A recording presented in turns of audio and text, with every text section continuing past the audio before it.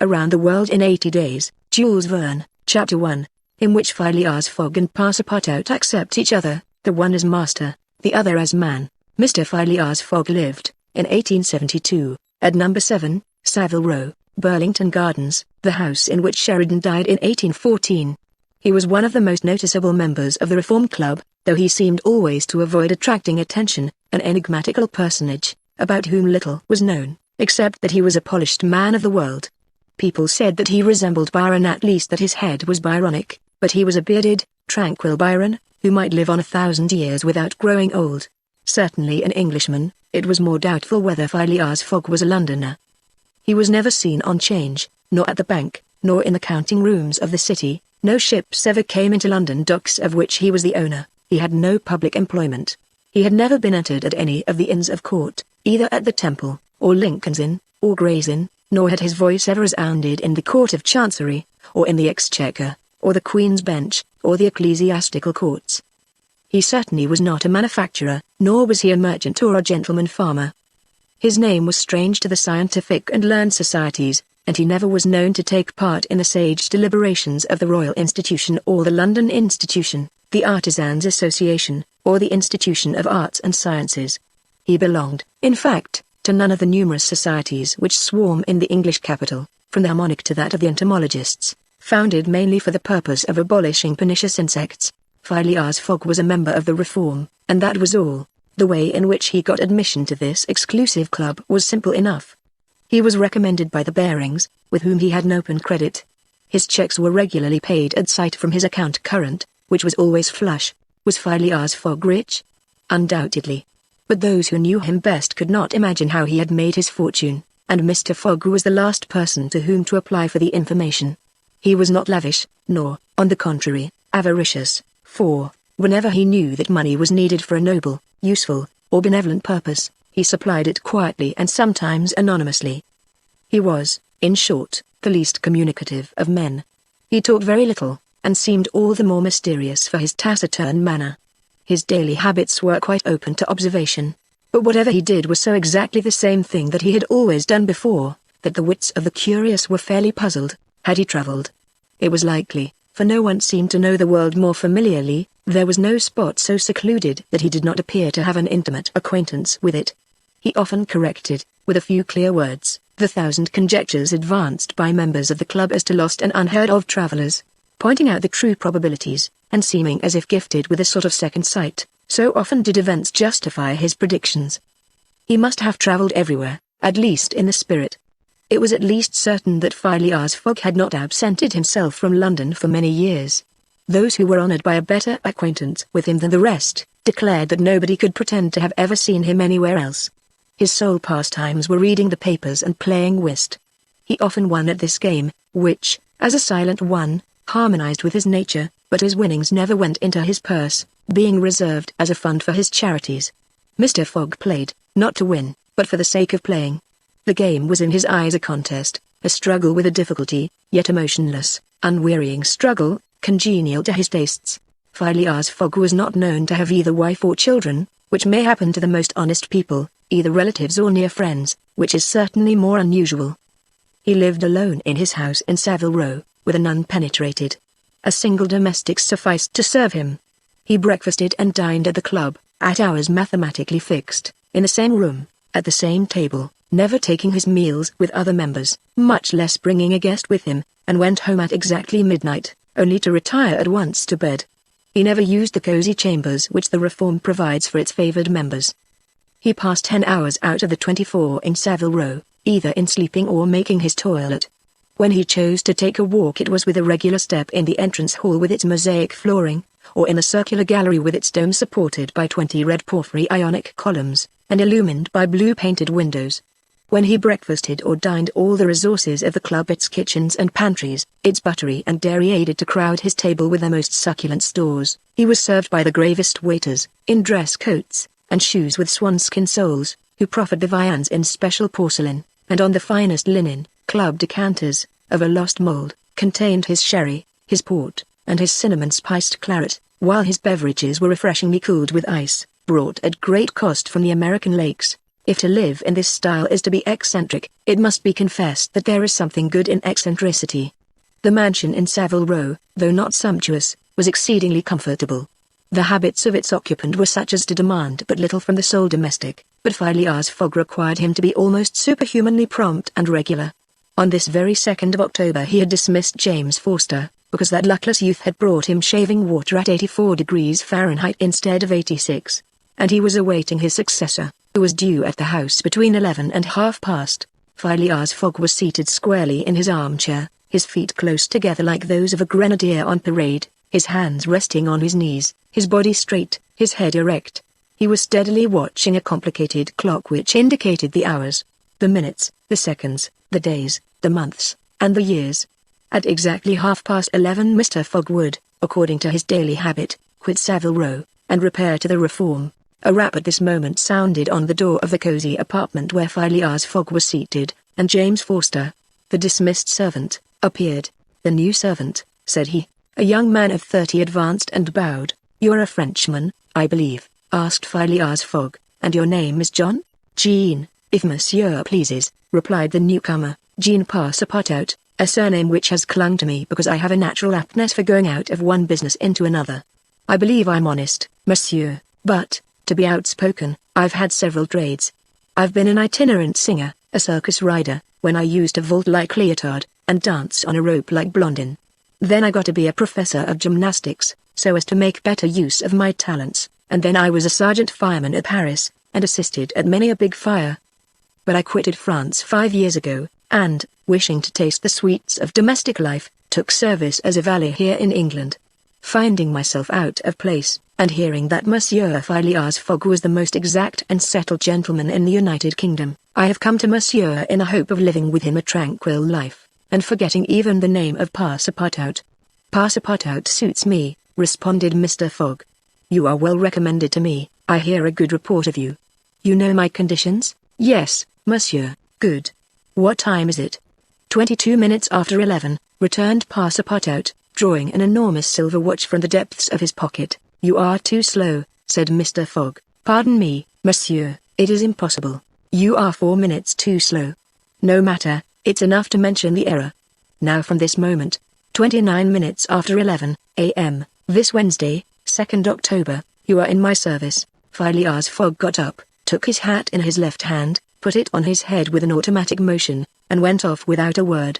Passepartout heard the street door shut once. It was his new master going out. He heard it shut again. It was his predecessor, James Forster, departing in his turn. Passepartout remained alone in the house in Savile Row, Chapter 2, in which Passepartout is convinced that he has at last found his ideal.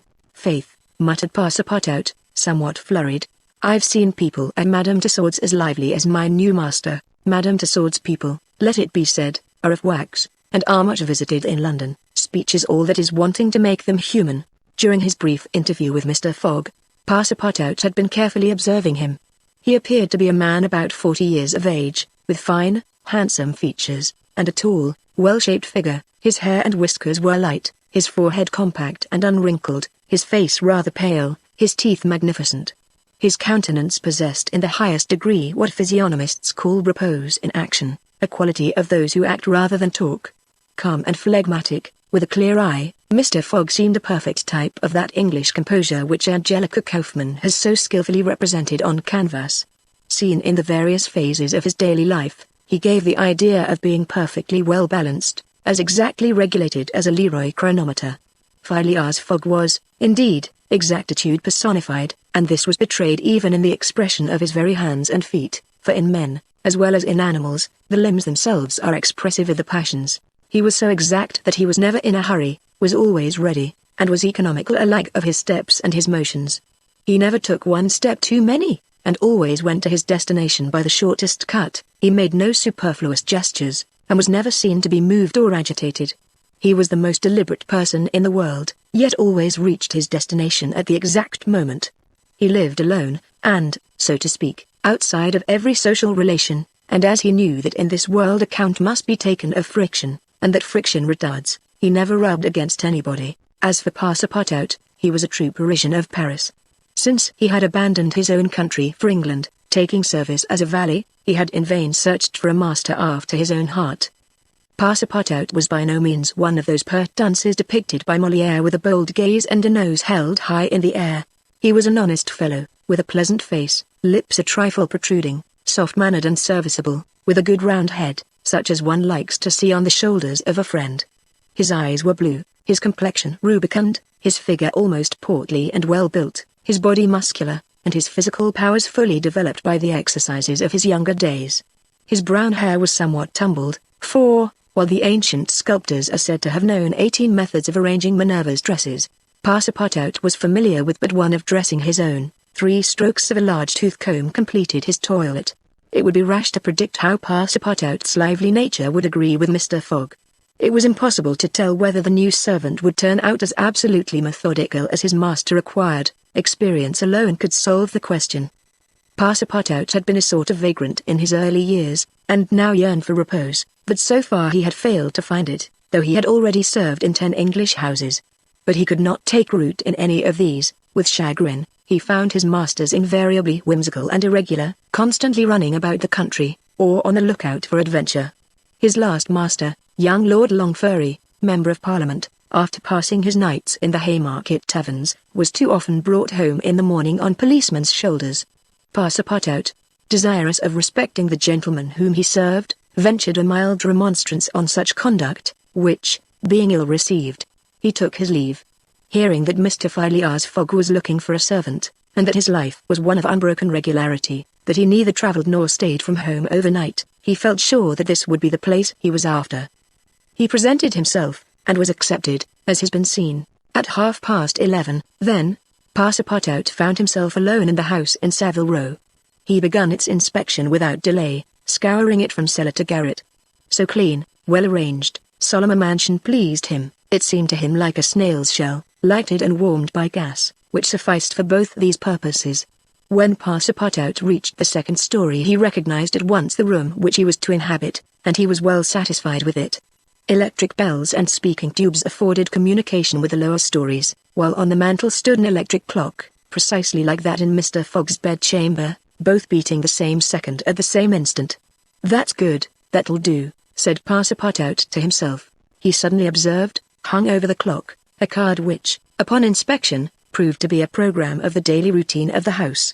It comprised all that was required of the servant, from 8 in the morning, exactly at which hour Phileas Fogg rose, till 11:30, when he left the house for the Reform Club. All the details of service: the tea and toast at 23 minutes past 8, the shaving water at 37 minutes past 9, and the toilet at 20 minutes before 10.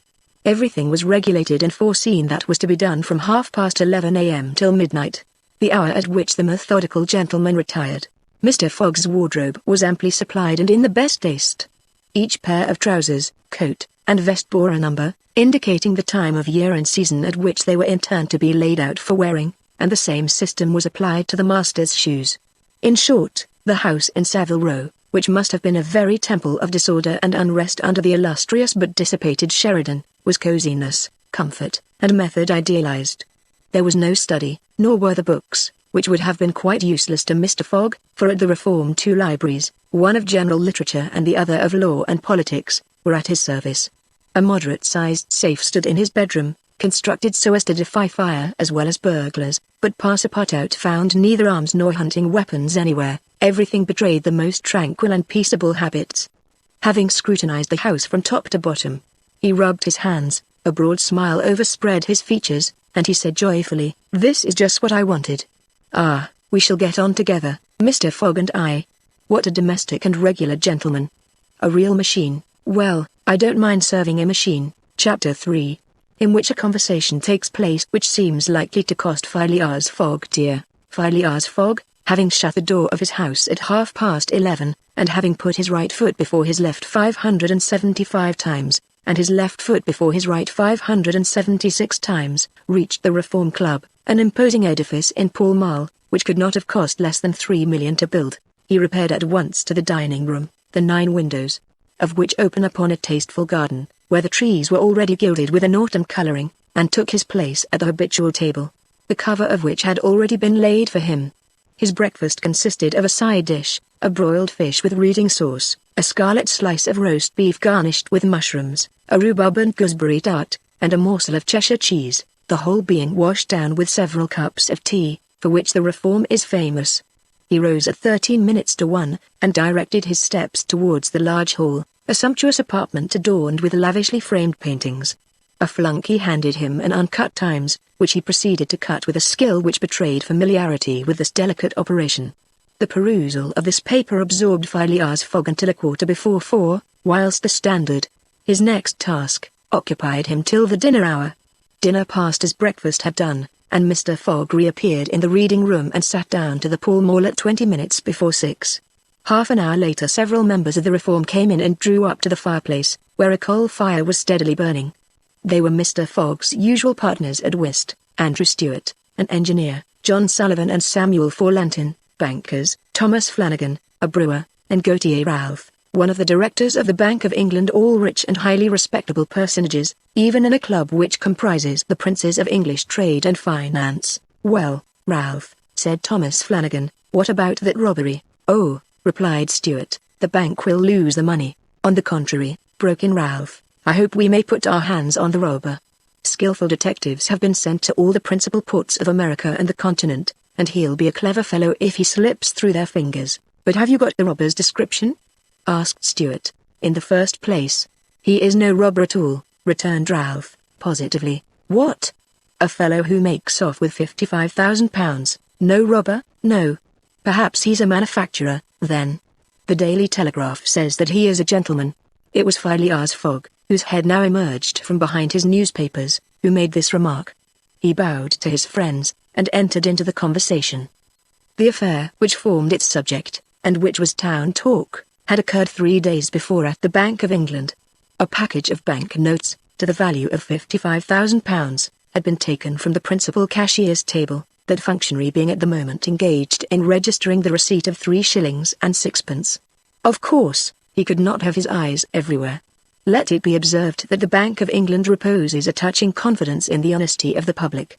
There are neither guards nor gratings to protect its treasures. Gold, silver, bank notes are freely exposed, at the mercy of the first comer.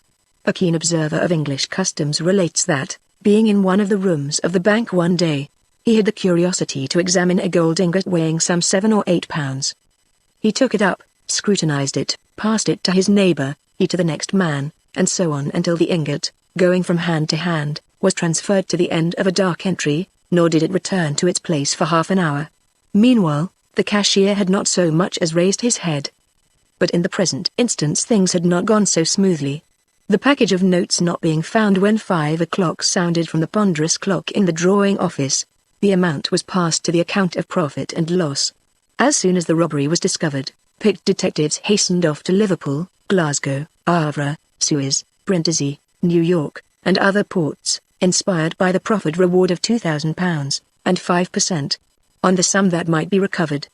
Detectives were also charged with narrowly watching those who arrived at or left London by rail, and a judicial examination was at once entered upon.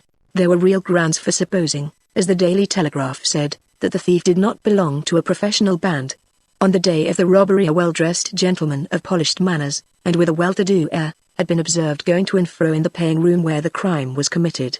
A description of him was easily procured and sent to the detectives, and some hopeful spirits, of whom Ralph was one, did not despair of his apprehension.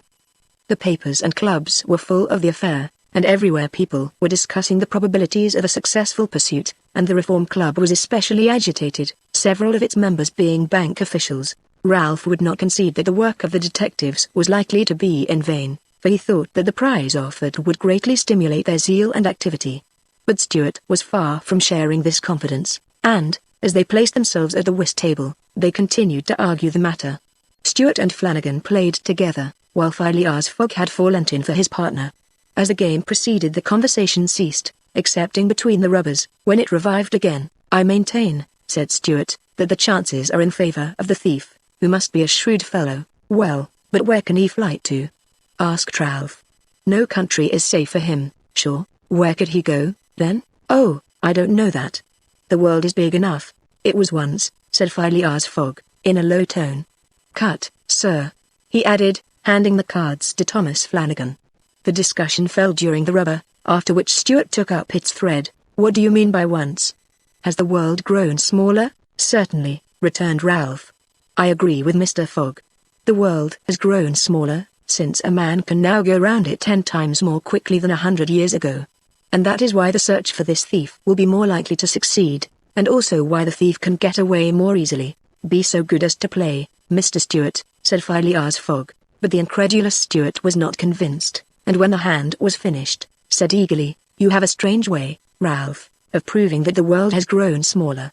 So, because you can go round it in 3 months, in 80 days, interrupted Phileas Fogg. That is true, gentlemen, added John Sullivan. Only 80 days, now that the section between Rothal and Allahabad, on the Great Indian Peninsula Railway, has been opened. Here is the estimate made by the Daily Telegraph. From London to Suez via Montana and Brindisi, by rail and steamboats. 7 days, from Suez to Bombay, by steamer. 13, from Bombay to Calcutta, by rail. 3, from Calcutta to Hong Kong, by steamer. 13, from Hong Kong to Yokohama, Japan, by steamer. 6, from Yokohama to San Francisco, by steamer. 22, from San Francisco to New York, by rail. 7, from New York to London, by steamer and rail. 9, total. 80 days, yes, in 80 days, exclaimed Stuart, who in his excitement made a false deal. But that doesn't take into account bad weather, contrary winds, shipwrecks, railway accidents, and so on, all included, returned Phileas Fogg, continuing to play despite the discussion. But suppose the Hindus or Indians pull up the rails, replied Stuart. Suppose they stop the trains, pillage the luggage vans, and scalp the passengers, all included, calmly retorted Fogg, adding, as he threw down the cards, 2 trumps. Stuart, whose turn it was to deal, gathered them up, and went on. You are right, theoretically, Mr. Fogg, but practically also, Mr. Stuart, I'd like to see you do it in 80 days, it depends on you. Shall we go? Heaven preserve me. But I would wager £4,000 that such a journey, made under these conditions, is impossible. Quite possible, on the contrary, returned Mr. Fogg. Well, make it, then. The journey round the world in 80 days? Yes, I should like nothing better. When? At once. Only I warn you that I shall do it at your expense. It's absurd, cried Stuart, who was beginning to be annoyed at the persistency of his friend. Come, let's go on with the game. Deal over again, then, said Phileas Fogg. There's a false deal. Stuart took up the pack with a feverish hand, then suddenly put them down again. Well, Mr. Fogg, said he, it shall be so. I will wager the 4,000 on it. Calm yourself, my dear Stuart, said Forlantin. It's only a joke, when I say I'll wager, returned Stuart, I mean it. All right, said Mr. Fogg, and, turning to the others, he continued, I have a deposit of 20,000 at Bearings which I will willingly risk upon it. £20,000, cried Sullivan. £20,000, which you would lose by a single accidental delay. The unforeseen does not exist, quietly replied Phileas Fogg. But, Mr. Fogg, 80 days are only the estimate of the least possible time in which the journey can be made. A well-used minimum suffices for everything. But, in order not to exceed it, you must jump mathematically from the trains upon the steamers, and from the steamers upon the trains again. I will jump mathematically. You are joking. A true Englishman doesn't joke when he is talking about so serious a thing as a wager, replied Phileas Fogg, solemnly. I will bet £20,000 against anyone who wishes that I will make the tour of the world in 80 days or less, in 1920 hours, or 115,200 minutes. Do you accept? We accept, replied Messrs. Stuart, Forlantin, Sullivan, Flanagan, and Ralph, after consulting each other. Good, said Mr. Fogg. The train leaves for Dover at 9:15. I will take it. This very evening? Asked Stuart. This very evening, returned Phileas Fogg. He took out and consulted a pocket almanac, and added, as today is Wednesday, the 2nd of October, I shall be due in London in this very room of the Reform Club, on Saturday, the 21st of December, at 9:15 p.m., or else the £20,000, now deposited in my name at Bearings, will belong to you, in fact and in right, gentlemen. Here is a cheque for the amount. A memorandum of the wager was at once drawn up and signed by the 6 parties, during which Phileas Fogg preserved a stoical composure. He certainly did not bet to win, and had only staked the £20,000, half of his fortune, because he foresaw that he might have to expend the other half to carry out this difficult, not to say unattainable, project. As for his antagonists, they seemed much agitated, not so much by the value of their stake, as because they had some scruples about betting under conditions so difficult to their friend. The clock struck 7, and the party offered to suspend the game so that Mr. Fogg might make his preparations for departure. "I am quite ready now," was his tranquil response. "Diamonds are trumps, be so good as to play, gentlemen." Chapter 4, in which Phileas Fogg's town's Passepartout, his servant, having won 20 guineas at whist, and taken leave of his friends, Phileas Fogg, at 25 minutes past 7, left the Reform Club. Passepartout, who had conscientiously studied the programme of his duties, was more than surprised to see his master guilty of the inexactness of appearing at this unaccustomed hour, for, according to rule, he was not due in Savile Row until precisely midnight. Mr. Fogg repaired to his bedroom, and called out, "Passepartout." Passepartout did not reply.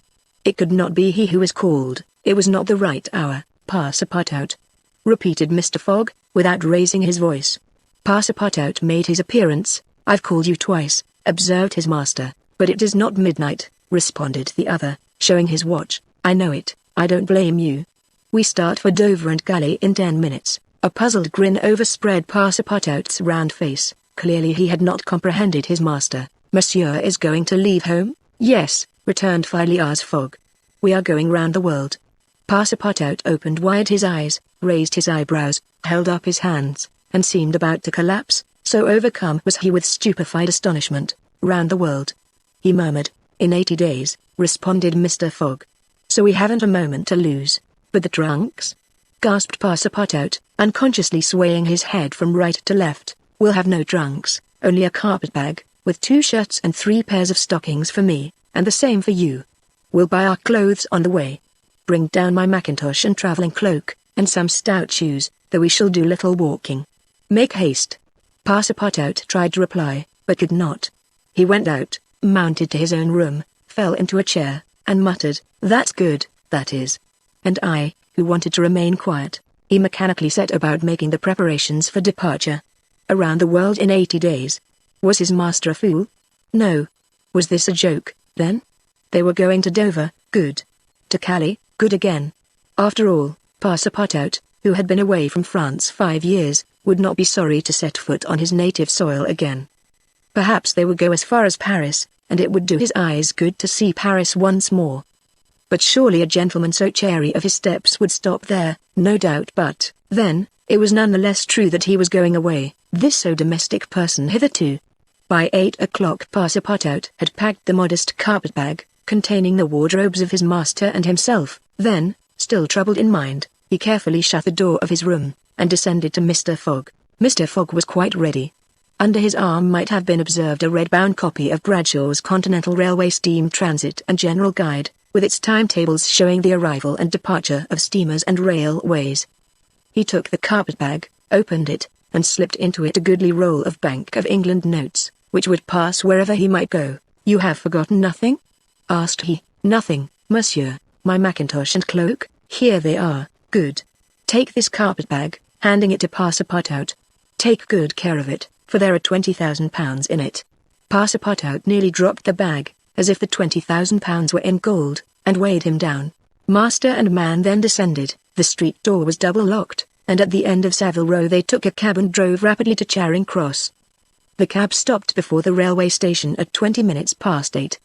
Passepartout jumped off the box and followed his master, who, after paying the cabman, was about to enter the station, when a poor beggar woman, with a child in her arms, her naked feet smeared with mud, her head covered with a wretched bonnet, from which hung a tattered feather, and her shoulders shrouded in a ragged shawl, approached, and mournfully asked for alms. Mr. Fogg took out the 20 guineas he had just won at whist, and handed them to the beggar, saying, "Here, my good woman. I'm glad that I met you," and passed on. Passepartout had a moist sensation about the eyes. His master's action touched his susceptible heart. 2 first-class tickets for Paris having been speedily purchased, Mr. Fogg was crossing the station to the train, when he perceived his 5 friends of the Reform. "Well, gentlemen," said he, "I'm off, you see, and, if you will examine my passport when I get back, you will be able to judge whether I have accomplished the journey agreed upon." "Oh, that would be quite unnecessary, Mr. Fogg," said Ralph politely. We will trust your word, as a gentleman of honor. You do not forget when you are due in London again?" asked Stuart. "In 80 days, on Saturday, the 21st of December, 1872, at 9:15 p.m. "Goodbye, gentlemen." Phileas Fogg and his servant seated themselves in a first-class carriage at 20 minutes before 9. 5 minutes later the whistle screamed, and the train slowly glided out of the station. The night was dark, and a fine, steady rain was falling. Phileas Fogg, snugly ensconced in his corner, did not open his lips. Passepartout, not yet recovered from his stupefaction, clung mechanically to the carpet-bag, with its enormous treasure. Just as the train was welling through Sydenham, Passepartout suddenly uttered a cry of despair. "What's the matter?" asked Mr. Fogg. "Alas!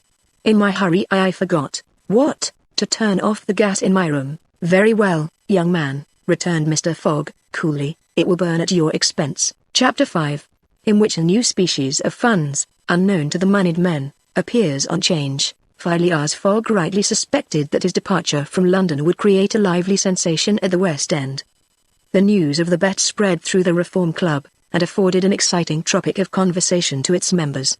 From the club it soon got into the papers throughout England. The boasted tour of the world was talked about, disputed, argued with as much warmth as if the subject were another Alabama claim. Some took sides with Phileas Fogg, but the large majority shook their heads and declared against him. It was absurd, impossible, they declared, that the tour of the world could be made, except theoretically and on paper, in this minimum of time, and with the existing means of traveling. The Times, Standard, Morning Post, and Daily News, and 20 other highly respectable newspapers scouted Mr. Fogg's project as madness. The Daily Telegraph alone hesitatingly supported him. People in general thought him a lunatic, and blamed his Reform Club friends for having accepted a wager which betrayed the mental aberration of its proposer. Articles no less passionate than logical appeared on the question, for geography is one of the pet subjects of the English, and the columns devoted to Phileas Fogg's venture were eagerly devoured by all classes of readers. At first some rash individuals, principally of the gentler sex, espoused his cause, which became still more popular when the Illustrated London News came out with his portrait, copied from a photograph in the Reform Club. A few readers of the Daily Telegraph even dared to say, "Why not, after all?" Stranger things have come to pass. At last a long article appeared, on the 7th of October, in the Bulletin of the Royal Geographical Society, which treated the question from every point of view, and demonstrated the utter folly of the enterprise. Everything, it said, was against the travellers, every obstacle imposed alike by man and by nature. A miraculous agreement of the times of departure and arrival, which was impossible, was absolutely necessary to his success. He might, perhaps, reckon on the arrival of trains at the designated hours, in Europe, where the distances were relatively moderate, but when he calculated upon crossing India in 3 days, and the United States in 7, could he rely beyond misgiving upon accomplishing his task? There were accidents to machinery, the liability of trains to run off the line, collisions, bad weather, the blocking up by snow. Were not all these against Phileas Fogg? Would he not find himself, when travelling by steamer in winter, at the mercy of the winds and fogs? Is it uncommon for the best ocean steamers to be 2 or 3 days behind time?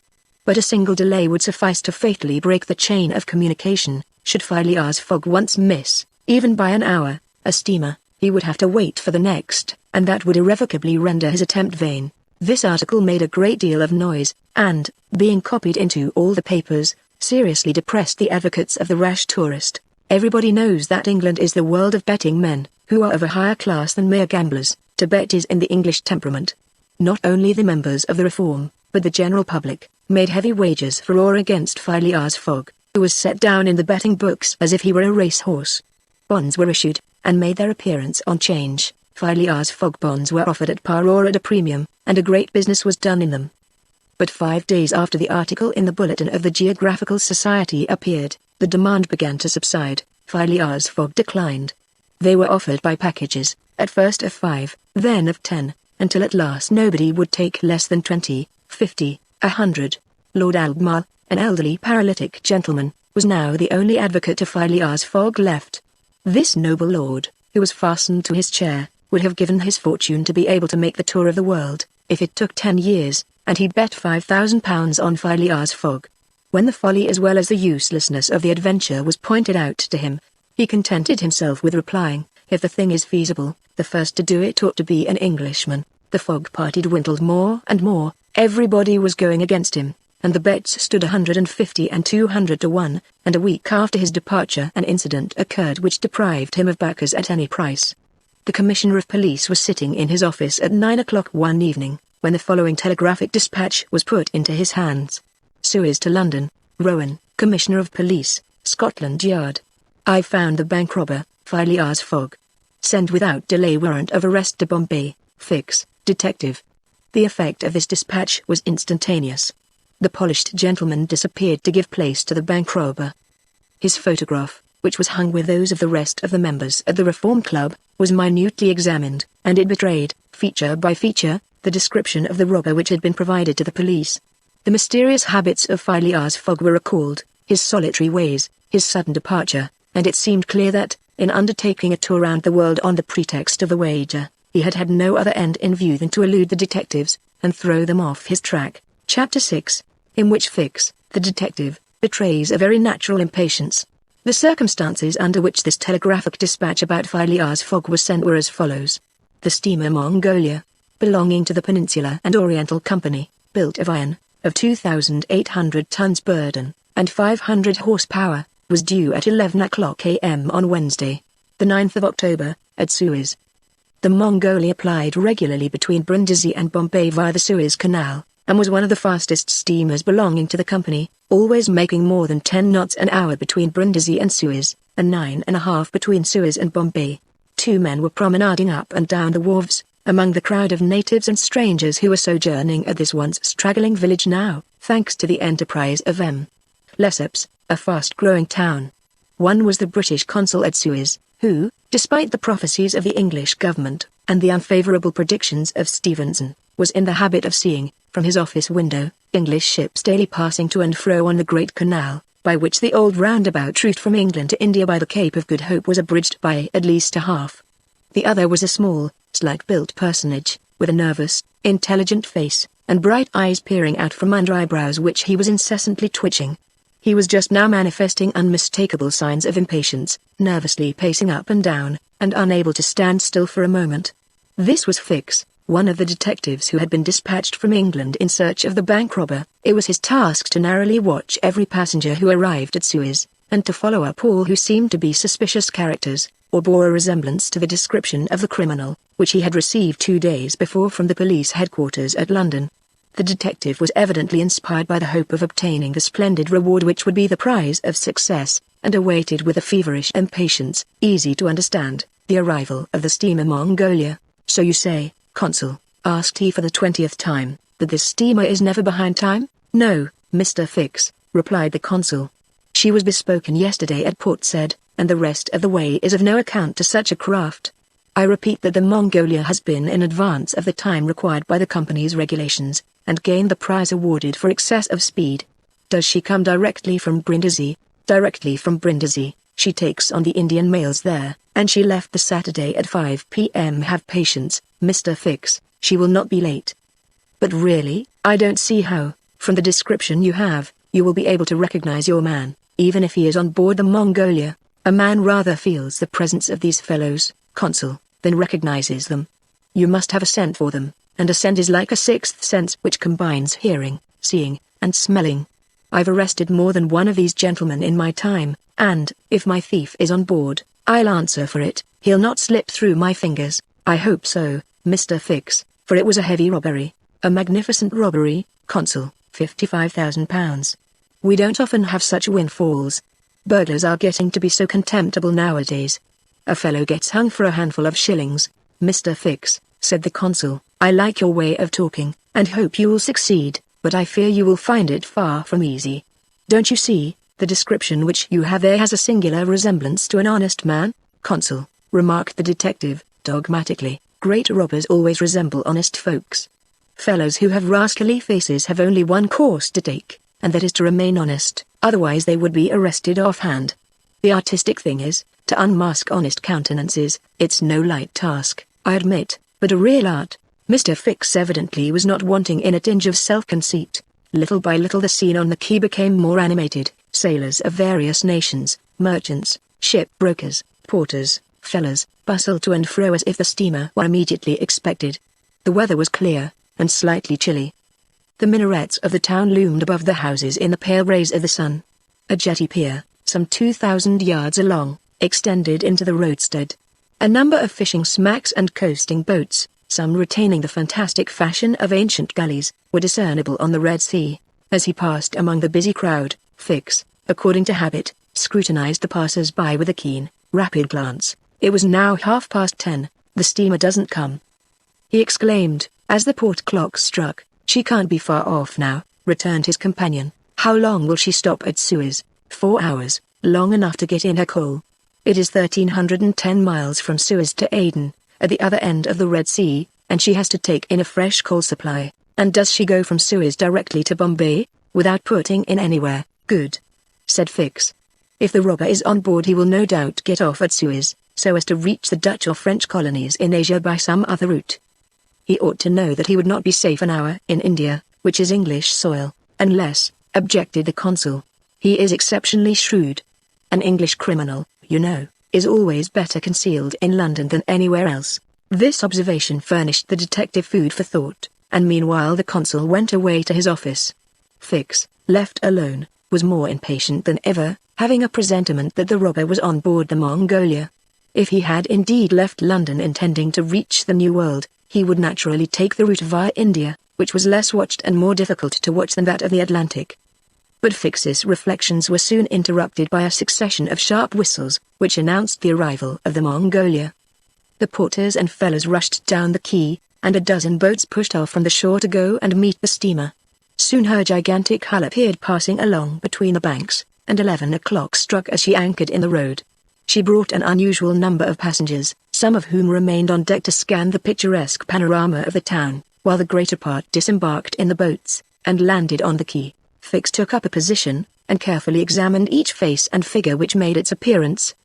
Presently one of the passengers, after vigorously pushing his way through the importunate crowd of porters, came up to him and politely asked if he could point out the English consulate, at the same time showing a passport which he wished to have visited. Fix instinctively took the passport, and with a rapid glance read the description of its bearer. An involuntary motion of surprise nearly escaped him, for the description in the passport was identical with that of the bank robber which he had received from Scotland Yard. "Is this your passport?" asked he. "No, it's my master's." "And your master is?" "He stayed on board, but he must go to the consul's in person, so as to establish his identity." "Oh, is that necessary?" "Quite indispensable." "And where is the consulate?" "There, on the corner of the square," said Fix, pointing to a house 200 steps off. "I'll go and fetch my master, who won't be much pleased, however, to be disturbed." The passenger bowed to Fix, and returned to the steamer. Chapter 7, which once more demonstrates the uselessness of passports as aids to detectives. The detective passed down the quay, and rapidly made his way to the consul's office, where he was at once admitted to the presence of that official. "Consul," said he, without preamble, "I have strong reasons for believing that my man is a passenger on the Mongolia." And he narrated what had just passed concerning the passport. "Well, Mr. Fix," replied the consul, "I shall not be sorry to see the rascal's face, but perhaps he won't come here, that is, if he is the person you suppose him to be. A robber doesn't quite like to leave traces of his flight behind him, and, besides, he is not obliged to have his passport countersigned. If he is as shrewd as I think he is, consul, he will come, to have his passport visit." "Yes. Passports are only good for annoying honest folks, and aiding in the flight of rogues. I assure you it will be quite the thing for him to do, but I hope he will not visa the passport." "Why not?" "If the passport is genuine I have no right to refuse. Still, I must keep this man here until I can get a warrant to arrest him from London." "Ah, that's your lookout." "But I cannot." The consul did not finish his sentence, for as he spoke a knock was heard at the door, and 2 strangers entered, one of whom was the servant whom Fix had met on the quay. The other, who was his master, held out his passport with a request that the consul would do him the favor to visa it. The consul took the document and carefully read it, whilst Fix observed, or rather devoured, the stranger with his eyes from a corner of the room. "You are Mr. Phileas Fogg?" said the consul, after reading the passport. "I am. And this man is your servant?" "He is, a Frenchman, named Passepartout." "You are from London?" "Yes."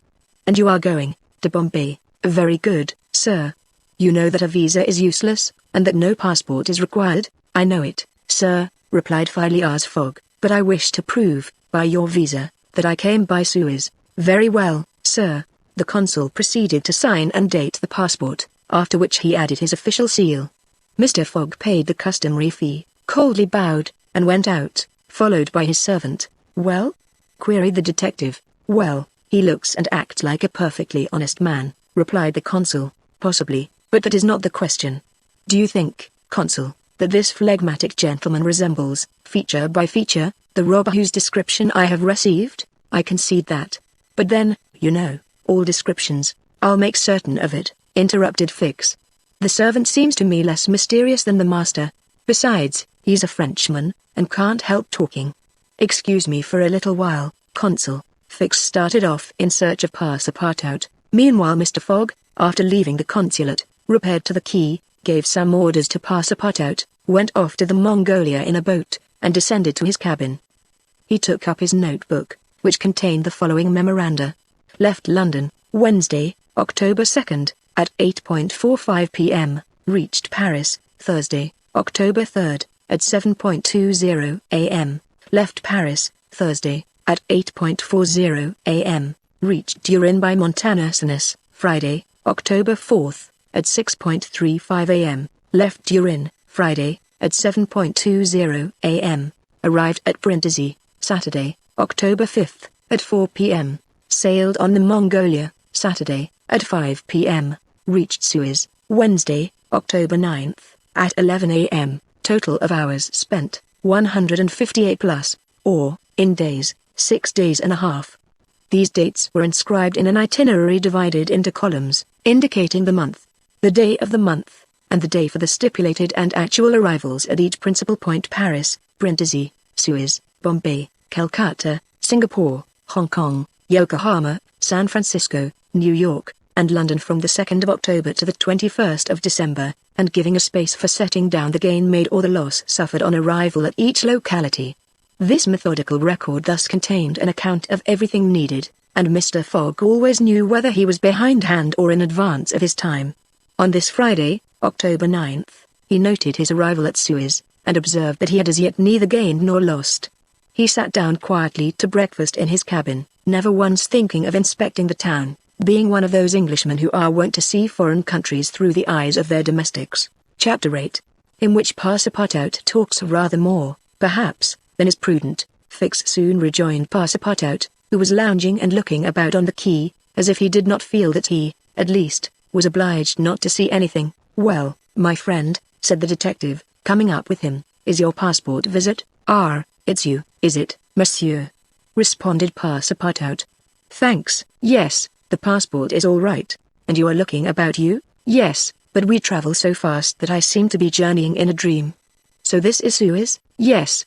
"In Egypt?" "Certainly, in Egypt." "And in Africa?" "In Africa, in Africa," repeated Passepartout. "Just think, monsieur, I had no idea that we should go farther than Paris, and all that I saw of Paris was between 20 minutes past 7 and 20 minutes before 9 in the morning, between the Northern and the Lyon stations, through the windows of a car, and in a driving rain. How I regret not having seen once more Père Lachaise and the circus in the Champs-Élysées." "You are in a great hurry, then?" "I am not, but my master is. By the way, I must buy some shoes and shirts. We came away without trunks, only with a carpet bag. I will show you an excellent shop for getting what you want." "Really, monsieur, you are very kind," and they walked off together, Passepartout chatting volubly as they went along. "Above all," said he, "don't let me lose the steamer. You have plenty of time, it's only 12 o'clock. Passepartout pulled out his big watch. 12? He exclaimed. "Why, it's only 8 minutes before 10. Your watch is slow." "My watch?" "A family watch, monsieur, which has come down from my great-grandfather. It doesn't vary 5 minutes in the year. It's a perfect chronometer." "Look you, I see how it is," said Fix. "You have kept London time, which is 2 hours behind that of Suez. You ought to regulate your watch at noon in each country." "I regulate my watch?" "Never." "Well, then, it will not agree with the sun. So much the worse for the sun, monsieur. The sun will be wrong, then." And the worthy fellow returned the watch to its fob with a defiant gesture. After a few minutes' silence, Fix resumed. "You left London hastily, then?" "I rather think so. Last Friday at 8 o'clock in the evening, Monsieur Fogg came home from his club, and 3/4 of an hour afterwards we were off. But where is your master going? Always straight ahead. He is going round the world. Round the world? Cried Fix. Yes, and in 80 days. He says it is on a wager, but, between us, I don't believe a word of it. That wouldn't be common sense. There's something else in the wind. Ah. Mr. Fogg is a character, is he? I should say he was. Is he rich? No doubt, for he is carrying an enormous sum in brand new bank notes with him. And he doesn't spare the money on the way, either. He has offered a large reward to the engineer of the Mongolia if he gets us to Bombay well in advance of time. And you have known your master a long time? Why, no, I entered his service the very day we left London. The effect of these replies upon the already suspicious and excited detective may be imagined. The hasty departure from London soon after the robbery, the large sum carried by Mr. Fogg, his eagerness to reach distant countries, the pretext of an eccentric and foolhardy bet all confirmed Fix in his theory. He continued to pump poor Passepartout, and learned that he really knew little or nothing of his master, who lived a solitary existence in London, was said to be rich, though no one knew whence came his riches, and was mysterious and impenetrable in his affairs and habits. Fix felt sure that Phileas Fogg would not land at Suez, but was really going on to Bombay. Is Bombay far from here? Asked Passepartout. Pretty far. It is a 10 days' voyage by sea. And in what country is Bombay? India. In Asia? Certainly. The deuce. I was going to tell you there's one thing that worries me, my burner. What burner? My gas burner, which I forgot to turn off, and which is at this moment burning at my expense. I have calculated, monsieur, that I lose 2 shillings every 24 hours, exactly 6 pence more than I earn, and you will understand that the longer our journey. Did Fix pay any attention to Passepartout's trouble about the gas? It is not probable. He was not listening, but was cogitating a project.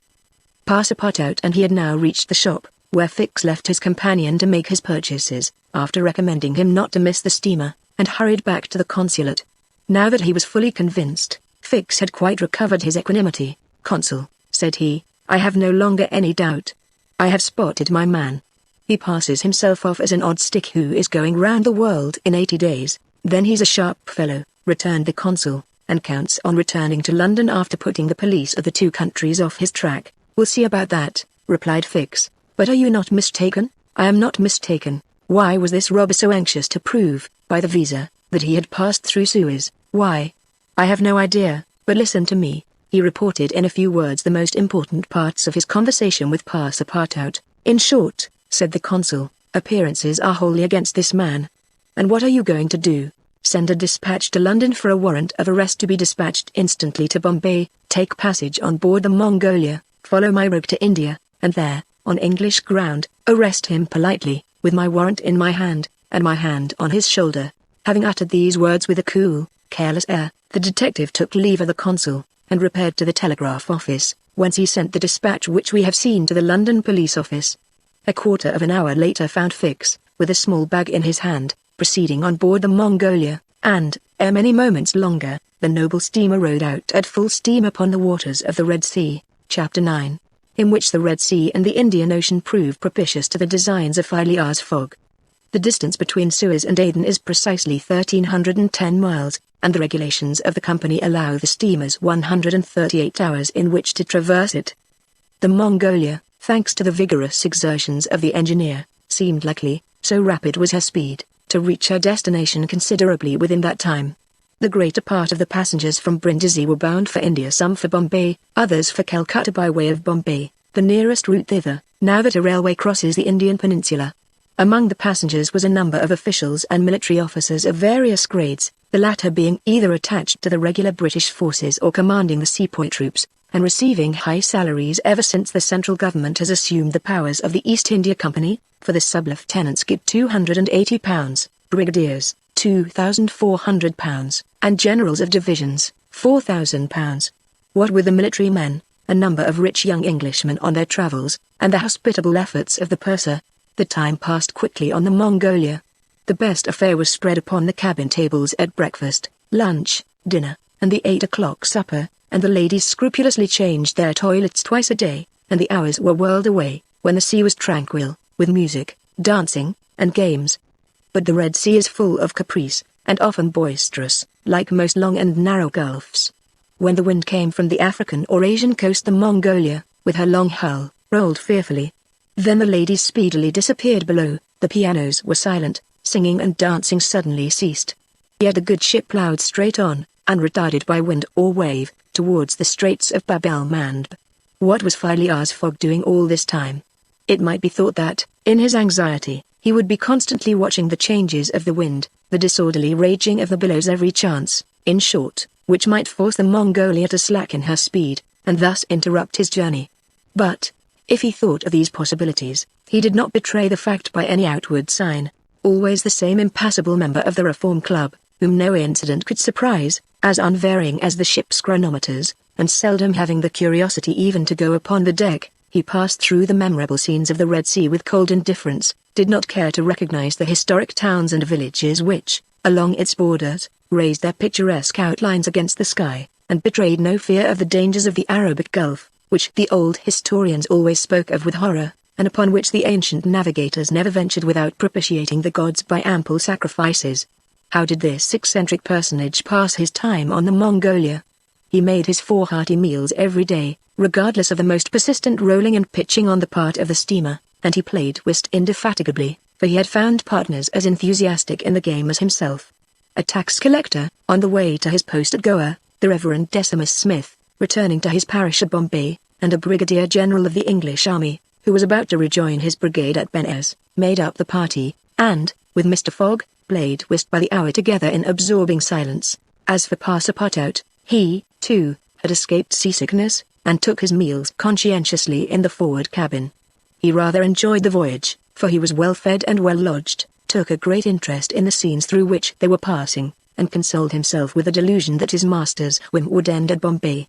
He was pleased, on the day after leaving Suez, to find on deck the obliging person with whom he had walked and chatted on the quays. "If I am not mistaken," said he, approaching this person, with his most amiable smile, "you are the gentleman who so kindly volunteered to guide me at Suez?" "Ah, I quite recognize you. You are the servant of the strange Englishman." "Just so, Monsieur Fix." "Monsieur Fix," resumed Passepartout, "I'm charmed to find you on board. Where are you bound?" "Like you, to Bombay." "That's capital. Have you made this trip before?" "Several times. I am one of the agents of the Peninsular Company." "Then you know India?" "Why yes," replied Fix, who spoke cautiously. "A curious place, this India." "Oh, very curious. Mosques, minarets, temples, fakirs, pagodas, tigers, snakes, elephants. I hope you will have ample time to see the sights." "I hope so, Monsieur Fix. You see, a man of sound sense ought not to spend his life jumping from a steamer upon a railway train, and from a railway train upon a steamer again, pretending to make the tour of the world in 80 days. No, all these gymnastics, you may be sure, will cease at Bombay." "And Mr. Fogg is getting on well?" asked Fix, in the most natural tone in the world. "Quite well, and I too. I eat like a famished ogre. It's the sea air, but I never see your master on deck. Never. He hasn't the least curiosity. Do you know, Mr. Passepartout, that this pretended tour in 80 days may conceal some secret errand, perhaps a diplomatic mission?" "Faith, Monsieur Fix, I assure you I know nothing about it, nor would I give half a crown to find out." After this meeting, Passepartout and Fix got into the habit of chatting together, the latter making it a point to gain the worthy man's confidence. He frequently offered him a glass of whiskey or pale ale in the steamer barroom, which Passepartout never failed to accept with graceful alacrity, mentally pronouncing Fix the best of good fellows. Meanwhile the Mongolia was pushing forward rapidly. On the 13th, Mocha, surrounded by its ruined walls whereon date trees were growing, was sighted, and on the mountains beyond were espied vast coffee fields. Passepartout was ravished to behold this celebrated place, and thought that, with its circular walls and dismantled fort, it looked like an immense coffee cup and saucer. The following night they passed through the Strait of Bab el-Mandeb, which means in Arabic the Bridge of Tears, and the next day they put in at Steamer Point, northwest of Aden Harbour, to take in coal. This matter of fueling steamers is a serious one at such distances from the coal mines. It costs the Peninsular Company some £800,000 a year. In these distant seas, coal is worth £3 or £4 sterling a ton. The Mongolia had still 1,650 miles to traverse before reaching Bombay, and was obliged to remain 4 hours at Steamer Point to coal up. But this delay, as it was foreseen, did not affect Phileas Fogg's program. Besides, the Mongolia, instead of reaching Aden on the morning of the 15th, when she was due, arrived there on the evening of the 14th, a gain of 15 hours. Mr. Fogg and his servant went ashore at Aden to have the passport again visit. Fix, unobserved, followed them. The visa procured, Mr. Fogg returned on board to resume his former habits, while Passepartout, according to custom, sauntered about among the mixed population of Somalis, Banyans, Parsis, Jews, Arabs, and Europeans who comprise the 25,000 inhabitants of Aden. He gazed with wonder upon the fortifications which make this place the Gibraltar of the Indian Ocean, and the vast cisterns where the English engineers were still at work, 2,000 years after the engineers of Solomon. Very curious, said Passepartout to himself, on returning to the steamer. I see that it is by no means useless to travel, if a man wants to see something new. At 6 p.m. the Mongolia slowly moved out of the roadstead, and was soon once more on the Indian Ocean. She had 168 hours in which to reach Bombay, and the sea was favorable, the wind being in the northwest, and all sails aiding the engine. The steamer rolled but little, the ladies, in fresh toilets, reappeared on deck, and the singing and dancing were resumed. The trip was being accomplished most successfully, and Passepartout was enchanted with the congenial companion which chance had secured him in the person of the delightful Fix. On Sunday, October 20th, towards noon, they came in sight of the Indian coast. 2 hours later the pilot came on board. A range of hills lay against the sky in the horizon, and soon the rows of palms which adorn Bombay came distinctly into view. The steamer entered the road formed by the islands in the bay, and at 4:30 she hauled up at the quays of Bombay. Phileas Fogg, who was in the act of finishing the 33rd rubber of the voyage, and his partner and himself having, by a bold stroke, captured all 13 of the tricks, concluded this fine campaign with a brilliant victory. The Mongolia was due at Bombay on the 22nd, she arrived on the 20th. This was a gain to Phileas Fogg of 2 days since his departure from London, and he calmly entered the fact in the itinerary, in the column of gains, chapter 10. In which Passepartout is only too glad to get off with the loss of his shoes. Everybody knows that the great reversed triangle of land, with its base in the north and its apex in the south, which is called India, embraces 1,400,000 square miles, upon which is spread unequally a population of 180 millions of souls. The British Crown exercises a real and despotic dominion over the larger portion of this vast country, and has a Governor-General stationed at Calcutta, governors at Madras, Bombay, and in Bengal, and a lieutenant governor at Agra. But British India, properly so called, only embraces 700,000 square miles, and a population of from 100 to 110 millions of inhabitants. A considerable portion of India is still free from British authority, and there are certain ferocious Rajas in the interior who are absolutely independent.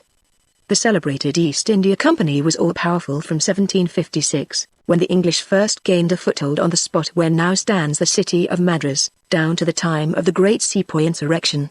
It gradually annexed province after province, purchasing them of the native chiefs, whom it seldom paid, and appointed the Governor-General and his subordinates, civil and military. But the East India Company has now passed away, leaving the British possessions in India directly under the control of the Crown. The aspect of the country, as well as the manners and distinctions of race, is daily changing. Formerly one was obliged to travel in India by the old cumbrous methods of going on foot or on horseback, in palanquins or unwieldy coaches. Now fast steamboats ply on the Indus and the Ganges, and a great railway, with branch lines joining the main line at many points on its route, traverses the peninsula from Bombay to Calcutta in 3 days. This railway does not run in a direct line across India.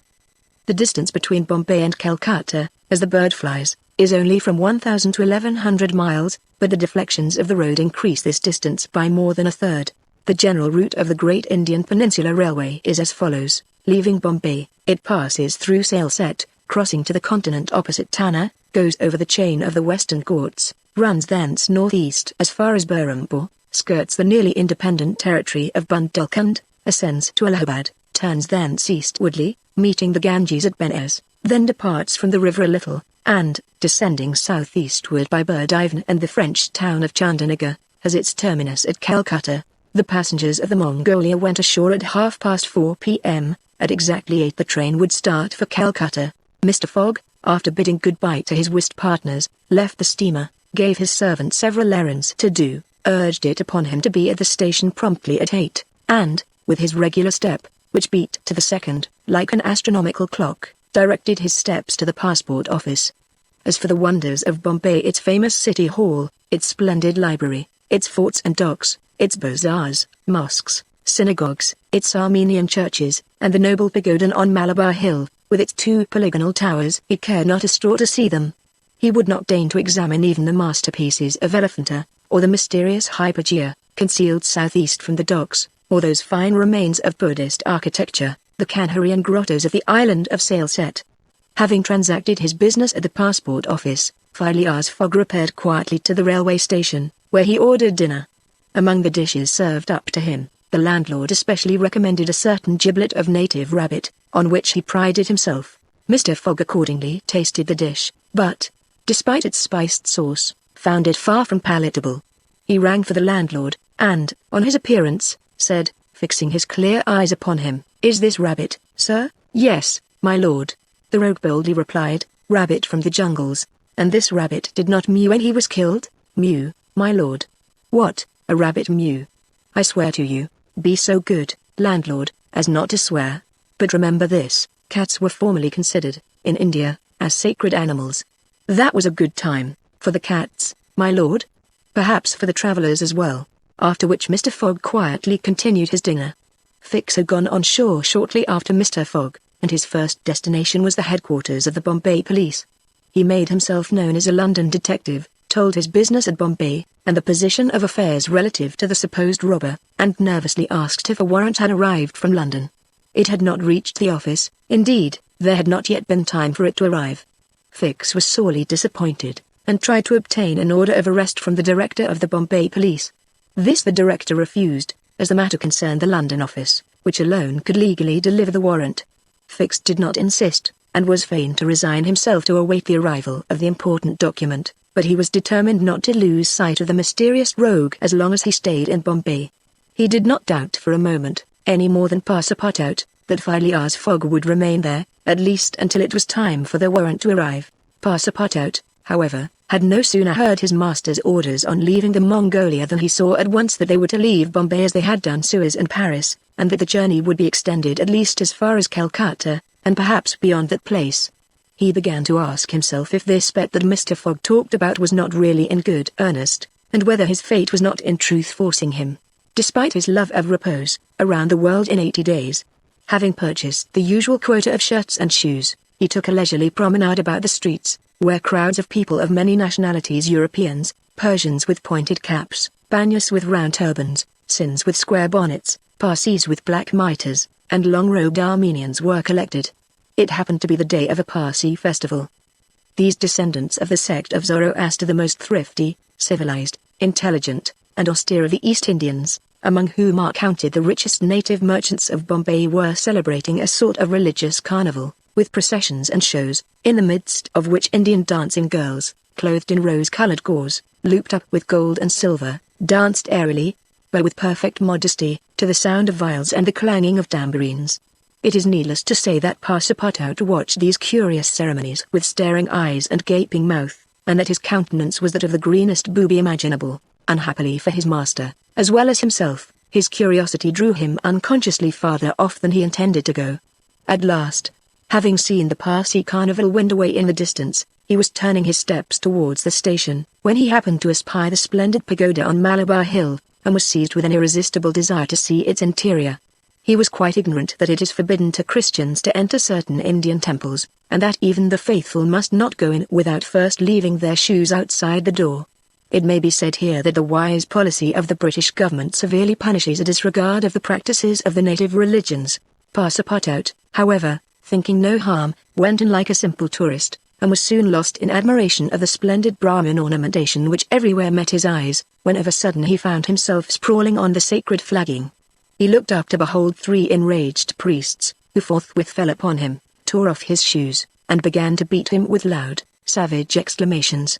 The agile Frenchman was soon upon his feet again, and lost no time in knocking down 2 of his long-gowned adversaries with his fists and a vigorous application of his toes. Then, rushing out of the pagoda as fast as his legs could carry him, he soon escaped the 3rd priest by mingling with the crowd in the streets. At 5 minutes before 8, Passepartout, hatless, shoeless, and having in the squabble lost his package of shirts and shoes, rushed breathlessly into the station. Fix, who had followed Mr. Fogg to the station, and saw that he was really going to leave Bombay, was there, upon the platform.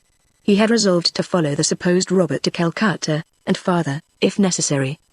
Passepartout did not observe the detective, who stood in an obscure corner, but Fix heard him relate his adventures in a few words to Mr. Fogg. "I hope that this will not happen again," said Phileas Fogg coldly, as he got into the train. Poor Passepartout, quite crestfallen, followed his master without a word. Fix was on the point of entering another carriage, when an idea struck him which induced him to alter his plan. "No, I'll stay," muttered he. "An offense has been committed on Indian soil. I've got my man." Just then the locomotive gave a sharp screech, and the train passed out into the darkness of the night. Chapter 11, in which Phileas Fogg secures a curious means of conveyance at a fabulous price. The train had started punctually. Among the passengers were a number of officers, government officials, and opium and indigo merchants, whose business called them to the eastern coast. Passepartout rode in the same carriage with his master, and a third passenger occupied a seat opposite to them. This was Sir Francis Cromarty, one of Mr. Fogg's whist partners on the Mongolia, now on his way to join his corps at Benares. Sir Francis was a tall, fair man of 50, who had greatly distinguished himself in the last Sepoy revolt. He made India his home, only paying brief visits to England at rare intervals, and was almost as familiar as a native with the customs, history, and character of India and its people. But Phileas Fogg, who was not travelling, but only describing a circumference, took no pains to inquire into these subjects. He was a solid body, traversing an orbit around the terrestrial globe, according to the laws of rational mechanics. He was at this moment calculating in his mind the number of hours spent since his departure from London, and, had it been in his nature to make a useless demonstration, would have rubbed his hands for satisfaction. Sir Francis Cromarty had observed the oddity of his travelling companion, although the only opportunity he had for studying him had been while he was dealing the cards, and between two rubbers, and questioned himself whether a human heart really beat beneath this cold exterior, and whether Phileas Fogg had any sense of the beauties of nature. The Brigadier General was free to mentally confess that, of all the eccentric persons he had ever met, none was comparable to this product of the exact sciences. Phileas Fogg had not concealed from Sir Francis his design of going round the world, nor the circumstances under which he set out, and the General only saw in the wager a useless eccentricity and a lack of sound common sense. In the way this strange gentleman was going on, he would leave the world without having done any good to himself or anybody else. An hour after leaving Bombay the train had passed the viaducts and the island of Salsette, and had got into the open country. At Kalyan they reached the junction of the branch line which descends towards southeastern India by Kandla and Poona, and, passing Porwell, they entered the defiles of the mountains, with their basalt bases, and their summits crowned with thick and verdant forests.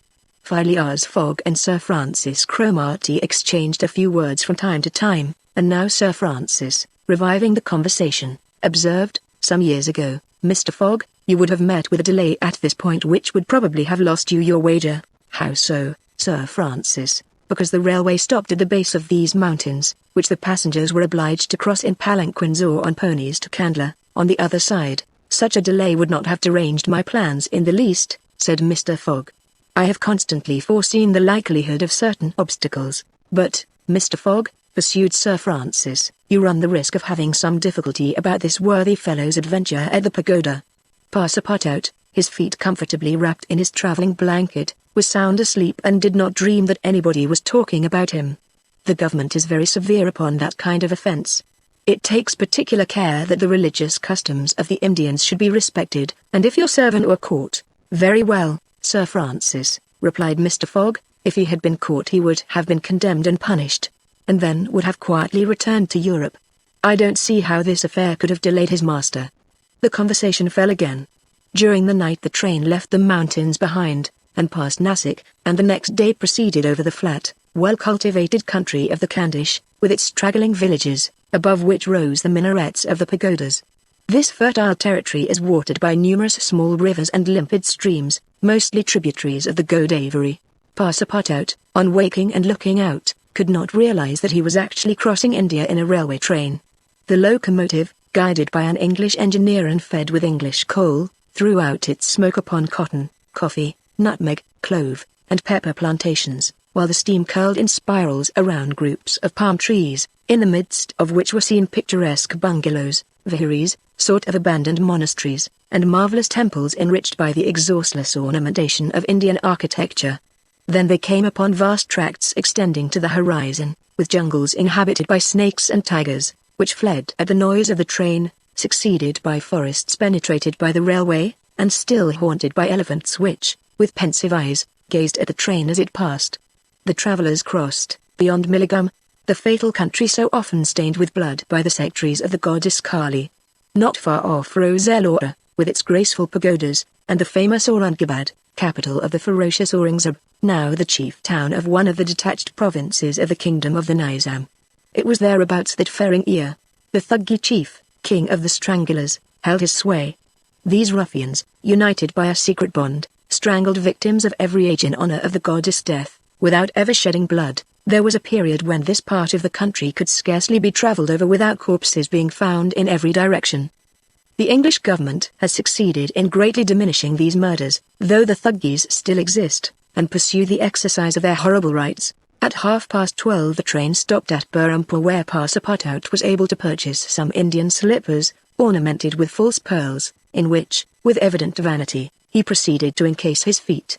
The travellers made a hasty breakfast and started off for Asurga, after skirting for a little the banks of the small river Tapti, which empties into the Gulf of Cambrai, near Surat.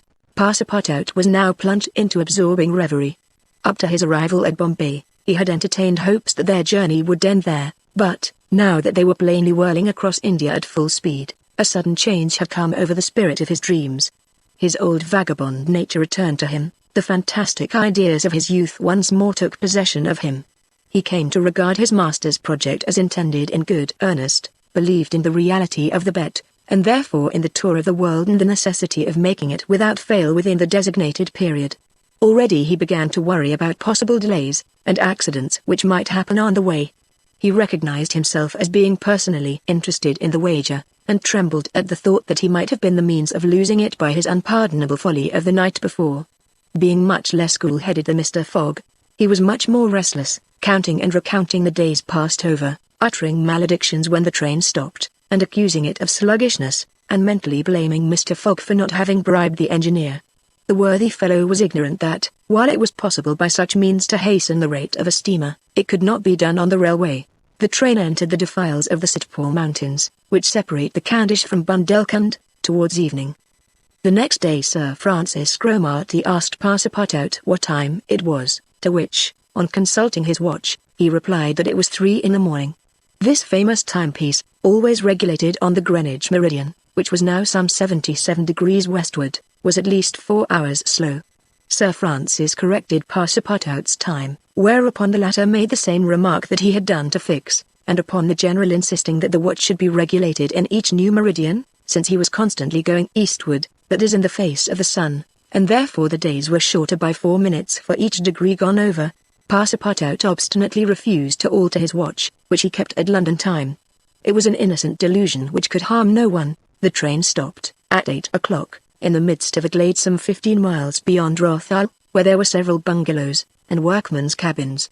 The conductor, passing along the carriages, shouted, "Passengers will get out here." Phileas Fogg looked at Sir Francis Cromarty for an explanation, but the general could not tell what meant a halt in the midst of this forest of dates and acacias. Passepartout, not less surprised, rushed out and speedily returned, crying, "Monsieur, no more railway." "What do you mean?" asked Sir Francis. "I mean to say that the train isn't going on." The general at once stepped out, while Phileas Fogg calmly followed him, and they proceeded together to the conductor. "Where are we?" asked Sir Francis. "At the hamlet of Colby." "Do we stop here?" "Certainly." "The railway isn't finished." "What? Not finished?" "No. There's still a matter of 50 miles to be laid from here to Allahabad, where the line begins again, but the papers announced the opening of the railway throughout. What would you have, officer?" "The papers were mistaken, yet you sell tickets from Bombay to Calcutta," retorted Sir Francis, who was growing warm. "No doubt," replied the conductor, "but the passengers know that they must provide means of transportation for themselves from Colby to Allahabad." Sir Francis was furious. Passepartout would willingly have knocked the conductor down, and did not dare to look at his master. Sir Francis, said Mr. Fogg quietly, "we will, if you please, look about for some means of conveyance to Allahabad. Mr. Fogg, this is a delay greatly to your disadvantage." "No, Sir Francis, it was foreseen." "What?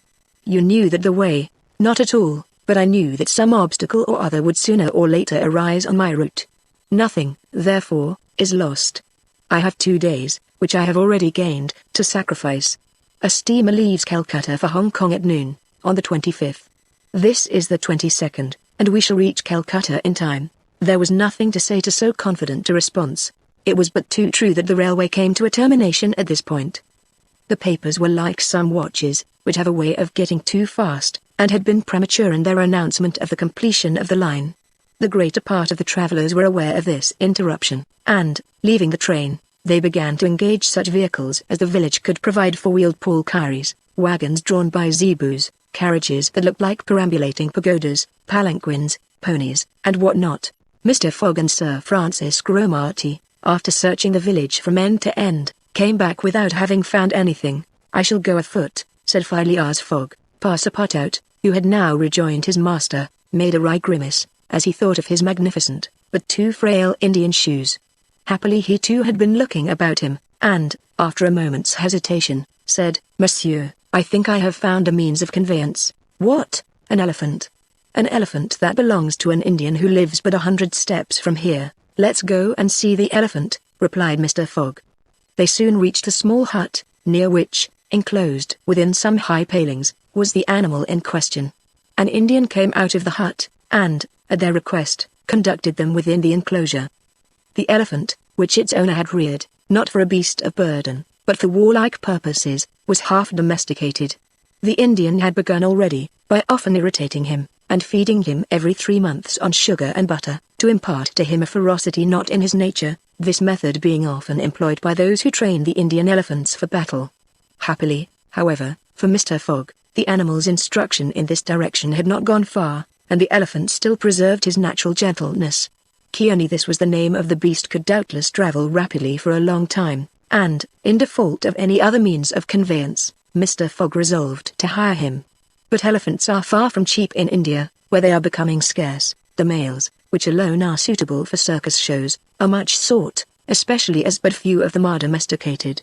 When therefore Mr. Fogg proposed to the Indian to hire Kearney, he refused point blank.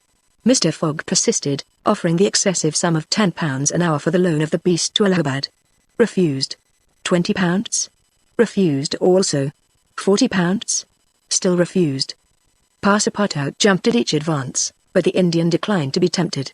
Yet the offer was an alluring one, for, supposing it took the elephant 15 hours to reach Allahabad, his owner would receive no less than £600 sterling. Phileas Fogg, without getting in the least flurried, then proposed to purchase the animal outright, and at first offered £1,000 for him. The Indian, perhaps thinking he was going to make a great bargain, still refused. Sir Francis Cromarty took Mr. Fogg aside, and begged him to reflect before he went any further, to which the gentleman replied that he was not in the habit of acting rashly, that a bet of £20,000 was at stake, that the elephant was absolutely necessary to him, and that he would secure him if he had to pay 20 times his value. Returning to the Indian, whose small, sharp eyes, glistening with avarice, betrayed that with him it was only a question of how great a price he could obtain. Mr. Fogg offered first £1,200, then £1,500, £1,800, £2,000. Passepartout, usually so rubicund, was fairly white with suspense. At £2,000 the Indian yielded. "What a price, good heavens!" cried Passepartout, "for an elephant." It only remained now to find a guide, which was comparatively easy. A young Parsee, with an intelligent face, offered his services, which Mr. Fogg accepted, promising so generous a reward as to materially stimulate his zeal. The elephant was led out and equipped. The Parsee, who was an accomplished elephant driver, covered his back with a sort of saddle cloth, and attached to each of his flanks some curiously uncomfortable howdahs. Phileas Fogg paid the Indian with some bank notes which he extracted from the famous carpet-bag, a proceeding that seemed to deprive poor Passepartout of his vitals. Then he offered to carry Sir Francis to Allahabad, which the brigadier gratefully accepted, as one traveller the more would not be likely to fatigue the gigantic beast. Provisions were purchased at Colby, and, while Sir Francis and Mr. Fogg took the howdahs on either side, Passepartout got astride the saddle-cloth between them. The Parsi perched himself on the elephant's neck, and at 9 o'clock they set out from the village, the animal marching off through the dense forest of palms by the shortest cut. Chapter 12. In which Phileas Fogg and his companions venture across the Indian forests, and what ensued. In order to shorten the journey, the guide passed to the left of the line where the railway was still in process of being built. This line, owing to the capricious turnings of the Vindhya Mountains, did not pursue a straight course. The Parsi, who was quite familiar with the roads and paths in the district, declared that they would gain 20 miles by striking directly through the forest. Phileas Fogg and Sir Francis Cromarty, plunged to the neck in the peculiar howdahs provided for them, were horribly jostled by the swift trotting of the elephant, spurred on as he was by the skillful Parsi, but they endured the discomfort with true British phlegm, talking little, and scarcely able to catch a glimpse of each other. As for Passepartout, who was mounted on the beast's back, and received the direct force of each concussion as he trod along, he was very careful, in accordance with his master's advice, to keep his tongue from between his teeth, as it would otherwise have been bitten off short. The worthy fellow bounced from the elephant's neck to his rump, and vaulted like a clown on a springboard, yet he laughed in the midst of his bouncing, and from time to time took a piece of sugar out of his pocket, and inserted it in Kearney's trunk, who received it without in the least slackening his regular trot. After 2 hours the guide stopped the elephant, and gave him an hour for rest, during which Kearney, after quenching his thirst at a neighbouring spring, set to devouring the branches and shrubs round about him. Neither Sir Francis nor Mr. Fogg regretted the delay, and both descended with a feeling of relief. "Why, he's made of iron!" exclaimed the general, gazing admiringly on Kearney. "Of forged iron," replied Passepartout, as he set about preparing a hasty breakfast. At noon the Parsi gave the signal of departure. The country soon presented a very savage aspect. Copses of dates and dwarf palms succeeded the dense forests, then vast, dry plains, dotted with scanty shrubs, and sown with great blocks of syenite. All this portion of Bundelkund, which is little frequented by travellers, is inhabited by a fanatical population, hardened in the most horrible practices of the Hindu faith. The English have not been able to secure complete dominion over this territory, which is subjected to the influence of Rajas, whom it is almost impossible to reach in their inaccessible mountain fastnesses. The travellers several times saw bands of ferocious Indians, who, when they perceived the elephants striding across country, made angry and threatening motions. The Parsi avoided them as much as possible.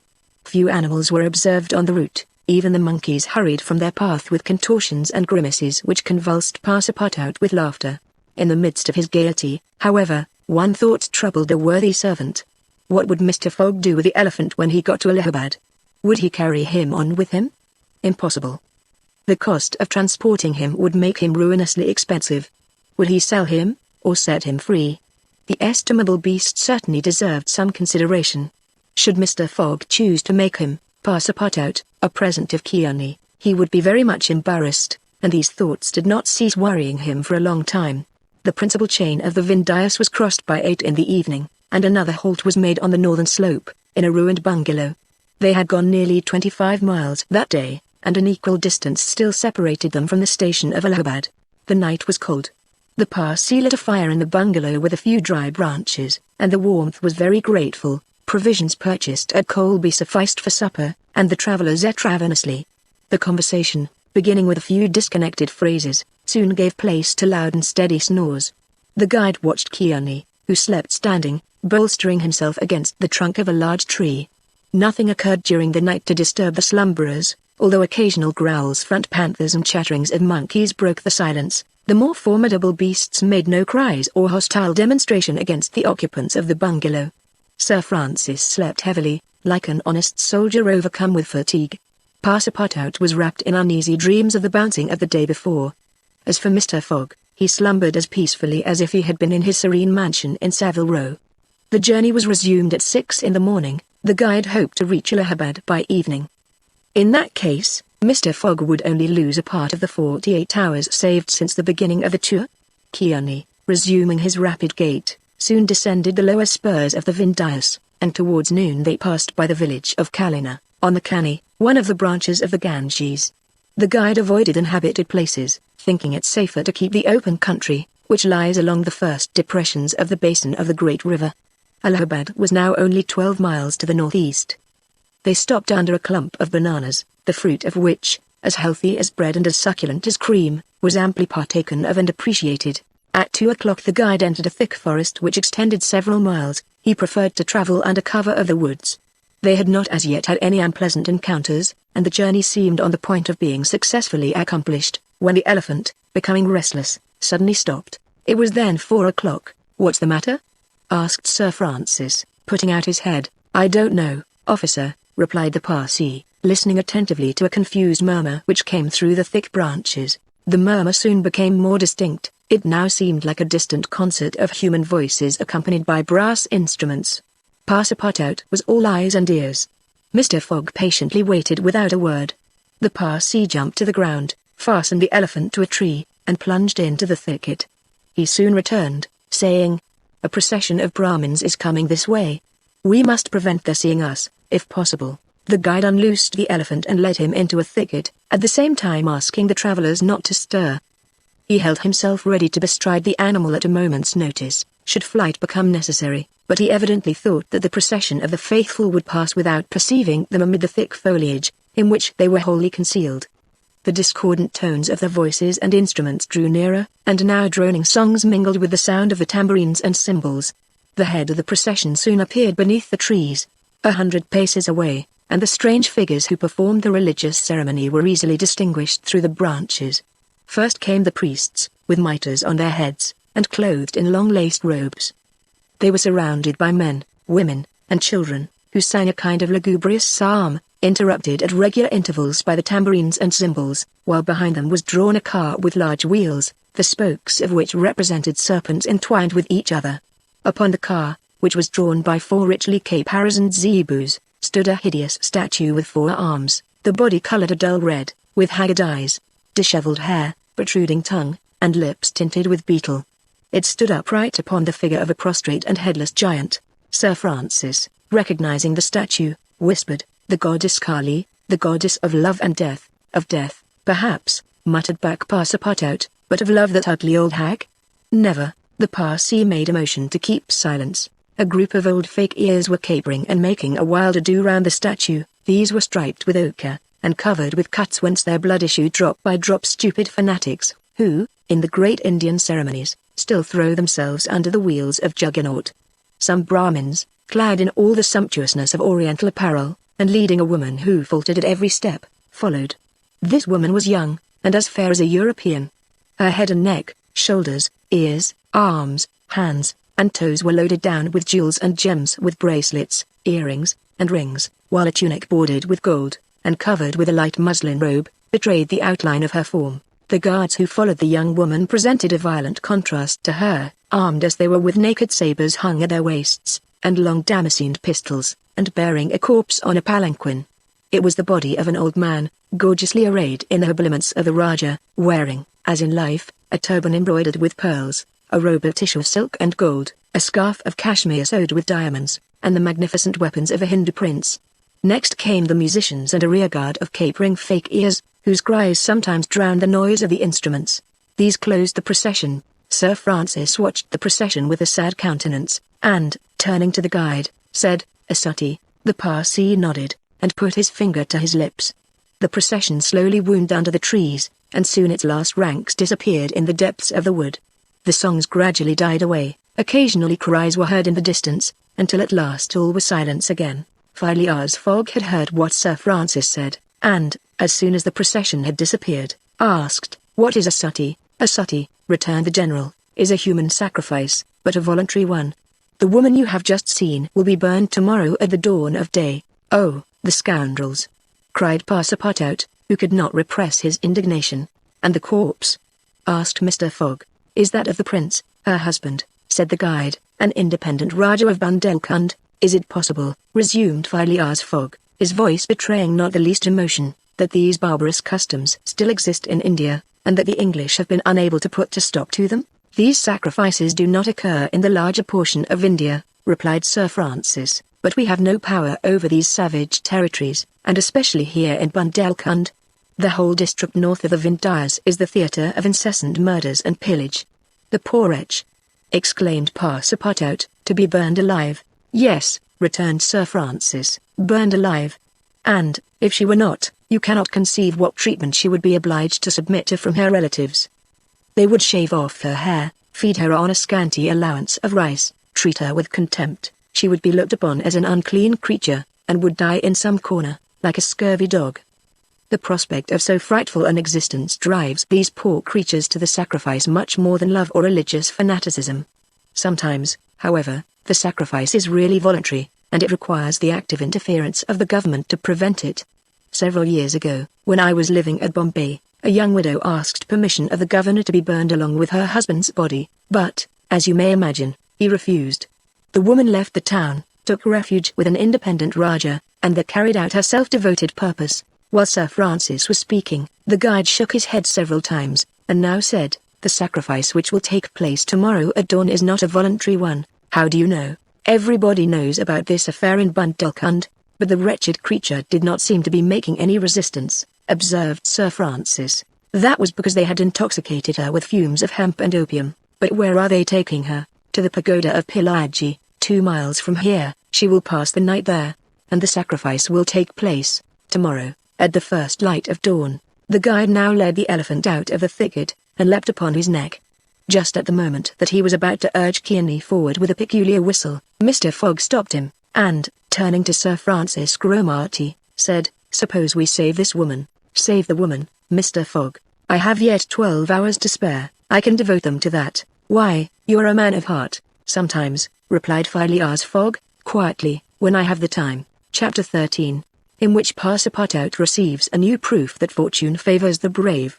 The project was a bold one, full of difficulty, perhaps impracticable. Mr. Fogg was going to risk life, or at least liberty, and therefore the success of his tour.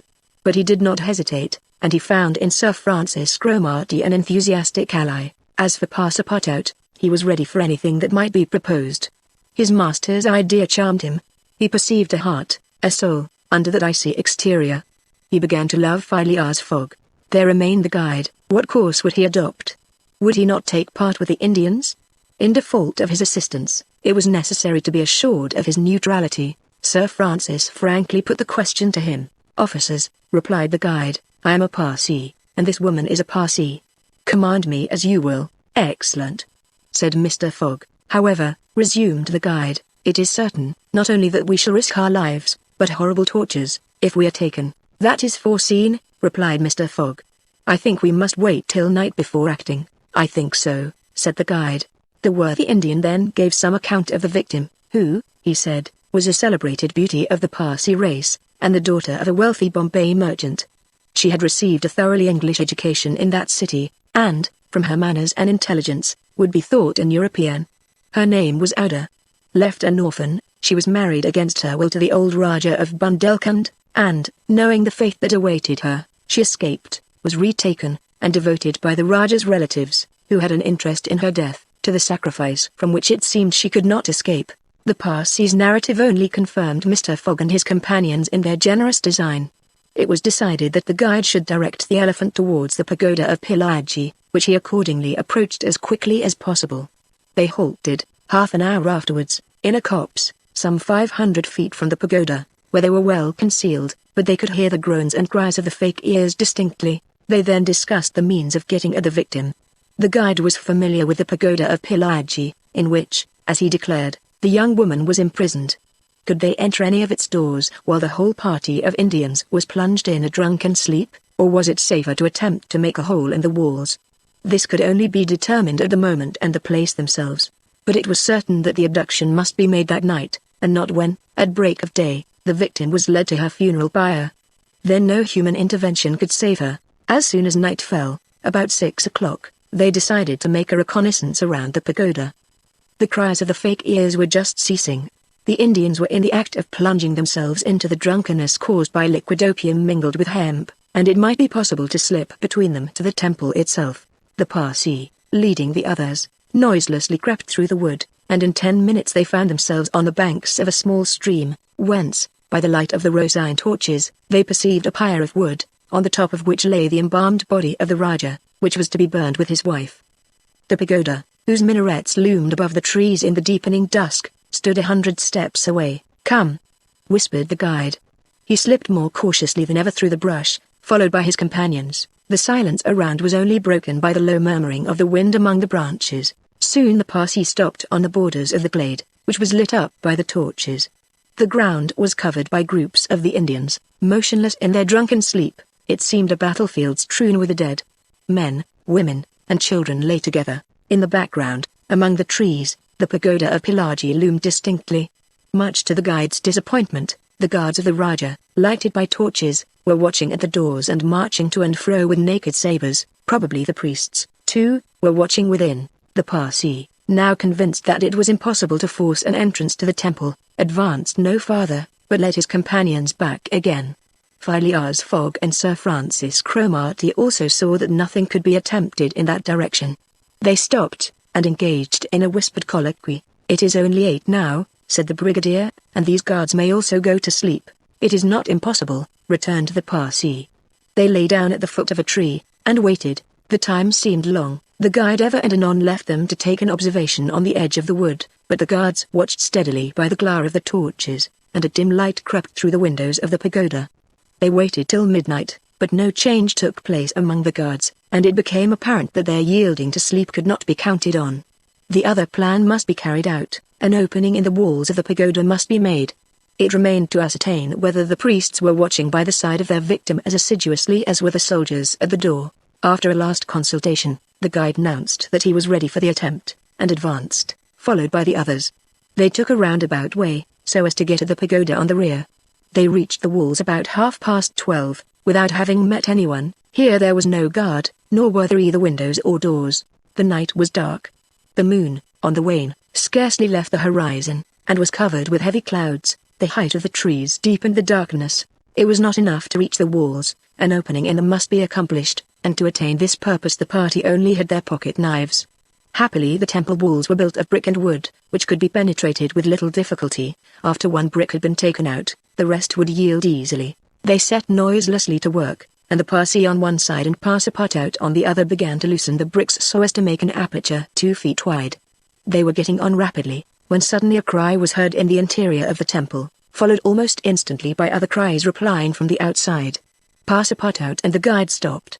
Had they been heard? Was the alarm being given? Common prudence urged them to retire, and they did so, followed by Phileas Fogg and Sir Francis. They again hid themselves in the wood, and waited till the disturbance, whatever it might be, ceased, holding themselves ready to resume their attempt without delay. But, awkwardly enough, the guards now appeared at the rear of the temple, and there installed themselves, in readiness to prevent a surprise. It would be difficult to describe the disappointment of the party, thus interrupted in their work. They could not now reach the victim. How, then, could they save her? Sir Francis shook his fists. Passepartout was beside himself, and the guide gnashed his teeth with rage. The tranquil Fogg waited, without betraying any emotion. "We have nothing to do but to go away," whispered Sir Francis. "Nothing but to go away," echoed the guide. "Stop," said Fogg. "I am only due at Allahabad tomorrow before noon." "But what can you hope to do?" asked Sir Francis. "In a few hours it will be daylight, and the chance which now seems lost may present itself at the last moment." Sir Francis would have liked to read Phileas Fogg's eyes. What was this cool Englishman thinking of? Was he planning to make a rush for the young woman at the very moment of the sacrifice, and boldly snatch her from her executioners? This would be utter folly, and it was hard to admit that Fogg was such a fool. Sir Francis consented, however, to remain to the end of this terrible drama.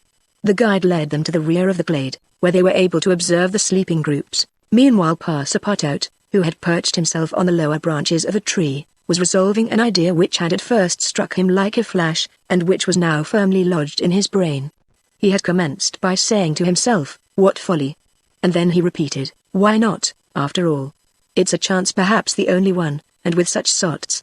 Thinking thus, he slipped, with the suppleness of a serpent, to the lowest branches, the ends of which bent almost to the ground. The hours passed, and the lighter shades now announced the approach of day, though it was not yet light. This was the moment. The slumbering multitude became animated. The tambourine sounded, songs and cries arose. The hour of the sacrifice had come.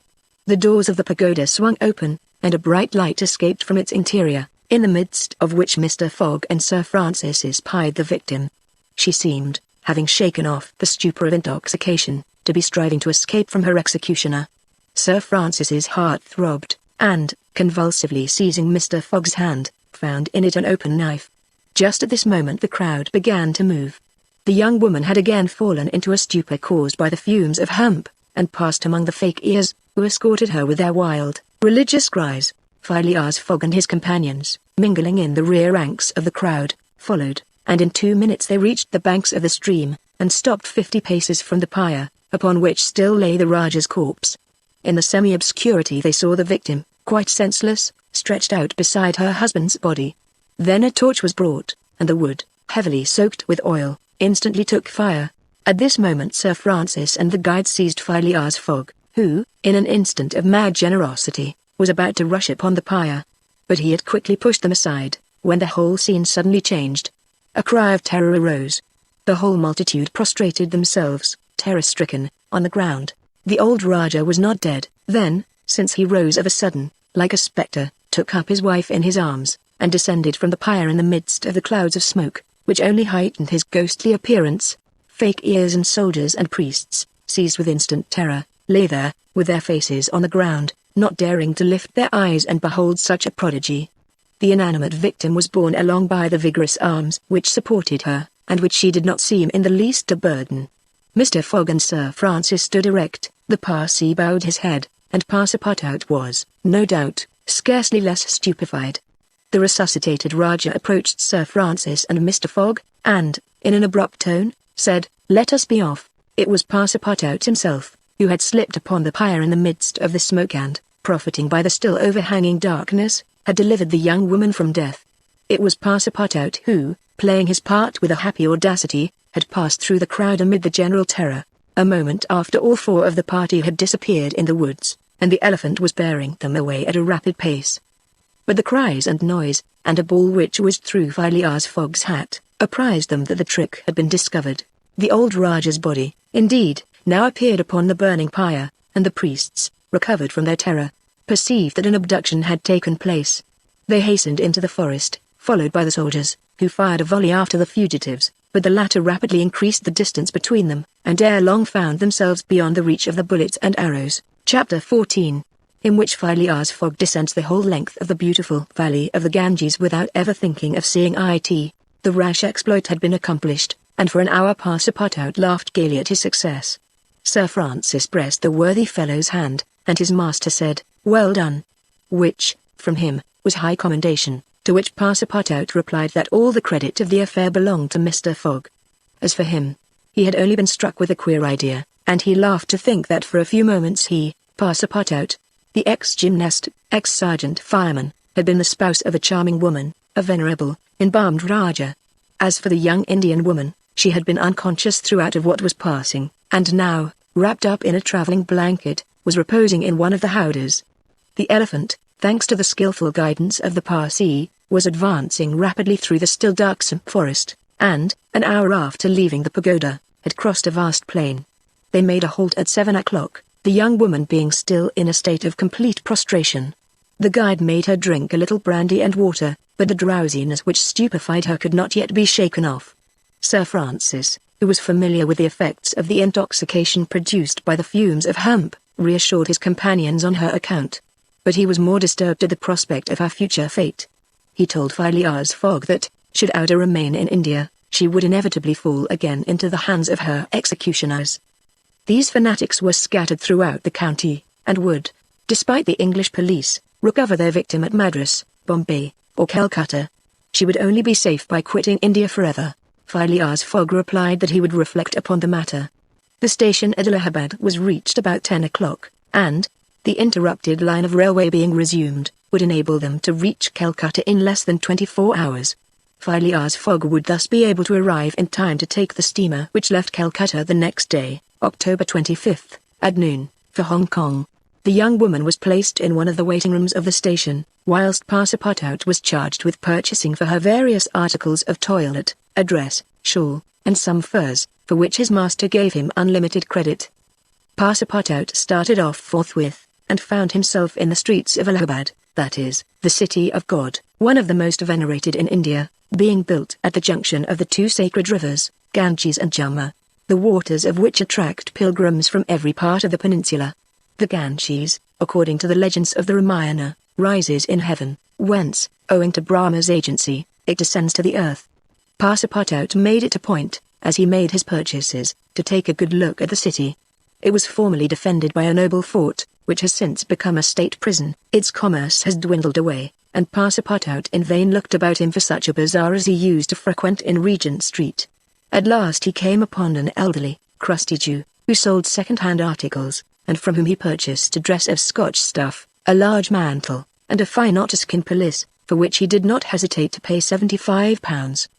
He then returned triumphantly to the station. The influence to which the priests of Pillaji had subjected Ouda began gradually to yield, and she became more herself, so that her fine eyes resumed all their soft Indian expression. When the poet King Ukafudal celebrates the charms of the Queen of Armenagara, he speaks thus: her shining tresses, divided in two parts, encircle the harmonious contour of her white and delicate cheeks, brilliant in their glow and freshness. Her ebony brows have the form and charm of the bow of Kama, the god of love, and beneath her long silken lashes the purest reflections and a celestial light swim, as in the sacred lakes of Himalaya, in the black pupils of her great clear eyes. Her teeth, fine, equal, and white, glitter between her smiling lips like dewdrops in a passion flower's half-enveloped breast. Her delicately formed ears, her vermilion hands, her little feet, curved and tender as the lotus bud, glitter with the brilliancy of the loveliest pearls of Ceylon, the most dazzling diamonds of Golconda. Her narrow and supple waist, which a hand may clasp around, sets forth the outline of her rounded figure and the beauty of her bosom, where youth in its flower displays the wealth of its treasures, and beneath the silken folds of her tunic she seems to have been modeled in pure silver by the godlike hand of Vikvarkama, the immortal sculptor. It is enough to say, without applying this poetical rhapsody to Ouda, that she was a charming woman, in all the European accentation of the phrase. She spoke English with great purity, and the guide had not exaggerated in saying that the young Parsi had been transformed by her bringing up. The train was about to start from Allahabad, and Mr. Fogg proceeded to pay the guide the price agreed upon for his service, and not a farthing more, which astonished Passepartout, who remembered all that his master owed to the guide's devotion. He had, indeed, risked his life in the adventure at Pillaji, and, if he should be caught afterwards by the Indians, he would with difficulty escape their vengeance. Kiani, also, must be disposed of. What should be done with the elephant, which had been so dearly purchased? Phileas Fogg had already determined this question. Parsi, said he to the guide, you have been serviceable and devoted. I have paid for your service, but not for your devotion. Would you like to have this elephant? He is yours. The guide's eyes glistened. Your honor is giving me a fortune, cried he. Take him, guide, returned Mr. Fogg, and I shall still be your debtor. Good, exclaimed Passepartout. Take him, friend. Kiani is a brave and faithful beast. And, going up to the elephant, he gave him several lumps of sugar, saying, Here, Kiani, here, here. The elephant grunted out his satisfaction, and, clasping Passepartout around the waist with his trunk, lifted him as high as his head. Passepartout, not in the least alarmed, caressed the animal, which replaced him gently on the ground. Soon after, Phileas Fogg, Sir Francis Cromarty, and Passepartout, installed in a carriage with Ouda, who had the best seat, were whirling at full speed towards Benares. It was a run of 80 miles, and was accomplished in 2 hours. During the journey, the young woman fully recovered her senses. What was her astonishment to find herself in this carriage, on the railway, dressed in European habiliments, and with travellers who were quite strangers to her. Her companions first set about fully reviving her with a little liquor, and then Sir Francis narrated to her what had passed, dwelling upon the courage with which Phileas Fogg had not hesitated to risk his life to save her, and recounting the happy sequel of the venture, the result of Passepartout's rash idea. Mr. Fogg said nothing, while Passepartout, abashed, kept repeating that it wasn't worth telling. Ouda pathetically thanked her deliverers, rather with tears than words. Her fine eyes interpreted her gratitude better than her lips. Then, as her thoughts strayed back to the scene of the sacrifice, and recalled the dangers which still menaced her, she shuddered with terror. Phileas Fogg understood what was passing in Ouda's mind, and offered, in order to reassure her, to escort her to Hong Kong, where she might remain safely until the affair was hushed up, an offer which she eagerly and gratefully accepted. She had, it seems, a Parsi relation, who was one of the principal merchants of Hong Kong, which is wholly an English city, though on an island on the Chinese coast. At 12:30 the train stopped at Benares. The Brahmin legends assert that this city is built on the site of the ancient Kasi, which, like Mahomet's tomb, was once suspended between heaven and earth, though the Benares of today, which the Orientalists call the Athens of India, stands quite unpoetically on the solid earth. Passepartout caught glimpses of its brick houses and clay huts, giving an aspect of desolation to the place. As the train entered it, Benares was Sir Francis Cromarty's destination, the troops he was rejoining being encamped some miles northward of the city. He bade adieu to Phileas Fogg, wishing him all success, and expressing the hope that he would come that way again in a less original but more profitable fashion. Mr. Fogg lightly pressed him by the hand. The parting of Ada, who did not forget what she owed to Sir Francis, betrayed more warmth, and, as for Passepartout, he received a hearty shake of the hand from the gallant general. The railway, on leaving Benares, passed for a while along the valley of the Ganges. Through the windows of their carriage the travellers had glimpses of the diversified landscape of Bahia, with its mountains clothed in verdure, its fields of barley, wheat, and corn, its jungles peopled with green alligators, its neat villages, and its still thickly leaved forests. Elephants were bathing in the waters of the sacred river, and groups of Indians, despite the advanced season and chilly air, were performing solemnly their pious ablutions. These were fervent Brahmins, the bitterest foes of Buddhism, their deities being Vishnu, the solar god, Shiva, the divine impersonation of natural forces, and Brahma, the supreme ruler of priests and legislators. What would these divinities think of India, anglicized as it is today, with steamers whistling and scudding along the Ganges, frightening the gulls which float upon its surface, the turtles swarming along its banks, and the faithful dwelling upon its borders? The panorama passed before their eyes like a flash, save when the steam concealed it fitfully from the view. The travellers could scarcely discern the fort of Chupani, 20 miles southwestward from Benares, the ancient stronghold of the Rajas of Bahia, or Gazipur and its famous rose water factories, or the tomb of Lord Cornwallis, rising on the left bank of the Ganges, the fortified town of Buxar, or Patna, a large manufacturing and trading place, where is held the principal opium market of India, or Monga, a more than European town, for it is as English as Manchester or Birmingham, with its iron foundries, edger tool factories, and high chimneys puffing clouds of black smoke heavenward. Night came on. The train passed on at full speed, in the midst of the roaring of the tigers, bears, and wolves which fled before the locomotive, and the marvels of Bengal, Golconda and Gaur, Murshidabad, the ancient capital, Burdwan, Hugli, and the French town of Chandanagar, where Passepartout would have been proud to see his country's flag flying, were hidden from their view in the darkness. Calcutta was reached at 7 in the morning, and the packet left for Hong Kong at noon, so that Phileas Fogg had 5 hours before him. According to his journal, he was due at Calcutta on the 25th of October, and that was the exact date of his actual arrival. He was therefore neither behindhand nor ahead of time. The 2 days gained between London and Bombay had been lost, as has been seen, in the journey across India. But it is not to be supposed that Phileas Fogg regretted them. Chapter 15, in which the bag of bank notes disgorges some thousands of pounds more. The train entered the station, and Passepartout, jumping out first, was followed by Mr. Fogg, who assisted his fair companion to descend. Phileas Fogg intended to proceed at once to the Hong Kong steamer, in order to get Ada comfortably settled for the voyage. He was unwilling to leave her while they were still on dangerous ground. Just as he was leaving the station a policeman came up to him, and said, "Mr. Phileas Fogg, I am he. Is this man your servant?" added the policeman, pointing to Passepartout. "Yes, be so good, both of you, as to follow me." Mr. Fogg betrayed no surprise whatever. The policeman was a representative of the law, and law is sacred to an Englishman. Passepartout tried to reason about the matter, but the policeman tapped him with his stick, and Mr. Fogg made him a signal to obey. "May this young lady go with us?" asked he. "She may," replied the policeman. Mr. Fogg, Ada, and Passepartout were conducted to a palkigari, a sort of 4-wheeled carriage, drawn by 2 horses, in which they took their places and were driven away. No one spoke during the 20 minutes which elapsed before they reached their destination. They first passed through the Black Town, with its narrow streets, its miserable, dirty huts, and squalid population, then through the European town, which presented a relief in its bright brick mansions, shaded by coconut trees and bristling with masts, where, although it was early morning, elegantly dressed horsemen and handsome equipages were passing back and forth. The carriage stopped before a modest-looking house, which, however, did not have the appearance of a private mansion. The policeman having requested his prisoners for so, truly, they might be called to descend, conducted them into a room with barred windows, and said, "You will appear before Judge Obadiah at 8:30. He then retired, and closed the door. "Why, we are prisoners!" exclaimed Passepartout, falling into a chair.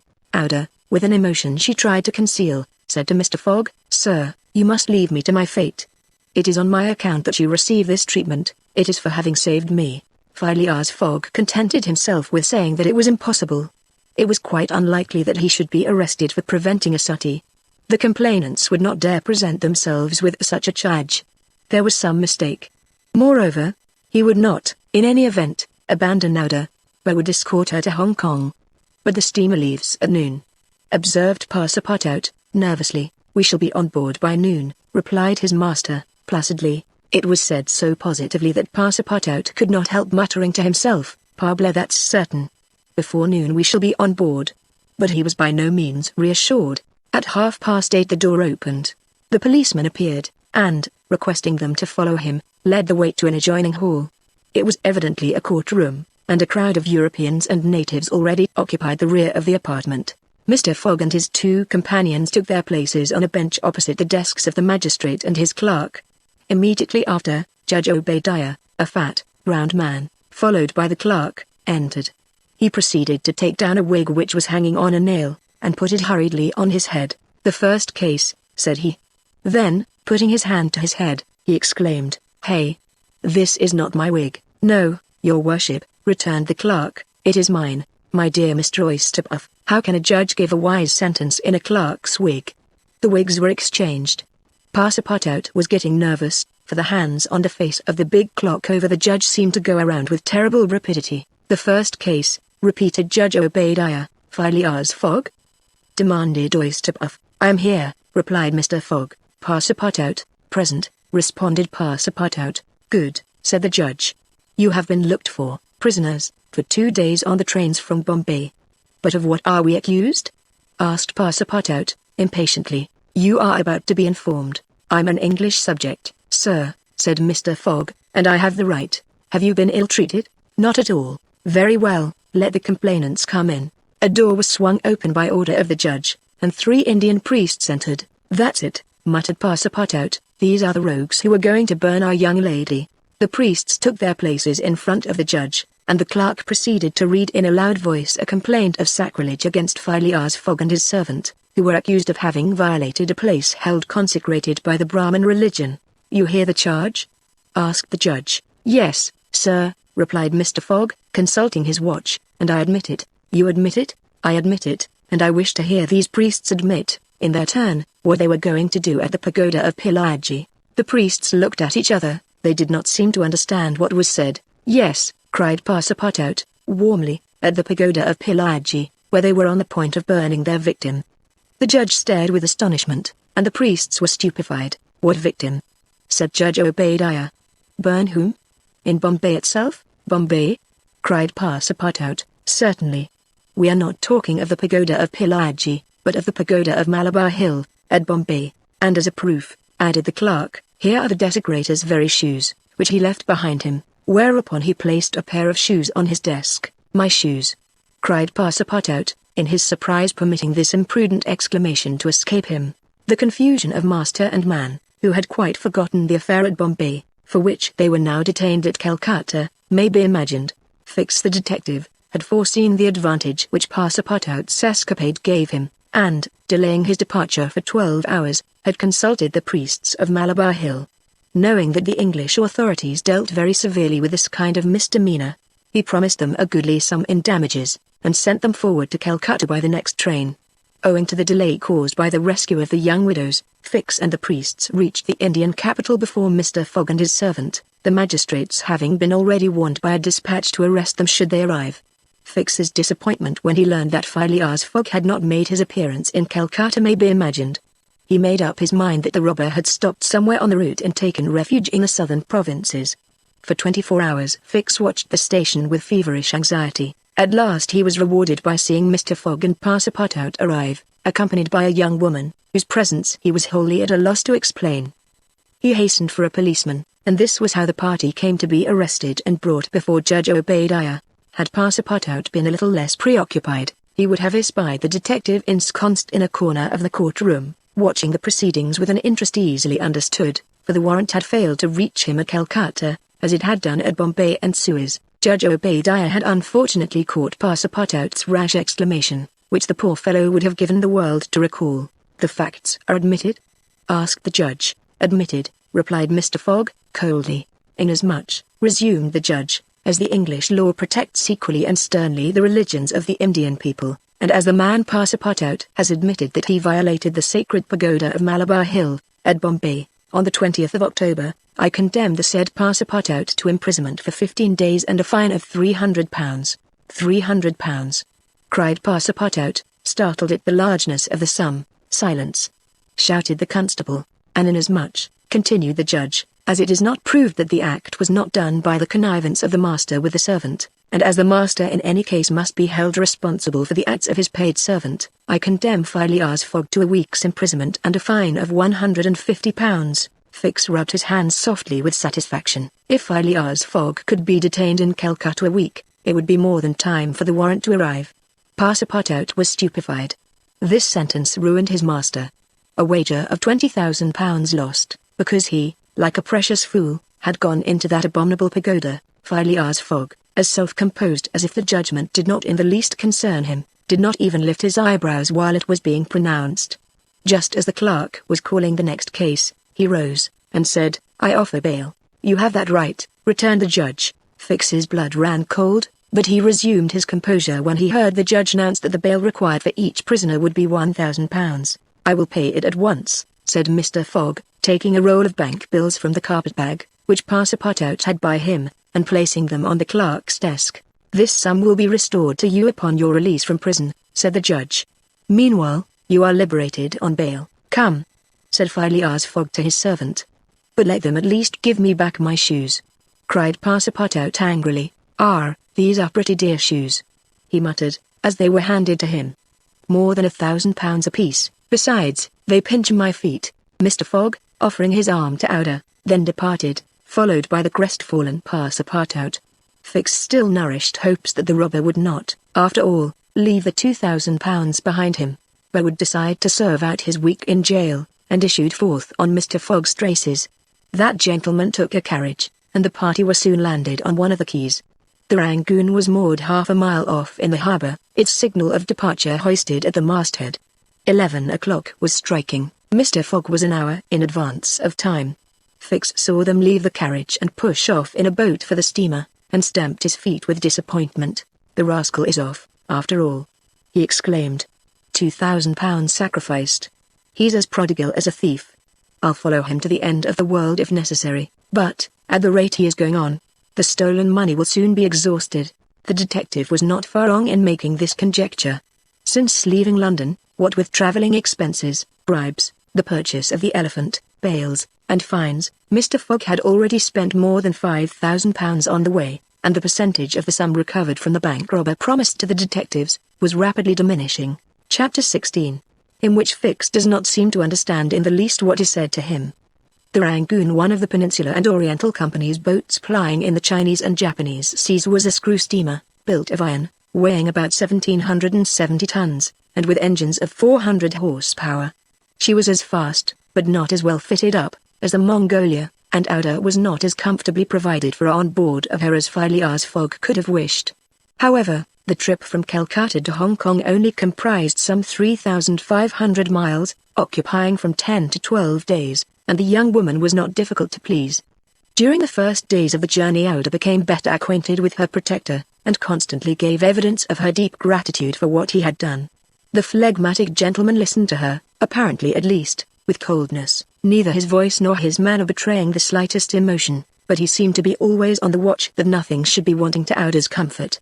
He visited her regularly each day at certain hours, not so much to talk himself, as to sit and hear her talk. He treated her with the strictest politeness, but with the precision of an automaton, the movements of which had been arranged for this purpose. Ouda did not quite know what to make of him, though Passepartout had given her some hints of his master's eccentricity, and made her smile by telling her of the wager which was sending him round the world. After all, she owed Phileas Fogg her life, and she always regarded him through the exalting medium of her gratitude. Ouda confirmed the Parsi guide's narrative of her touching history. She did, indeed, belong to the highest of the native races of India. Many of the Parsi merchants have made great fortunes by dealing in cotton, and one of them, Sir Jamet Zeg Poi, was made a baronet by the English government. Ouda was a relative of this great man, and it was his cousin, Geg, whom she hoped to join at Hong Kong. Whether she would find a protector in him she could not tell, but Mr. Fogg essayed to calm her anxieties, and to assure her that everything would be mathematically, he used the very word arranged. Ouda fastened her great eyes, clear as the sacred lakes of the Himalaya, upon him, but the intractable Fogg, as reserved as ever, did not seem at all inclined to throw himself into this lake. The first few days of the voyage passed prosperously, amid favourable weather and propitious winds, and they soon came in sight of the Great Andaman, the principal of the islands in the Bay of Bengal, with its picturesque Saddle Peak, 2,400 feet high, looming above the waters. The steamer passed along near the shores, but the savage Papuans, who are in the lowest scale of humanity, but are not, as has been asserted, cannibals, did not make their appearance. The panorama of the islands, as they steamed by them, was superb. Vast forests of palms, irex, bamboo, teakwood, of the gigantic mimosa, and tree-like ferns covered the foreground, while behind, the graceful outlines of the mountains were traced against the sky, and along the coasts swarmed by thousands the precious swallows whose nests furnish a luxurious dish to the tables of the celestial empire. The varied landscape afforded by the Andaman Islands was soon passed, however, and the Rangoon rapidly approached the Straits of Malacca, which gave access to the China Seas. What was Detective Fix, so unluckily drawn on from country to country, doing all this while? He had managed to embark on the Rangoon at Calcutta without being seen by Passepartout, after leaving orders that, if the warrant should arrive, it should be forwarded to him at Hong Kong, and he hoped to conceal his presence to the end of the voyage. It would have been difficult to explain why he was on board without awakening Passepartout's suspicions, who thought him still at Bombay. But necessity impelled him, nevertheless, to renew his acquaintance with a worthy servant, as will be seen. All the detective's hopes and wishes were now centered on Hong Kong, for the steamer's stay at Singapore would be too brief to enable him to take any steps there. The arrest must be made at Hong Kong, or the robber would probably escape him forever. Hong Kong was the last English ground on which he would set foot. Beyond China, Japan, America offered to Fogg an almost certain refuge. If the warrant should at last make its appearance at Hong Kong, Fix could arrest him and give him into the hands of the local police, and there would be no further trouble. But beyond Hong Kong, a simple warrant would be of no avail. An extradition warrant would be necessary, and that would result in delays and obstacles, of which the rascal would take advantage to elude justice. Fix thought over these probabilities during the long hours which he spent in his cabin, and kept repeating to himself, now, either the warrant will be at Hong Kong, in which case I shall arrest my man, or it will not be there, and this time it is absolutely necessary that I should delay his departure. I have failed at Bombay, and I have failed at Calcutta. If I fail at Hong Kong, my reputation is lost. Cost what it may, I must succeed. But how shall I prevent his departure, if that should turn out to be my last resource? Fix made up his mind that, if worst came to worst, he would make a confidant of Passepartout, and tell him what kind of a fellow his master really was. That Passepartout was not Fogg's accomplice, he was very certain. The servant, enlightened by his disclosure, and afraid of being himself implicated in the crime, would doubtless become an ally of the detective. But this method was a dangerous one, only to be employed when everything else had failed. A word from Passepartout to his master would ruin all. The detective was therefore in a sore strait. But suddenly a new idea struck him. The presence of Ouda on the Rangoon, in company with Phileas Fogg, gave him new material for reflection. Who was this woman? What combination of events had made her Fogg's travelling companion? They had evidently met somewhere between Bombay and Calcutta, but where? Had they met accidentally, or had Fogg gone into the interior purposely in quest of this charming damsel? Fix was fairly puzzled. He asked himself whether they had not been a wicked elopement, and this idea so impressed itself upon his mind that he determined to make use of the supposed intrigue. Whether the young woman were married or not, he would be able to create such difficulties for Mr. Fogg at Hong Kong that he could not escape by paying any amount of money. But could he even wait till they reached Hong Kong? Fogg had an abominable way of jumping from one boat to another, and, before anything could be effected, might get full underway again for Yokohama. Fix decided that he must warn the English authorities, and signal the Rangoon before her arrival. This was easy to do, since the steamer stopped at Singapore, once there is a telegraphic wire to Hong Kong. He finally resolved, moreover, before acting more positively, to question Passepartout. It would not be difficult to make him talk, and, as there was no time to lose, Fix prepared to make himself known. It was now the 30th of October, and on the following day the Rangoon was due at Singapore. Fix emerged from his cabin and went on deck. Passepartout was promenading up and down in the forward part of the steamer. The detective rushed forward with every appearance of extreme surprise, and exclaimed, "You here, on the Rangoon? What, Monsieur Fix, are you on board?" returned the really astonished Passepartout, recognizing his crony of the Mongolia. "Why, I left you at Bombay, and here you are, on the way to Hong Kong. Are you going round the world too?" "No, no," replied Fix, "I shall stop at Hong Kong at least for some days." Said Passepartout, who seemed for an instant perplexed. "But how is it I have not seen you on board since we left Calcutta?" "Oh, a trifle of seasickness. I've been staying in my berth. The Gulf of Bengal does not agree with me as well as the Indian Ocean." "And how is Mr. Fogg?" "As well and as punctual as ever, not a day behind time." "But, Monsieur Fix, you don't know that we have a young lady with us." "A young lady?" replied the detective, not seeming to comprehend what was said. Passepartout thereupon recounted Auda's history. The affair at the Bombay Pagoda, the purchase of the elephant for £2,000, the rescue, the arrest and sentence of the Calcutta court, and the restoration of Mr. Fogg and himself to liberty on bail. Fix, who was familiar with the last events, seemed to be equally ignorant of all that Passepartout related, and the latter was charmed to find so interested a listener. "But does your master propose to carry this young woman to Europe?" "Not at all. We are simply going to place her under the protection of one of her relatives, a rich merchant at Hong Kong." "Nothing to be done there," said Fix to himself, concealing his disappointment. "A glass of gin, Mr. Passepartout?" "Willingly, Monsieur Fix. We must at least have a friendly glass on board the Rangoon." Chapter 17. Showing what happened on the voyage from Singapore to Hong Kong. The detective and Passepartout met often on deck after this interview, though Fix was reserved, and did not attempt to induce his companion to divulge any more facts concerning Mr. Fogg. He caught a glimpse of that mysterious gentleman once or twice, but Mr. Fogg usually confined himself to the cabin, where he kept Auda company, or, according to his inveterate habit, took a hand at whist. Passepartout began very seriously to conjecture what strange chance kept Fix still on the route that his master was pursuing. It was really worth considering why this certainly very amiable and complacent person, whom he had first met at Suez, had then encountered on board the Mongolia, who disembarked at Bombay, which he announced as his destination, and now turned up so unexpectedly on the Rangoon, was following Mr. Fogg's tracks step by step. What was Fix's object? Passepartout was ready to wager his Indian shoes, which he religiously preserved, that Fix would also leave Hong Kong at the same time with them, and probably on the same steamer. Passepartout might have cudgelled his brain for a century without hitting upon the real object which the detective had in view. He never could have imagined that Phileas Fogg was being tracked as a robber around the globe. But, as it is in human nature to attempt the solution of every mystery, Passepartout suddenly discovered an explanation of Fix's movements, which was in truth far from unreasonable. Fix, he thought, could only be an agent of Mr. Fogg's friends at the Reform Club, sent to follow him up, and to ascertain that he really went round the world as had been agreed upon. "It's clear," repeated the worthy servant to himself, proud of his shrewdness. "He's a spy sent to keep us in view. That isn't quite the thing, either, to be spying Mr. Fogg, who is so honourable a man. Ah, gentlemen of the Reform, this shall cost you dear."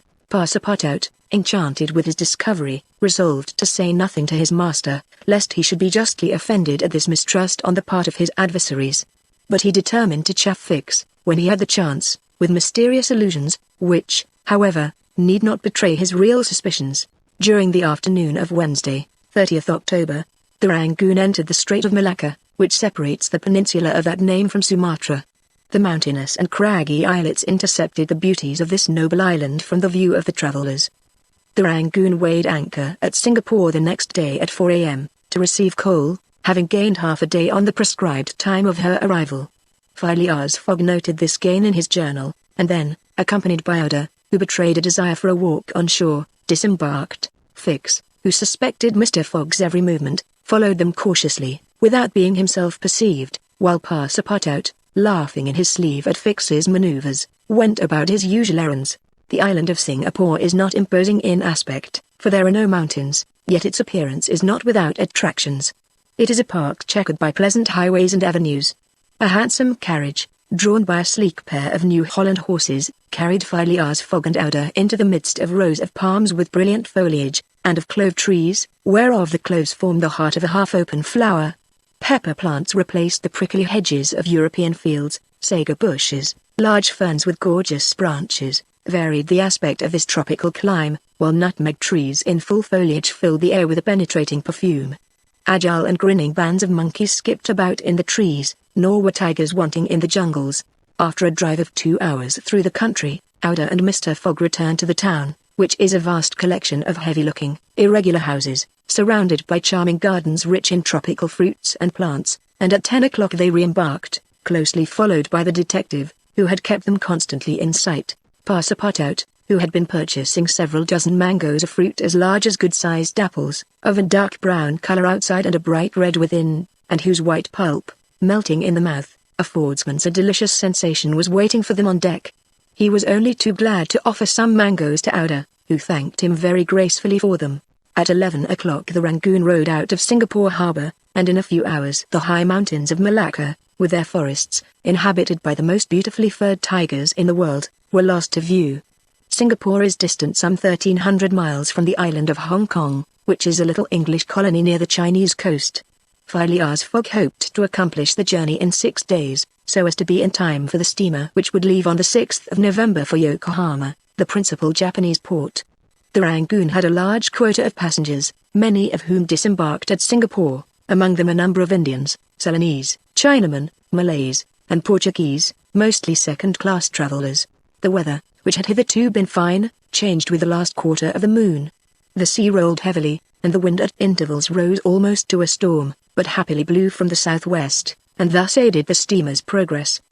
The captain as often as possible put up his sails, and under the double action of steam and sail the vessel made rapid progress along the coasts of Annam and Cochin China. Owing to the defective construction of the Rangoon, however, unusual precautions became necessary in unfavorable weather, but the loss of time which resulted from this cause, while it nearly drove Passepartout out of his senses, did not seem to affect his master in the least. Passepartout blamed the captain, the engineer, and the crew, and consigned all who were connected with the ship to the land where the pepper grows. Perhaps the thought of the gas, which was remorselessly burning at his expense in Savile Row, had something to do with his hot impatience. "You are in a great hurry, then," said Fix to him one day, "to reach Hong Kong?" "A very great hurry, Mr. Fogg, I suppose." "Is anxious to catch the steamer for Yokohama?" "Terribly anxious." "You believe in this journey around the world, then?" "Absolutely." "Don't you, Mr. Fix?" "I don't believe a word of it." "You're a sly dog," said Passepartout, winking at him. This expression rather disturbed Fix, without his knowing why. Had the Frenchman guessed his real purpose? He knew not what to think. But how could Passepartout have discovered that he was a detective? Yet, in speaking as he did, the man evidently meant more than he expressed. Passepartout went still further the next day. He could not hold his tongue. "Mr. Fix," said he, in a bantering tone, "shall we be so unfortunate as to lose you when we get to Hong Kong?" "Why," responded Fix, a little embarrassed, "I don't know, perhaps. If you would only go on with us. An agent of the Peninsular Company, you know, can't stop on the way. You were only going to Bombay, and here you are in China. America is not far off, and from America to Europe is only a step." Fix looked intently at his companion, whose countenance was as serene as possible, and laughed with him. But Passepartout persisted in chaffing him by asking him if he made much by his present occupation. "Yes, and no," returned Fix. "There is good and bad luck in such things.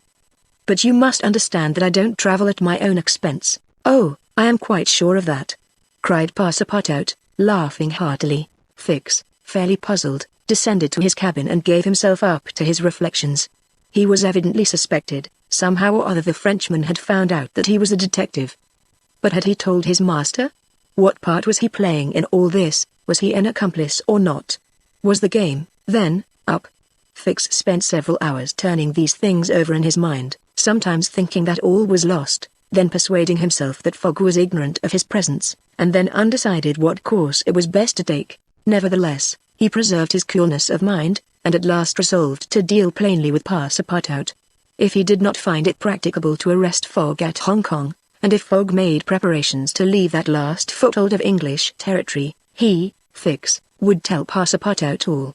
Either the servant was the accomplice of his master, and in this case the master knew of his operations, and he should fail, or else the servant knew nothing about the robbery, and then his interest would be to abandon the robber. Such was the situation between Fix and Passepartout. Meanwhile Phileas Fogg moved about above them in the most majestic and unconscious indifference.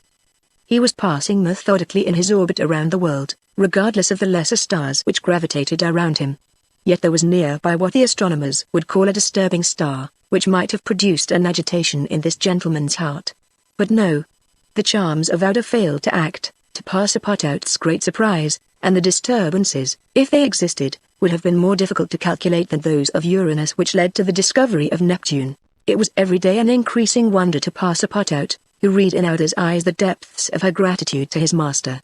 Phileas Fogg, though brave and gallant, must be, he thought, quite heartless. As to the sentiment which this journey might have awakened in him, there was clearly no trace of such a thing, while poor Passepartout existed in perpetual reveries. One day he was leaning on the railing of the engine-room, and was observing the engine, when a sudden pitch of the steamer threw the screw out of the water. The steam came hissing out of the valves, and this made Passepartout indignant. "The valves are not sufficiently charged," he exclaimed. "We are not going. Oh, these English.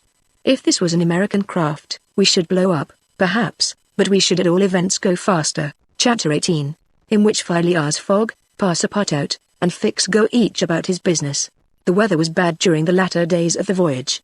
The wind, obstinately remaining in the northwest, blew a gale, and retarded the steamer. The Rangoon rolled heavily and the passengers became impatient of the long, monstrous waves which the wind raised before their path.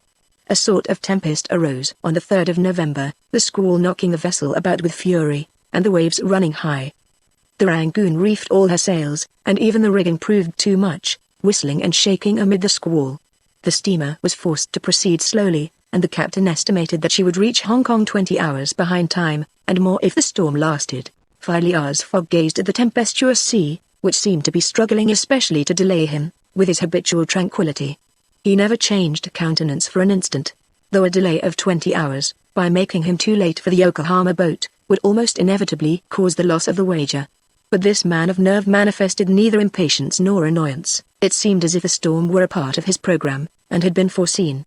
Outer was amazed to find him as calm as he had been from the first time she saw him. Fix did not look at the state of things in the same light. The storm greatly pleased him. His satisfaction would have been complete had the Rangoon been forced to retreat before the violence of wind and waves. Each delay filled him with hope, for it became more and more probable that Fogg would be obliged to remain some days at Hong Kong, and now the heavens themselves became his allies, with the gusts and squalls. It mattered not that they made him seasick, he made no account of this inconvenience, and, whilst his body was writhing under their effects, his spirit bounded with hopeful exultation. Passepartout was enraged beyond expression by the unpropitious weather. Everything had gone so well till now.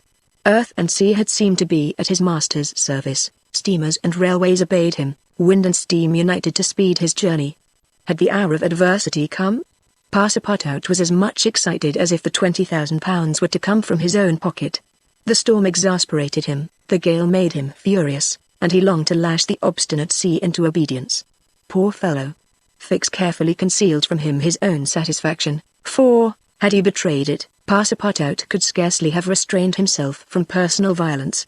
Passepartout remained on deck as long as the tempest lasted, being unable to remain quiet below, and taking it into his head to aid the progress of the ship by lending a hand with the crew. He overwhelmed the captain, officers, and sailors, who could not help laughing at his impatience, with all sorts of questions. He wanted to know exactly how long the storm was going to last, whereupon he was referred to the barometer, which seemed to have no intention of rising. Passepartout shook it, but with no perceptible effect, for neither shaking nor maledictions could prevail upon it to change its mind. On the 4th, however, the sea became more calm, and the storm lessened its violence. The wind veered southward, and was once more favourable. Passepartout cleared up with the weather.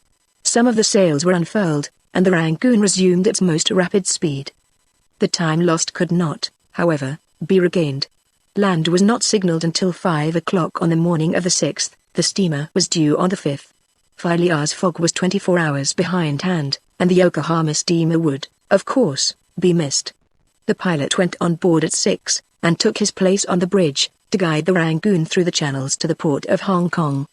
Passepartout longed to ask him if the steamer had left for Yokohama, but he dared not, for he wished to preserve the spark of hope, which still remained till the last moment. He had confided his anxiety to Fix, who the sly rascal tried to console him by saying that Mr. Fogg would be in time if he took the next boat, but this only put Passepartout in a passion. Mr. Fogg, bolder than his servant, did not hesitate to approach the pilot, and tranquilly ask him if he knew when a steamer would leave Hong Kong for Yokohama. "At high tide tomorrow morning," answered the pilot. "Ah," said Mr. Fogg, without betraying any astonishment. Passepartout, who heard what passed, would willingly have embraced the pilot, while Fix would have been glad to twist his neck. "What is the steamer's name?" asked Mr. Fogg. "The Carnatic. Ought she not to have gone yesterday?" "Yes, sir, but they had to repair one of her boilers, and so her departure was postponed till tomorrow." "Thank you," returned Mr. Fogg, descending mathematically to the saloon. Passepartout clasped the pilot's hand and shook it heartily in his delight, exclaiming, "Pilot, you are the best of good fellows." The pilot probably does not know to this day why his responses won him this enthusiastic greeting. He remounted the bridge, and guided the steamer through the flotilla of junks, tankers, and fishing boats which crowd the harbor of Hong Kong. At 1 o'clock the Rangoon was at the quay, and the passengers were going ashore. Chance had strangely favored Phileas Fogg, for had not the Carnatic been forced to lie over for repairing her boilers, she would have left on the 6th of November, and the passengers for Japan would have been obliged to await for a week the sailing of the next steamer.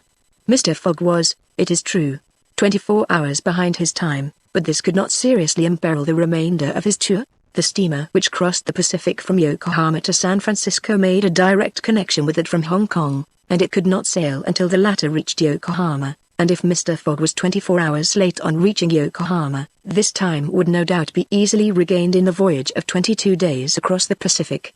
He found himself, then, about 24 hours behindhand, 35 days after leaving London. The Carnatic was announced to leave Hong Kong at 5 the next morning. Mr. Fogg had 16 hours in which to attend to his business there, which was to deposit Aouda safely with her wealthy relative. On landing, he conducted her to a palanquin, in which they repaired to the Club Hotel.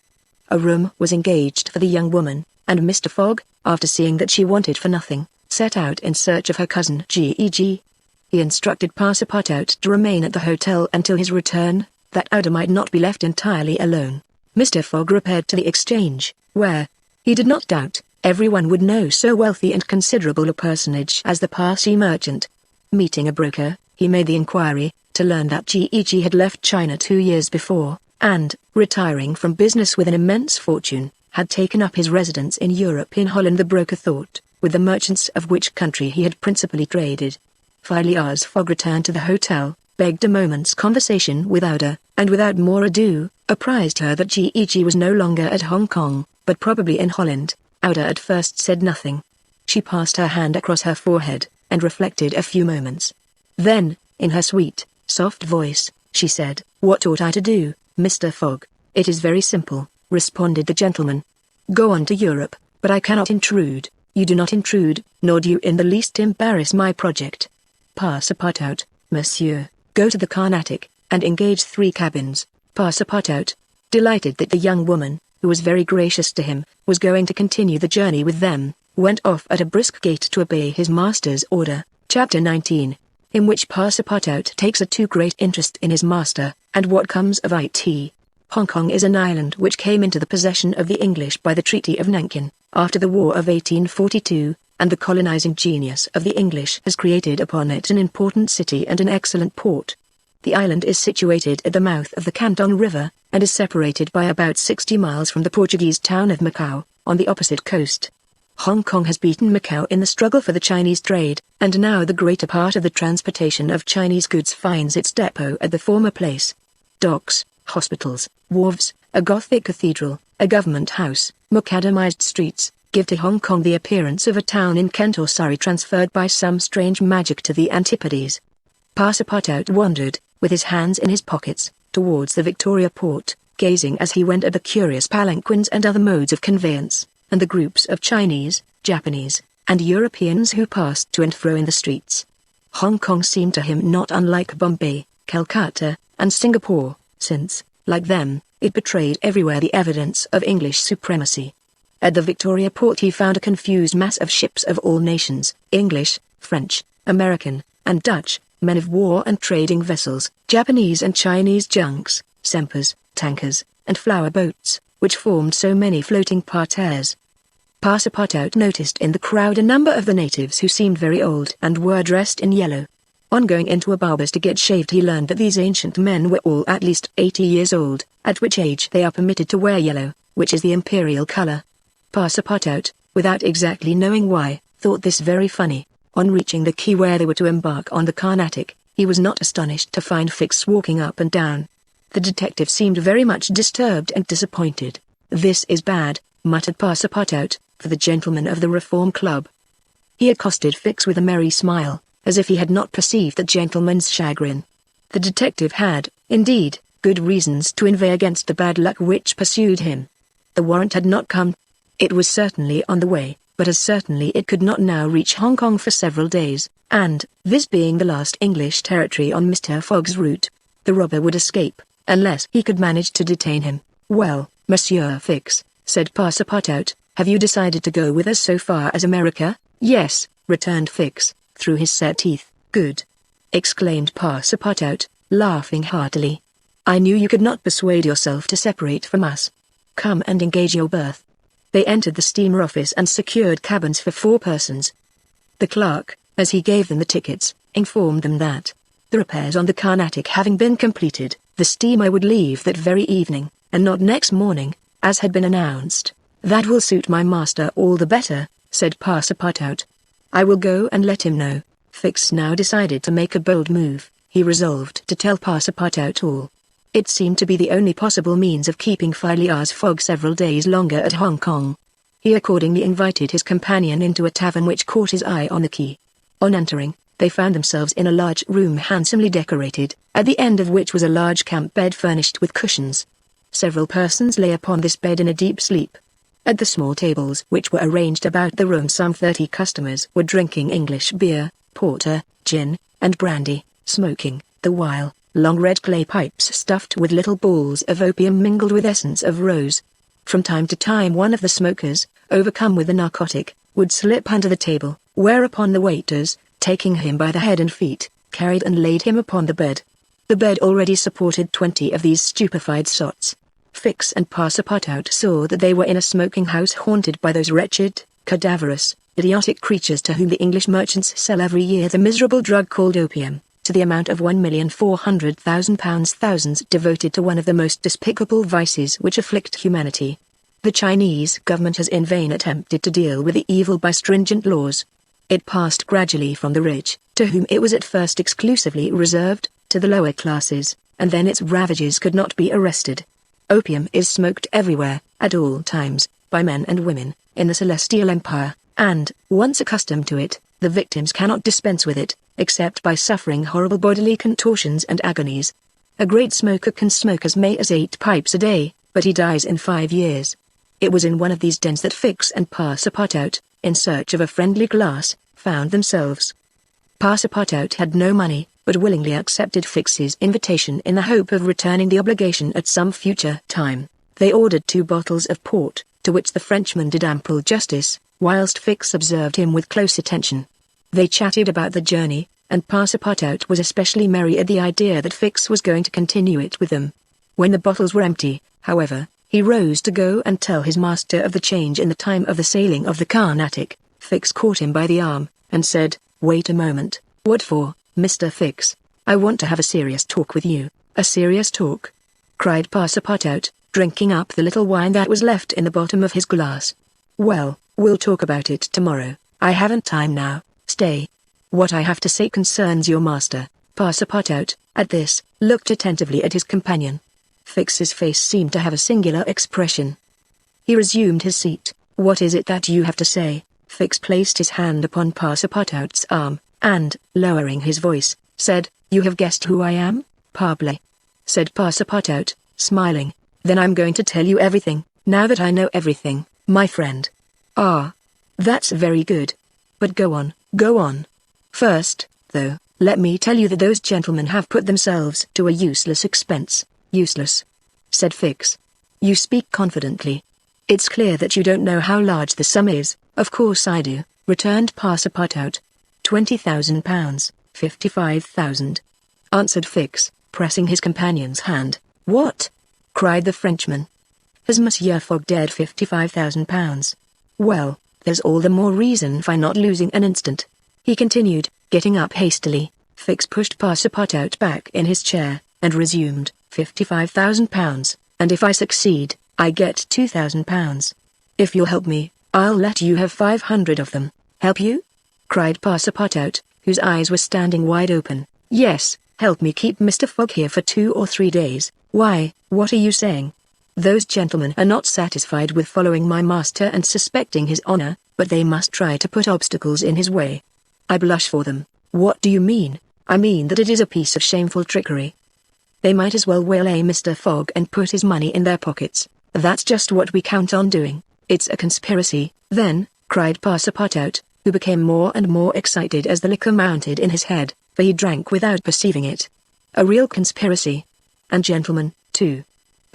Fix began to be puzzled. "Members of the Reform Club," continued Passepartout. "You must know, Monsieur Fix, that my master is an honest man, and that, when he makes a wager, he tries to win it fairly." "But who do you think I am?" asked Fix, looking at him intently. "Parbleu! An agent of the members of the Reform Club, sent out here to interrupt my master's journey. But, though I found you out some time ago, I've taken good care to say nothing about it to Mr. Fogg." "He knows nothing, then?" "Nothing," replied Passepartout, again emptying his glass. The detective passed his hand across his forehead, hesitating before he spoke again. What should he do? Passepartout's mistake seemed sincere, but it made his design more difficult. It was evident that the servant was not the master's accomplice, as Fix had been inclined to suspect. "Well," said the detective to himself, "as he is not an accomplice, he will help me." He had no time to lose. Fogg must be detained at Hong Kong, so he resolved to make a clean breast of it. "Listen to me," said Fix abruptly.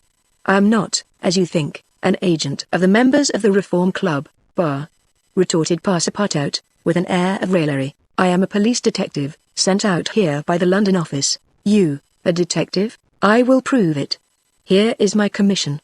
Passepartout was speechless with astonishment when Fix displayed this document, the genuineness of which could not be doubted. "Mr. Fogg's wager," resumed Fix, "is only a pretext, of which you and the gentlemen of the Reform are dupes. He had a motive for securing your innocent complicity. But why? Listen. On the 28th of last September a robbery of £55,000 was committed at the Bank of England by a person whose description was fortunately secured. Here is his description. It answers exactly to that of Mr. Phileas Fogg." "What nonsense!" cried Passepartout, striking the table with his fist. "My master is the most honorable of men. How can you tell? You know scarcely anything about him. You went into his service the day he came away, and he came away on a foolish pretext, without trunks, and carrying a large amount in bank notes. And yet you are bold enough to assert that he is an honest man." "Yes, yes," repeated the poor fellow, mechanically. "Would you like to be arrested as his accomplice?" Passepartout, overcome by what he had heard, held his head between his hands, and did not dare to look at the detective. Phileas Fogg, the savior of order, that brave and generous man, a robber. And yet how many presumptions there were against him. Passepartout essayed to reject the suspicions which forced themselves upon his mind. He did not wish to believe that his master was guilty. "Well, what do you want of me?"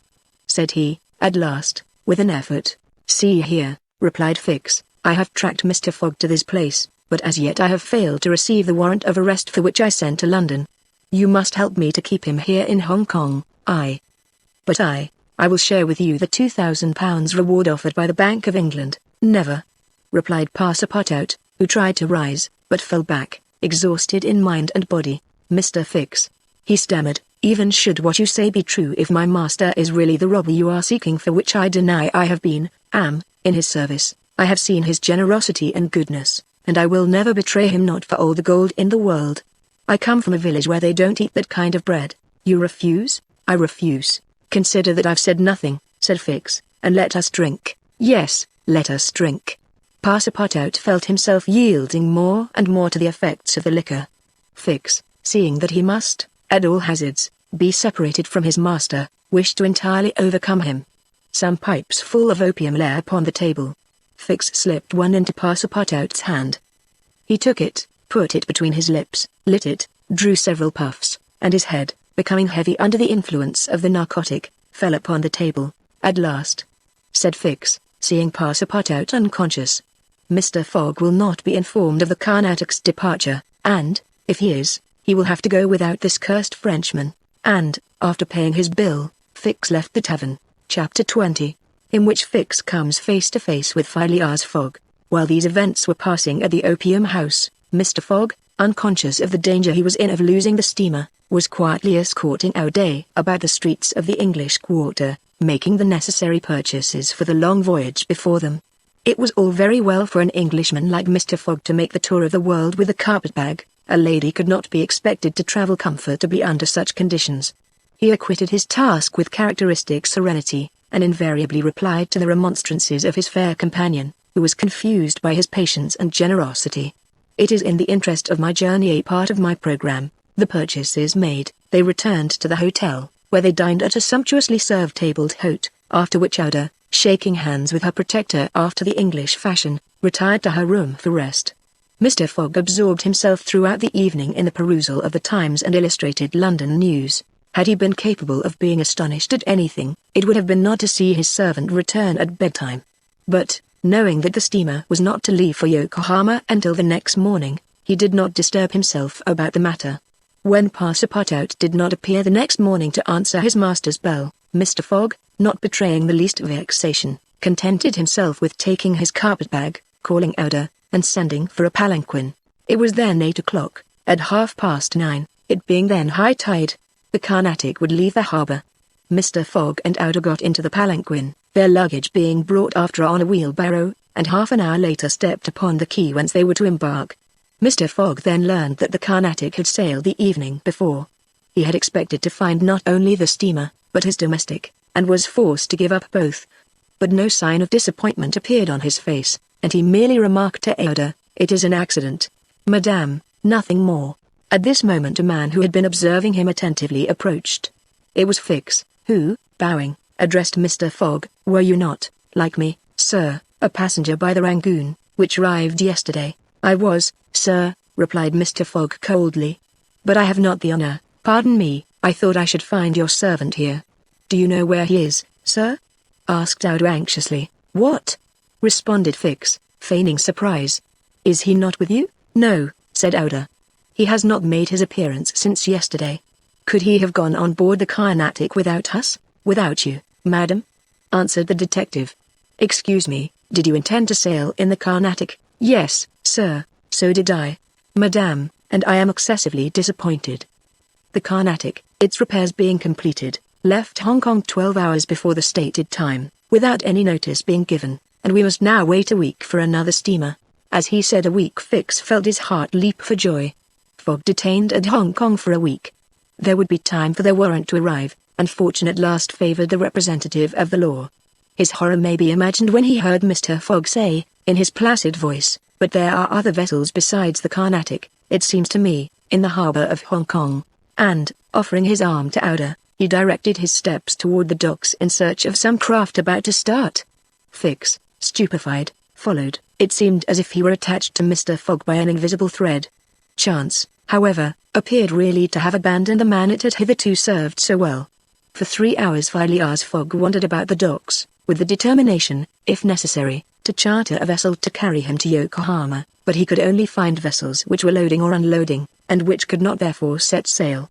Fix began to hope again, but Mr. Fogg, far from being discouraged, was continuing his search, resolved not to stop if he had to resort to Macau, when he was accosted by a sailor on one of the wharves. "Is your honor looking for a boat? Have you a boat ready to sail?" "Yes, your honor, a pilot boat number 43, the best in the harbor."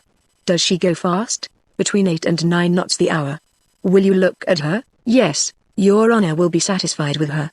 "Is it for a sea excursion?" "No, for a voyage." "A voyage?" "Yes." "Will you agree to take me to Yokohama?"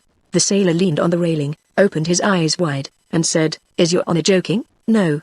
I have missed the Carnatic, and I must get to Yokohama by the 14th at the latest, to take the boat for San Francisco. I am sorry, said the sailor, but it is impossible. I offer you £100 per day, and an additional reward of £200 if I reach Yokohama in time. Are you in earnest? Very much so.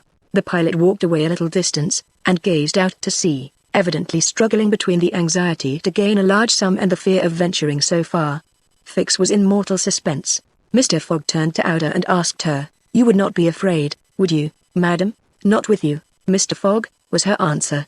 The pilot now returned, shuffling his hat in his hands. "Well, pilot," said Mr. Fogg. "Well, Your Honor," replied he, "I could not risk myself, my men, or my little boat of scarcely 20 tons on so long a voyage at this time of year. Besides, we could not reach Yokohama in time, for it is 1,660 miles from Hong Kong." "Only 1,600, said Mr. Fogg. "It's the same thing." Fix breathed more freely. "But," added the pilot, "it might be arranged another way." Fix ceased to breathe at all. "How?" asked Mr. Fogg. "By going to Nagasaki, at the extreme south of Japan, or even to Shanghai, which is only 800 miles from here. In going to Shanghai we should not be forced to sail wide of the Chinese coast, which would be a great advantage, as the currents run northward, and would aid us." "Pilot," said Mr. Fogg, "I must take the American steamer at Yokohama, and not at Shanghai or Nagasaki." "Why not?" returned the pilot. "The San Francisco steamer does not start from Yokohama. It puts in at Yokohama and Nagasaki, but it starts from Shanghai." "You are sure of that?" "Perfectly." "And when does the boat leave Shanghai?" "On the 11th, at 7 in the evening. We have, therefore, 4 days before us, that is 96 hours, and in that time, if we had good luck and a southwest wind, and the sea was calm, we could make those 800 miles to Shanghai, and you could go, in an hour, as soon as provisions could be got aboard and the sails put up. It is a bargain." "Are you the master of the boat?" "Yes, John Bunsby, master of the Tankadere. Would you like some earnest money, if it would not put your honor out?" "Here are £200 on account, sir," added Phileas Fogg, turning to Fix, "if you would like to take advantage." "Thanks, sir, I was about to ask the favor." "Very well. In half an hour we shall go on board." "But poor Passepartout," urged Ada, who was much disturbed by the servant's disappearance. "I shall do all I can to find him," replied Phileas Fogg, while Fix, in a feverish, nervous state, repaired to the pilot boat. The others directed their course to the police station at Hong Kong. Phileas Fogg gave Passepartout's description, and left a sum of money to be spent in the search for him. The same formalities having been gone through at the French consulate, and the palanquin having stopped at the hotel for the luggage, which had been sent back there, they returned to the wharf. It was now 3 o'clock, and pilot boat number 43, with its crew on board, and its provisions stored away, was ready for departure. The Tankadere was a neat little craft of 20 tons, as gracefully built as if she were a racing yacht. Her shining copper sheathing, her galvanized ironwork, her deck, white as ivory, betrayed the pride taken by John Bunsby in making her presentable. Her 2 masts leaned a trifle backward. She carried brigantine, foresail, storm jib, and standing jib, and was well rigged for running before the wind, and she seemed capable of brisk speed, which, indeed, she had already proved by gaining several prizes in pilot boat races. The crew of the Tankadere was composed of John Bunsby, the master, and 4 hardy mariners, who were familiar with the Chinese seas. John Bunsby, himself, a man of 45 or thereabouts, vigorous, sunburnt, with a sprightly expression of the eye, and energetic and self-reliant countenance, would have inspired confidence in the most timid. Phileas Fogg and Ada went on board, where they found Fix already installed. Below deck was a square cabin, of which the walls bulged out in the form of cots. Above a circular divan, in the center was a table provided with a swinging lamp. The accommodation was confined, but neat. "I am sorry to have nothing better to offer you," said Mr. Fogg to Fix, who bowed without responding. The detective had a feeling akin to humiliation in profiting by the kindness of Mr. Fogg. "It's certain," thought he, "though rascal as he is a polite one." The sails and the English flag were hoisted at 10 minutes past 3. Mr. Fogg and Ada, who were seated on deck, cast a last glance at the quay, in the hope of espying Passepartout. Fix was not without his fears lest chance should direct the steps of the unfortunate servant, whom he had so badly treated, in this direction, in which case an explanation the reverse of satisfactory to the detective must have ensued. But the Frenchman did not appear, and, without doubt, was still lying under the stupefying influence of the opium. John Bunsby, master, at length gave the order to start, and the Tankadere, taking the wind under her brigantine, foresail, and standing jib, bounded briskly forward over the waves. Chapter 21. In which the master of the Tankadere runs great risk of losing a reward of £200. This voyage of 800 miles was a perilous venture on a craft of 20 tons, and at that season of the year. The Chinese seas are usually boisterous, subject to terrible gales of wind, and especially during the equinoxes, and it was now early November. It would clearly have been to the master's advantage to carry his passengers to Yokohama, since he was paid a certain sum per day, but he would have been rash to attempt such a voyage, and it was imprudent even to attempt to reach Shanghai.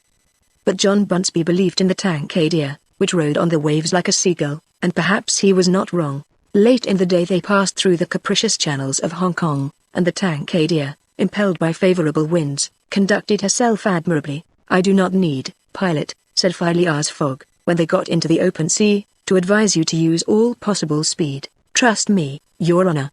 We are carrying all the sail the wind will let us. The poles would add nothing, and are only used when we are going into port. It's your trade, not mine, pilot, and I confide in you." Phileas Fogg, with body erect and legs wide apart, standing like a sailor, gazed without staggering at the swelling waters. The young woman, who was seated aft, was profoundly affected as she looked out upon the ocean, darkening now with the twilight, on which she had ventured in so frail a vessel. Above her head rustled the white sails, which seemed like great white wings. The boat, carried forward by the wind, seemed to be flying in the air. Night came. The moon was entering her first quarter, and her insufficient light would soon die out in the mist on the horizon. Clouds were rising from the east, and already overcast a part of the heavens. The pilot had hung out his lights, which was very necessary in these seas crowded with vessels bound landward, for collisions are not uncommon occurrences, and, at the speed she was going, the least shock would shatter the gallant little craft. Fix, seated in the bow, gave himself up to meditation. He kept apart from his fellow travelers, knowing Mr. Fogg's taciturn tastes. Besides, he did not quite like to talk to the man whose favors he had accepted. He was thinking, too, of the future. It seemed certain that Fogg would not stop at Yokohama, but would at once take the boat for San Francisco, and the vast extent of America would ensure him impunity and safety. Fogg's plan appeared to him the simplest in the world. Instead of sailing directly from England to the United States, like a common villain, he had traversed 3/4 of the globe, so as to gain the American continent more surely, and there, after throwing the police off his track, he would quietly enjoy himself with the fortune stolen from the bank. But, once in the United States, what should he, Fix, do? Should he abandon this man? No. 100 times no. Until he had secured his extradition, he would not lose sight of him for an hour. It was his duty, and he would fulfill it to the end. At all events, there was one thing to be thankful for. Passepartout was not with his master, and it was above all important, after the confidences Fix had imparted to him, that the servant should never have speech with his master. Phileas Fogg was also thinking of Passepartout, who had so strangely disappeared. Looking at the matter from every point of view, it did not seem to him impossible that, by some mistake, the man might have embarked on the Carnatic at the last moment, and this was also Auda's opinion, who regretted very much the loss of the worthy fellow to whom she owed so much. They might then find him at Yokohama, for, if the Carnatic was carrying him thither, it would be easy to ascertain if he had been on board. A brisk breeze arose about 10 o'clock, but, though it might have been prudent to take in the reef, the pilot, after carefully examining the heavens, let the craft remain rigged as before. The Tankadere bore sail admirably, as she drew a great deal of water, and everything was prepared for high speed in case of a gale. Mr. Fogg and Auda descended into the cabin at midnight, having been already preceded by Fix, who had lain down on one of the cots. The pilot and crew remained on deck all night. At sunrise the next day, which was 8th November, the boat had made more than 100 miles. The log indicated a mean speed of between 8 and 9 miles. The Tankadere still carried all sail, and was accomplishing her greatest capacity of speed. If the wind held as it was, the chances would be in her favor. During the day she kept along the coast, where the currents were favorable. The coast, irregular in profile, and visible sometimes across the clearings, was at most 5 miles distant. The sea was less boisterous, since the wind came off land, a fortunate circumstance for the boat, which would suffer, owing to its small tonnage, by a heavy surge on the sea. The breeze subsided a little towards noon, and set in from the southwest. The pilot put up his poles, but took them down again within 2 hours, as the wind freshened up anew. Mr. Fogg and Ada, happily unaffected by the roughness of the sea, ate with a good appetite, Fix being invited to share their repast, which he accepted with secret chagrin. To travel at this man's expense and live upon his provisions was not palatable to him. Still, he was obliged to eat, and so he ate. When the meal was over, he took Mr. Fogg apart, and said, "Sir," this sir scorched his lips, and he had to control himself to avoid collaring this gentleman. "Sir, you have been very kind to give me a passage on this boat. But, though my means will not admit of my expending them as freely as you, I must ask to pay my share." "Let us not speak of that, sir," replied Mr. Fogg. "But, if I insist—" "No, sir," repeated Mr. Fogg, in a tone which did not admit of reply. "This enters into my general expenses." Fix, as he bowed, had a stifled feeling, and, going forward, where he ensconced himself, did not open his mouth for the rest of the day. Meanwhile they were progressing famously, and John Bunsby was in high hope. He several times assured Mr. Fogg that they would reach Shanghai in time, to which the gentleman responded that he counted upon it. The crew set to work in good earnest, inspired by the reward to be gained. There was not a sheet which was not tightened, not a sail which was not vigorously hoisted, not a lurch could be charged to the man at the helm. They worked as desperately as if they were contesting in a royal yacht regatta.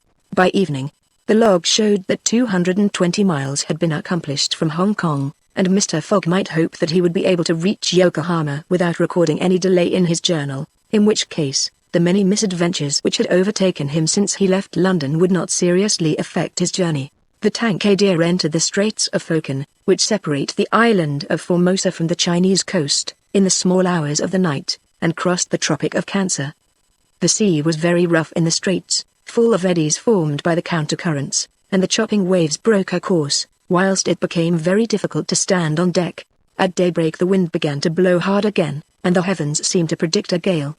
The barometer announced a speedy change, the mercury rising and falling capriciously. The sea also, in the southeast, raised long surges which indicated a tempest.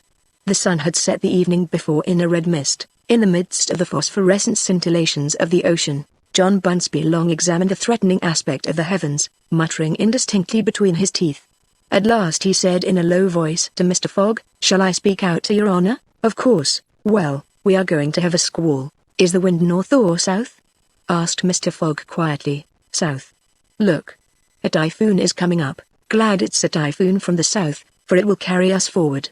"Oh, if you take it that way," said John Bunsby, "I've nothing more to say." John Bunsby's suspicions were confirmed. At a less advanced season of the year the typhoon, according to a famous meteorologist, would have passed away like a luminous cascade of electric flame, but in the winter equinox it was to be feared that it would burst upon them with great violence. The pilot took his precautions in advance. He reefed all sail. The pole masts were dispensed with, all hands went forward to the bows. A single triangular sail, of strong canvas, was hoisted as a storm jib, so as to hold the wind from behind. Then they waited. John Bunsby had requested his passengers to go below, but this imprisonment in so narrow a space, with little air, and the boat bouncing in the gale, was far from pleasant. Neither Mr. Fogg, Fix, nor Ada consented to leave the deck. The storm of rain and wind descended upon them towards 8 o'clock. With but its bit of sail, the Tankadere was lifted like a feather by a wind, an idea of whose violence can scarcely be given. To compare her speed to 4 times that of a locomotive going on full steam would be below the truth. The boat scudded thus northward during the whole day, borne on by monstrous waves, preserving always, fortunately, a speed equal to theirs.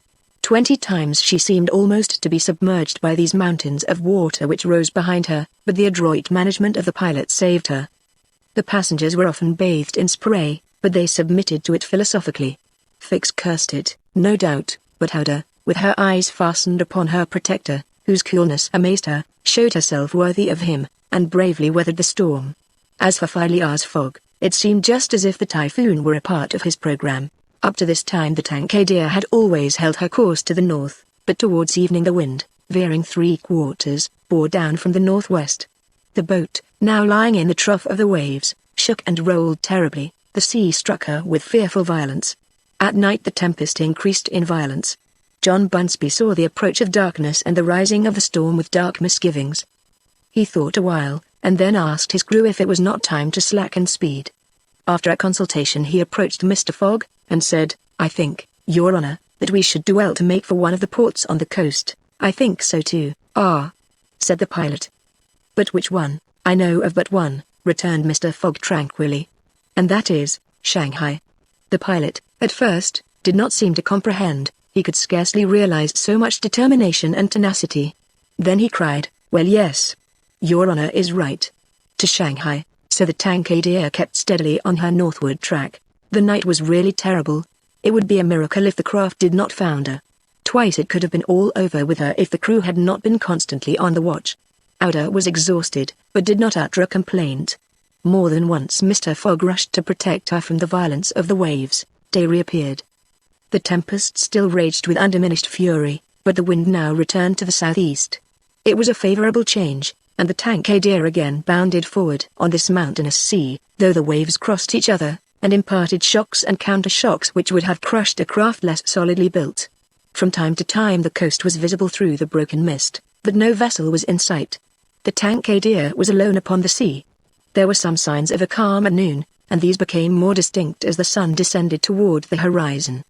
The tempest had been as brief as terrific. The passengers, thoroughly exhausted, could now eat a little, and take some repose. The night was comparatively quiet. Some of the sails were again hoisted, and the speed of the boat was very good. The next morning at dawn they espied the coast, and John Bunsby was able to assert that they were not 100 miles from Shanghai. 100 miles, and only one day to traverse them. That very evening Mr. Fogg was due at Shanghai, if he did not wish to miss the steamer to Yokohama. Had there been no storm, during which several hours were lost, they would be at this moment within 30 miles of their destination. The wind grew decidedly calmer, and happily the sea fell with it. All sails were now hoisted, and at noon the Tankadier was within 45 miles of Shanghai. There remained yet 6 hours in which to accomplish that distance. All on board feared that it could not be done, and everyone Phileas Fogg, no doubt, excepted felt his heart beat with impatience. The boat must keep up an average of 9 miles an hour, and the wind was becoming calmer every moment. It was a capricious breeze, coming from the coast, and after it passed the sea became smooth. Still, the Tankadier was so light, and her fine sails caught the fickle zephyrs so well, that, with the aid of the currents John Bunsby found himself at 6 o'clock not more than 10 miles from the mouth of Shanghai River. Shanghai itself is situated at least 12 miles up the stream. At 7 they were still 3 miles from Shanghai. The pilot swore an angry oath. The reward of £200 was evidently on the point of escaping him. He looked at Mr. Fogg. Mr. Fogg was perfectly tranquil, and yet his whole fortune was at this moment at stake. At this moment, also, a long black funnel, crowned with wreaths of smoke, appeared on the edge of the waters. It was the American steamer, leaving for Yokohama at the appointed time. "Confound her!" cried John Bunsby, pushing back the rudder with a desperate jerk. "Signal her," said Phileas Fogg quietly. A small brass cannon stood on the forward deck of the Tankadier, for making signals in the fogs. It was loaded to the muzzle, but just as the pilot was about to apply a red-hot coal to the touch-hole, Mr. Fogg said, "Hoist your flag." The flag was run up at half-mast, and, this being the signal of distress, it was hoped that the American steamer, perceiving it, would change her course a little, so as to succor the pilot boat. "Fire," said Mr. Fogg. And the booming of the little cannon resounded in the air. Chapter 22. In which Passepartout finds out that, even at the Antipodes, it is convenient to have some money in one's pocket. The Carnatic, setting sail from Hong Kong at 6:30 on the 7th of November, directed her course at full steam towards Japan. She carried a large cargo and a well-filled cabin of passengers. 2 staterooms in the rear were, however, unoccupied, those which had been engaged by Phileas Fogg. The next day a passenger with a half-stupefied eye, staggering gait, and disordered hair, was seen to emerge from the second cabin, and to totter to a seat on deck. It was Passepartout, and what had happened to him was as follows. Shortly after Fix left the opium den, 2 waiters had lifted the unconscious Passepartout, and had carried him to the bed reserved for the smokers. 3 hours later, pursued even in his dreams by a fixed idea, the poor fellow awoke, and struggled against the stupefying influence of the narcotic. The thought of a duty unfulfilled shook off his torpor, and he hurried from the abode of drunkenness. Staggering and holding himself up by keeping against the walls, falling down and creeping up again, and irresistibly impelled by a kind of instinct, he kept crying out, The Carnatic. The Carnatic. The steamer lay puffing alongside the quay, on the point of starting. Passepartout had but few steps to go, and, rushing upon the plank, he crossed it, and fell unconscious on the deck, just as the Carnatic was moving off. Several sailors, who were evidently accustomed to this sort of scene, carried the poor Frenchman down into the second cabin, and Passepartout did not wake until they were 150 miles away from China. Thus he found himself the next morning on the deck of the Carnatic, and eagerly inhaling the exhilarating sea breeze. The pure air sobered him. He began to collect his sense, which he found a difficult task, but at last he recalled the events of the evening before, Fix's revelation, and the opium house. "It is evident," said he to himself, "that I have been abominably drunk. What will Mr. Fogg say? At least I have not missed the steamer, which is the most important thing." Then, as Fix occurred to him, "As for that rascal, I hope we are well rid of him, and that he has not dared, as he proposed, to follow us on board the Carnatic. A detective on the track of Mr. Fogg, accused of robbing the Bank of England. Sure. Mr. Fogg is no more a robber than I am a murderer. Should he divulge Fix's real errand to his master? Would it do to tell the part the detective was playing? Would it not be better to wait until Mr. Fogg reached London again, and then impart to him that an agent of the Metropolitan Police had been following him round the world, and have a good laugh over it? No doubt, at least, it was worth considering. The first thing to do was to find Mr. Fogg, and apologize for his singular behavior. Passepartout got up and proceeded, as well as he could with the rolling of the steamer, to the after-deck. He saw no one who resembled either his master or Ouda. "Good," muttered he, "Ouda has not got up yet, and Mr. Fogg has probably found some partners at whist." He descended to the saloon. Mr. Fogg was not there. Passepartout had only, however, to ask the purser the number of his master's stateroom. The purser replied that he did not know any passenger by the name of Fogg. "I beg your pardon," said Passepartout persistently. "He is a tall gentleman, quiet, and not very talkative, and has with him a young lady." "There is no young lady on board," interrupted the purser. "Here is a list of the passengers, you may see for yourself." Passepartout scanned the list, but his master's name was not upon it. All at once an idea struck him. "Ah! Am I on the Carnatic?" "Yes, on the way to Yokohama, certainly." Passepartout had for an instant feared that he was on the wrong boat, but, though he was really on the Carnatic, his master was not there. He fell thunderstruck on a seat. He saw it all now. He remembered that the time of sailing had been changed, that he should have informed his master of that fact, and that he had not done so. It was his fault, then, that Mr. Fogg and Ouda had missed the steamer. Yes, but it was still more the fault of the traitor who, in order to separate him from his master, and detain the latter at Hong Kong, had inveigled him into getting drunk. He now saw the detective's trick, and at this moment Mr. Fogg was certainly ruined, his bet was lost, and he himself perhaps arrested and imprisoned. At this thought Passepartout tore his hair. Ah, if Fix ever came within his reach, what a settling of accounts there would be. After his first depression, Passepartout became calmer, and began to study his situation. It was certainly not an enviable one. He found himself on the way to Japan, and what should he do when he got there? His pocket was empty, he had not a solitary shilling, not so much as a penny. His passage had fortunately been paid for in advance, and he had 5 or 6 days in which to decide upon his future course. He fell to at meals with an appetite, and ate for Mr. Fogg, Ouda, and himself. He helped himself as generously as if Japan were a desert, where nothing to eat was to be looked for. At dawn on the 13th the Carnatic entered the port of Yokohama.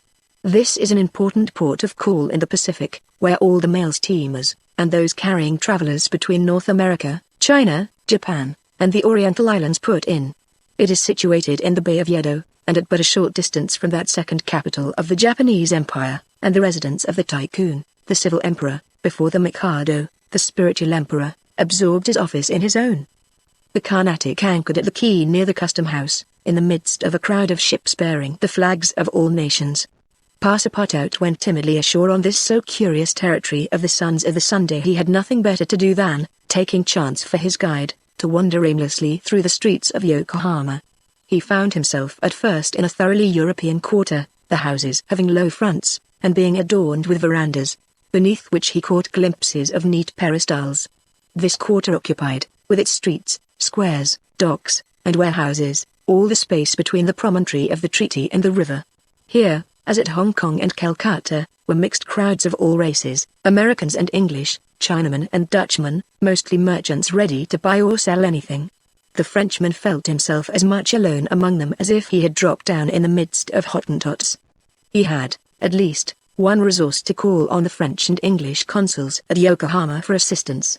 But he shrank from telling the story of his adventures, intimately connected as it was with that of his master, and, before doing so, he determined to exhaust all other means of aid.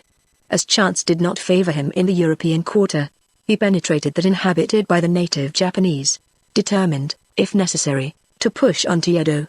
The Japanese quarter of Yokohama is called Benton, after the goddess of the sea, who is worshipped on the islands roundabout.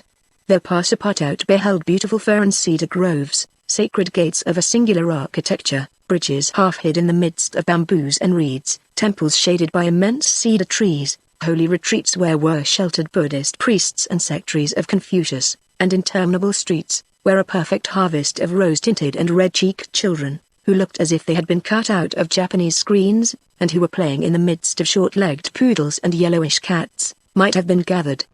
The streets were crowded with people.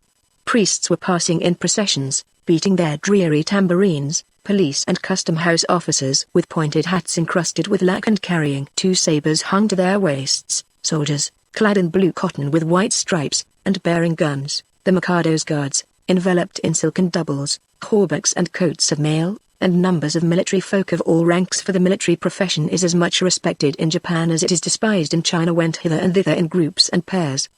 Passepartout saw, too, begging friars, long-robed pilgrims, and simple civilians, with their warped and jet-black hair, big heads, long busts, slender legs, short stature, and complexions varying from copper color to a dead white, but never yellow, like the Chinese, from whom the Japanese widely differ.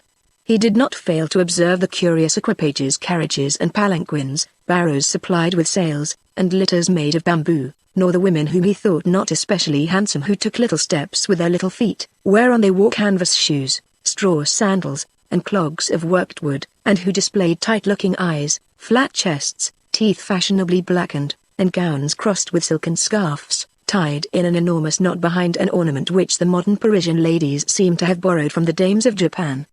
Passepartout wandered for several hours in the midst of this motley crowd, looking in at the windows of the rich and curious shops, the jewelry establishments glittering with quaint Japanese ornaments, the restaurants decked with streamers and banners, the tea-houses, where the odorous beverage was being drunk with sake, a liquor concocted from the fermentation of rice, and the comfortable smoking houses, where they were puffing, not opium, which is almost unknown in Japan, but a very fine, stringy tobacco. He went on till he found himself in the fields, in the midst of vast rice plantations. There he saw dazzling camellias expanding themselves, with flowers which were giving forth their last colors and perfumes, not on bushes, but on trees, and within bamboo enclosures, cherry, plum, and apple trees, which the Japanese cultivate rather for their blossoms than their fruit, and which queerly fashioned, grinning scarecrows protected from the sparrows, pigeons, ravens, and other voracious birds. On the branches of the cedars were perched large eagles, amid the foliage of the weeping willows were herons, solemnly standing on one leg, and on every hand were crows, ducks, hawks, wild birds, and a multitude of cranes, which the Japanese consider sacred, and which to their minds symbolize long life and prosperity. As he was strolling along, Passepartout espied some violets among the shrubs. "Good," said he, "I'll have some supper." But, on smelling them, he found that they were odorless. No chance there, thought he. The worthy fellow had certainly taken good care to eat as hearty a breakfast as possible before leaving the Carnatic, but, as he had been walking about all day, the demands of hunger were becoming importunate. He observed that the butcher's stalls contained neither mutton, goat, nor pork, and, knowing also that it is a sacrilege to kill cattle, which are preserved solely for farming, he made up his mind that meat was far from plentiful in Yokohama, nor was he mistaken, and, in default of butcher's meat, he could have wished for a quarter of wild boar or deer, a partridge, or some quails, some game or fish, which, with rice, the Japanese eat almost exclusively.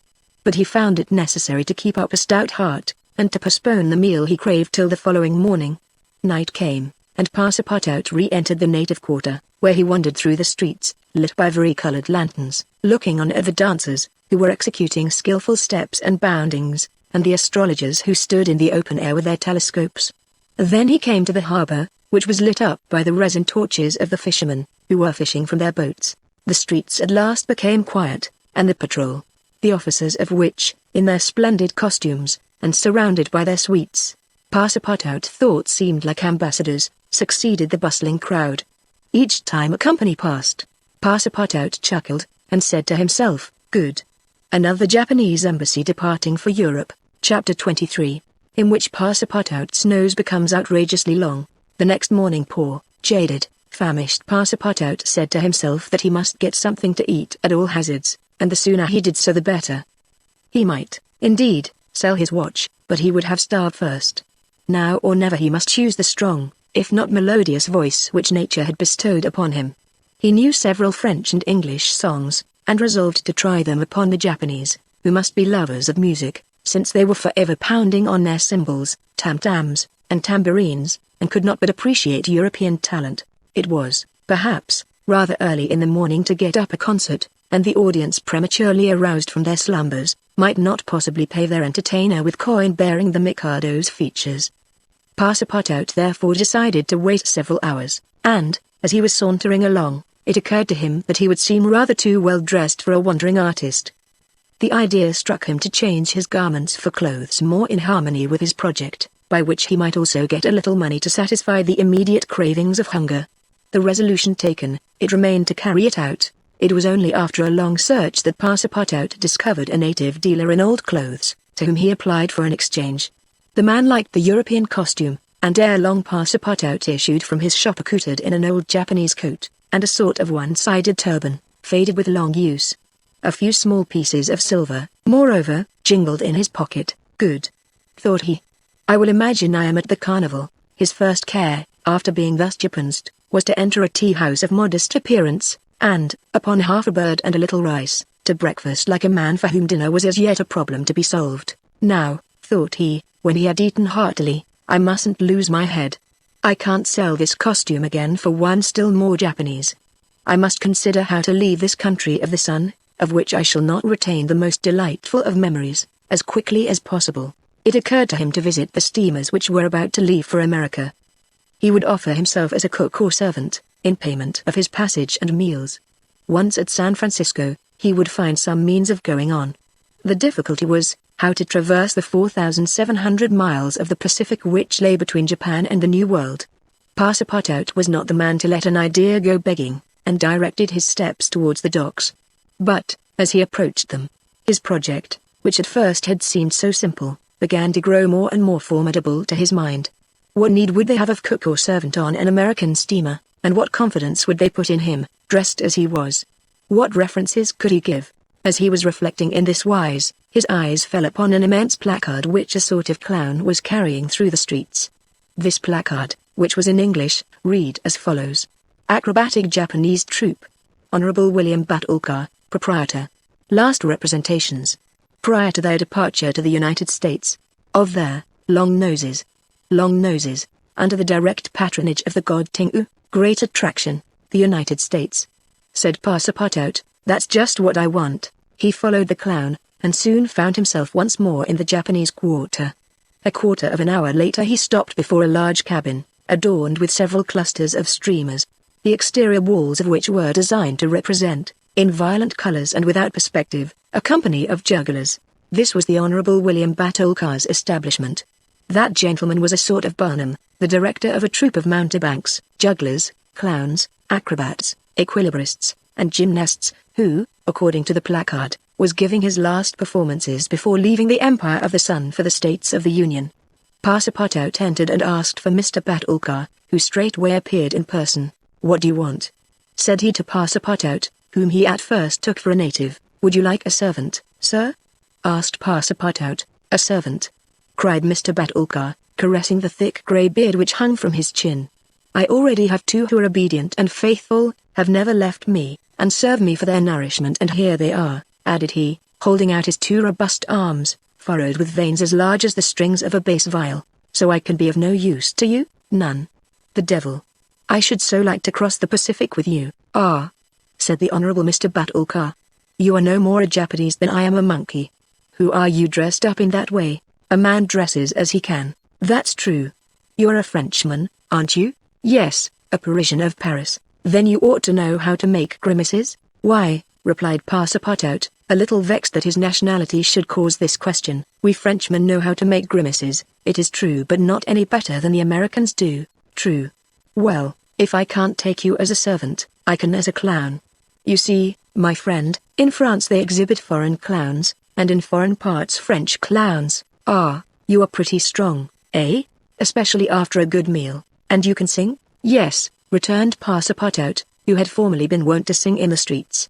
But can you sing standing on your head, with a top spinning on your left foot, and a saber balanced on your right, Humphrey? I think so, replied Passepartout, recalling the exercises of his younger days. Well, that's enough, said the Honourable William Batulcar. The engagement was concluded and then, Passepartout had at last found something to do. He was engaged to act in the celebrated Japanese troupe. It was not a very dignified position, but within a week he would be on his way to San Francisco. The performance, so noisily announced by the Honourable Mr. Batulcar, was to commence at 3 o'clock, and soon the deafening instruments of a Japanese orchestra resounded at the door. Passepartout, though he had not been able to study or rehearse a part, was designated to lend the aid of his sturdy shoulders in the great exhibition of a human pyramid, executed by the long noses of the god Tingu. This great attraction was to close the performance.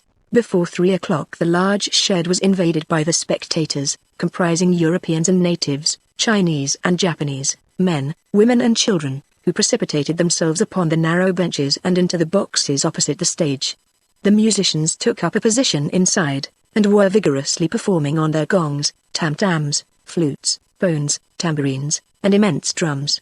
The performance was much like all acrobatic displays, but it must be confessed that the Japanese are the first equilibrists in the world. One, with a fan and some bits of paper, performed the graceful trick of the butterflies and the flowers. Another traced in the air, with the odorous smoke of his pipe, a series of blue words, which composed a compliment to the audience, while a third juggled with some lighted candles, which he extinguished successively as they passed his lips, and relit again without interrupting for an instant his juggling.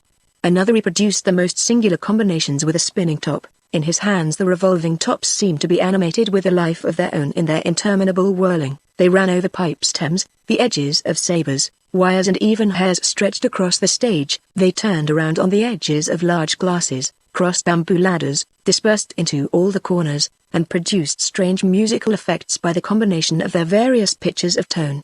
The jugglers tossed them in the air, threw them like shuttlecocks with wooden battledores, and yet they kept on spinning. They put them into their pockets, and took them out still whirling as before. It is useless to describe the astonishing performances of the acrobats and gymnasts.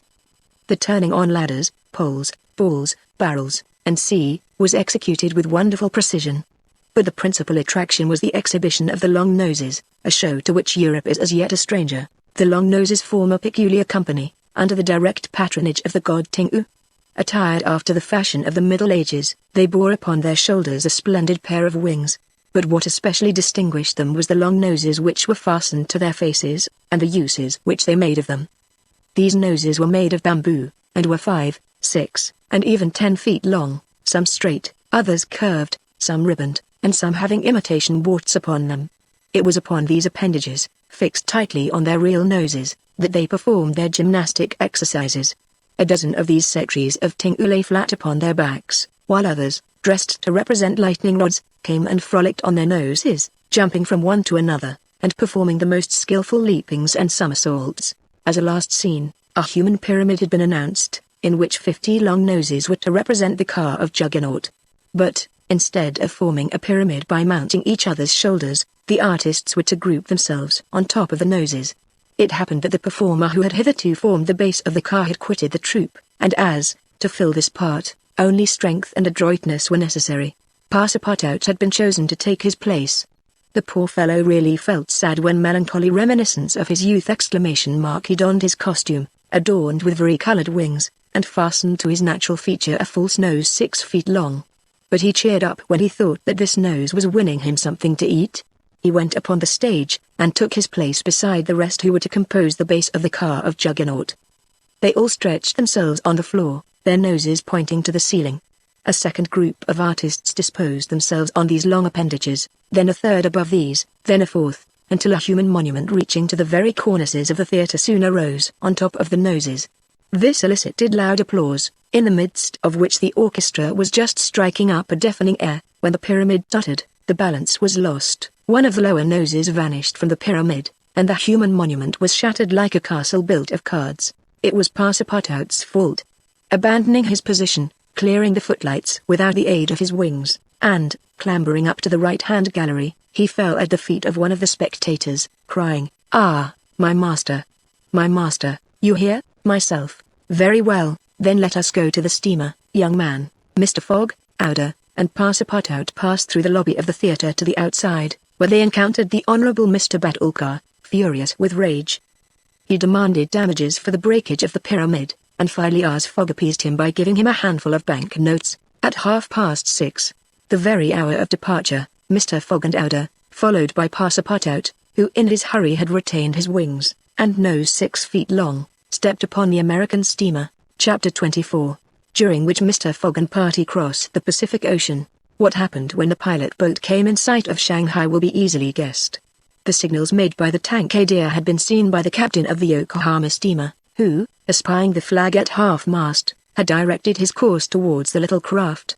Phileas Fogg, after paying the stipulated price of his passage to John Busby, and rewarding that worthy with the additional sum of £550, ascended the steamer with Outer and Fix, and they started at once for Nagasaki and Yokohama. They reached their destination on the morning of the 14th of November. Phileas Fogg lost no time in going on board the Carnatic, where he learned, to Outer's great delight and perhaps to his own, though he betrayed no emotion, that Passepartout, a Frenchman, had really arrived on her the day before. The San Francisco steamer was announced to leave that very evening, and it became necessary to find Passepartout, if possible, without delay. Mr. Fogg applied in vain to the French and English consuls, and, after wandering through the streets a long time, began to despair of finding his missing servant. Chance, or perhaps a kind of presentiment, at last led him into the Honourable Mr. Batulcar's theatre. He certainly would not have recognized Passepartout in the eccentric mountebank's costume, but the latter, lying on his back, perceived his master in the gallery.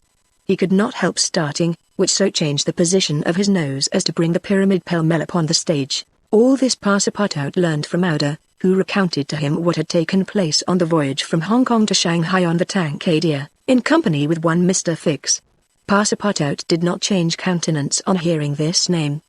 He thought that the time had not yet arrived to divulge to his master what had taken place between the detective and himself, and, in the account he gave of his absence, he simply excused himself for having been overtaken by drunkenness, in smoking opium at a tavern in Hong Kong. Mr. Fogg heard this narrative coldly, without a word, and then furnished his man with funds necessary to obtain clothing more in harmony with his position.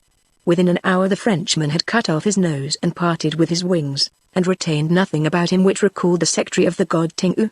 The steamer which was about to depart from Yokohama to San Francisco belonged to the Pacific Mail Steamship Company, and was named the General Grant. She was a large paddle-wheel steamer of 2,500 tons, well-equipped and very fast.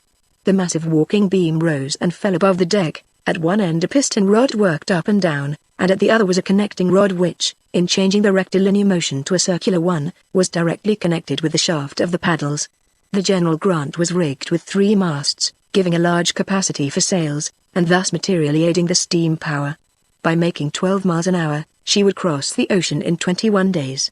Phileas Fogg was therefore justified in hoping that he would reach San Francisco by the 2nd of December, New York by the 11th, and London on the 20th, thus gaining several hours on the fatal date of the 21st of December. There was a full complement of passengers on board, among them English, many Americans, a large number of coolies on their way to California, and several East Indian officers, who were spending their vacation in making the tour of the world. Nothing of moment happened on the voyage. The steamer, sustained on its large paddles, rolled but little, and the Pacific almost justified its name. Mr. Fogg was as calm and taciturn as ever. His young companion felt herself more and more attached to him by other ties than gratitude. His silent but generous nature impressed her more than she thought, and it was almost unconsciously that she yielded to emotions which did not seem to have the least effect upon her protector. Ouder took the keenest interest in his plans, and became impatient at any incident which seemed likely to retard his journey. She often chatted with Passepartout, who did not fail to perceive the state of the lady's heart, and, being the most faithful of domestics, he never exhausted his eulogies of Phileas Fogg's honesty, generosity, and devotion. He took pains to calm Auda's doubts of a successful termination of the journey, telling her that the most difficult part of it had passed, that now they were beyond the fantastic countries of Japan and China, and were fairly on their way to civilized places again. A railway train from San Francisco to New York, and a transatlantic steamer from New York to Liverpool, would doubtless bring them to the end of this impossible journey round the world within the period agreed upon. On the 9th day after leaving Yokohama, Phileas Fogg had traversed exactly one half of the terrestrial globe. The General Grant passed, on the 23rd of November, the 180th meridian, and was at the very antipodes of London. Mr. Fogg had, it is true, exhausted 52 of the 80 days in which he was to complete the tour, and there were only 28 left. But, though he was only halfway by the difference of meridians, he had really gone over 2/3 of the whole journey, for he had been obliged to make long circuits from London to Aden, from Aden to Bombay, from Calcutta to Singapore, and from Singapore to Yokohama. Could he have followed without deviation the 50th parallel, which is that of London, the whole distance would only have been about 12,000 miles, whereas he would be forced, by the irregular methods of locomotion, to traverse 26,000, of which he had, on the 23rd of November, accomplished 17,500. And now the course was a straight one, and Fix was no longer there to put obstacles in their way. It happened also, on the 23rd of November, that Passepartout made a joyful discovery. It will be remembered that the obstinate fellow had insisted on keeping his famous family watch at London time, and on regarding that of the countries he had passed through as quite false and unreliable. Now, on this day, though he had not changed the hands, he found that his watch exactly agreed with the ship's chronometers. His triumph was hilarious. He would have liked to know what Fix would say if he were aboard. "The rogue told me a lot of stories," repeated Passepartout, "about the meridians, the sun, and the moon." Moon, indeed. Moonshine more likely. If one listened to that sort of people, a pretty sort of time one would keep. I was sure that the sun would some day regulate itself by my watch.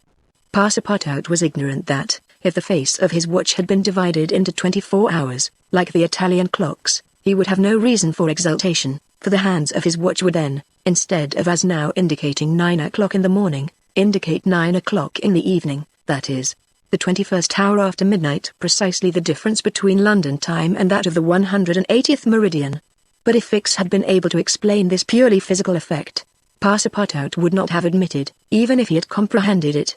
Moreover, if the detective had been on board at that moment, Passepartout would have joined issue with him on a quite different subject, and in an entirely different manner. Where was Fix at that moment? He was actually on board the General Grant. On reaching Yokohama, the detective, leaving Mr. Fogg, whom he expected to meet again during the day, had repaired at once to the English consulate, where he at last found the warrant of arrest. It had followed him from Bombay, and had come by the Carnatic, on which steamer he himself was supposed to be. Fix's disappointment may be imagined when he reflected that the warrant was now useless. Mr. Fogg had left English ground, and it was now necessary to procure his extradition. Well, thought Fix, after a moment of anger, my warrant is not good here, but it will be in England. The rogue evidently intends to return to his own country, thinking he has thrown the police off his track. Good. I will follow him across the Atlantic. As for the money, heaven grant there may be some left. But the fellow has already spent in travelling, rewards, trials, bail, elephants, and all sorts of charges, more than £5,000. Yet, after all, the bank is rich. His course decided on, he went on board the General Grant, and was there when Mr. Fogg and Auda arrived. To his utter amazement, he recognized Passepartout, despite his theatrical disguise. He quickly concealed himself in his cabin, to avoid an awkward explanation, and hoped thanks to the number of passengers to remain unperceived by Mr. Fogg's servant. On that very day, however, he met Passepartout face to face on the forward deck. The latter, without a word, made a rush for him, grasped him by the throat, and, much to the amusement of a group of Americans, who immediately began to bet on him, administered to the detective a perfect volley of blows, which proved the great superiority of French over English pugilistic skill. When Passepartout had finished, he found himself relieved and comforted. Fix got up in a somewhat rumpled condition, and, looking at his adversary, coldly said, "Have you done? For this time yes. Then let me have a word with you." "But I, in your master's interests." Passepartout seemed to be vanquished by Fix's coolness, for he quietly followed him, and they sat down aside from the rest of the passengers. "You have given me a thrashing," said Fix. "Good, I expected it. Now, listen to me. Up to this time I have been Mr. Fogg's adversary. I am now in his game." "Aha!" cried Passepartout. "You are convinced he is an honest man?" "No," replied Fix coldly, "I think him a rascal. Don't budge, and let me speak. As long as Mr. Fogg was on English ground, it was for my interest to detain him there until my warrant of arrest arrived. I did everything I could to keep him back. I sent the Bombay priests after him, I got you intoxicated at Hong Kong, I separated you from him, and I made him miss the Yokohama steamer." Passepartout listened, with closed fists. "Now," resumed Fix, "Mr. Fogg seems to be going back to England. Well, I will follow him there. But hereafter I will do as much to keep obstacles out of his way as I have done up to this time to put them in his path. I've changed my game, you see, and simply because it was for my interest to change it. Your interest is the same as mine, for it is only in England that you will ascertain whether you are in the service of a criminal or an honest man." Passepartout listened very attentively to Fix, and was convinced that he spoke with entire good faith. "Are we friends?" asked the detective. "Friends? No," replied Passepartout, "but allies, perhaps. At the least sign of treason, however, I'll twist your neck for you." "Agreed," said the detective quietly. 11 days later, on the 3rd of December, the General Grant entered the Bay of the Golden Gate, and reached San Francisco. Mr. Fogg had neither gained nor lost a single day. Chapter 25, in which a slight glimpse is had of San Francisco. It was 7 in the morning when Mr. Fogg, Outer, and Passepartout set foot upon the American continent, if this name can be given to the floating quay upon which they disembarked. These quays, rising and falling with the tide, thus facilitate the loading and unloading of vessels. Alongside them were clippers of all sizes, steamers of all nationalities, and the steamboats, with several decks rising one above the other, which ply on the Sacramento and its tributaries. There were also heaped up the products of a commerce which extends to Mexico, Chile, Peru, Brazil, Europe, Asia, and all the Pacific Islands. Passepartout, in his joy on reaching at last the American continent, thought he would manifest it by executing a perilous vault in fine style, but, tumbling upon some worm-eaten planks, he fell through them. Put out of countenance by the manner in which he thus set foot upon the New World, he uttered a loud cry, which so frightened the innumerable cormorants and pelicans that are always perched upon these movable quays, that they flew noisily away. Mr. Fogg, on reaching shore, proceeded to find out at what hour the first train left for New York, and learned that this was at 6 p.m. He had, therefore, an entire day to spend in the Californian capital. Taking a carriage at a charge of $3, he and Outer entered it, while Passepartout mounted the box beside the driver, and they set out for the International Hotel. From his exalted position Passepartout observed with much curiosity the wide streets, the low, evenly ranged houses, the Anglo-Saxon Gothic churches, the great docks, the palatial wooden and brick warehouses, the numerous conveyances, omnibuses, horse cars, and upon the sidewalks, not only Americans and Europeans, but Chinese and Indians. Passepartout was surprised at all he saw.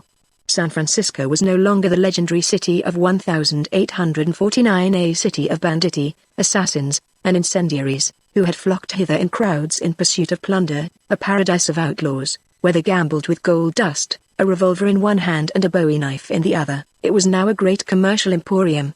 The lofty tower of its city hall overlooked the whole panorama of the streets and avenues, which cut each other at right angles, and in the midst of which appeared pleasant, verdant squares, while beyond appeared the Chinese Quarter, seemingly imported from the Celestial Empire in a toy box. Sombreros and red shirts and plumed Indians were rarely to be seen, but there were silk hats and black coats everywhere worn by a multitude of nervously active, gentlemanly-looking men. Some of the streets, especially Montgomery Street, which is to San Francisco what Regent Street is to London, the Boulevard des Italiens to Paris, and Broadway to New York, were lined with splendid and spacious stores, which exposed in their windows the products of the entire world. When Passepartout reached the International Hotel, it did not seem to him as if he had left England at all. The ground floor of the hotel was occupied by a large bar, a sort of restaurant freely open to all passers-by, who might partake of dried beef, oyster soup, biscuits, and cheese, without taking out their purses. Payment was made only for the ale, porter, or sherry which was drunk. This seemed very American to Passepartout. The hotel refreshment rooms were comfortable, and Mr. Fogg and Outer, installing themselves at a table, were abundantly served on diminutive plates by negroes of darkest hue. After breakfast, Mr. Fogg, accompanied by Outer, started for the English consulate to have his passport visited. As he was going out, he met Passepartout, who asked him if it would not be well, before taking the train, to purchase some dozens of Enfield rifles and Colt's revolvers. He had been listening to stories of attacks upon the trains by the Sioux and Pawnees.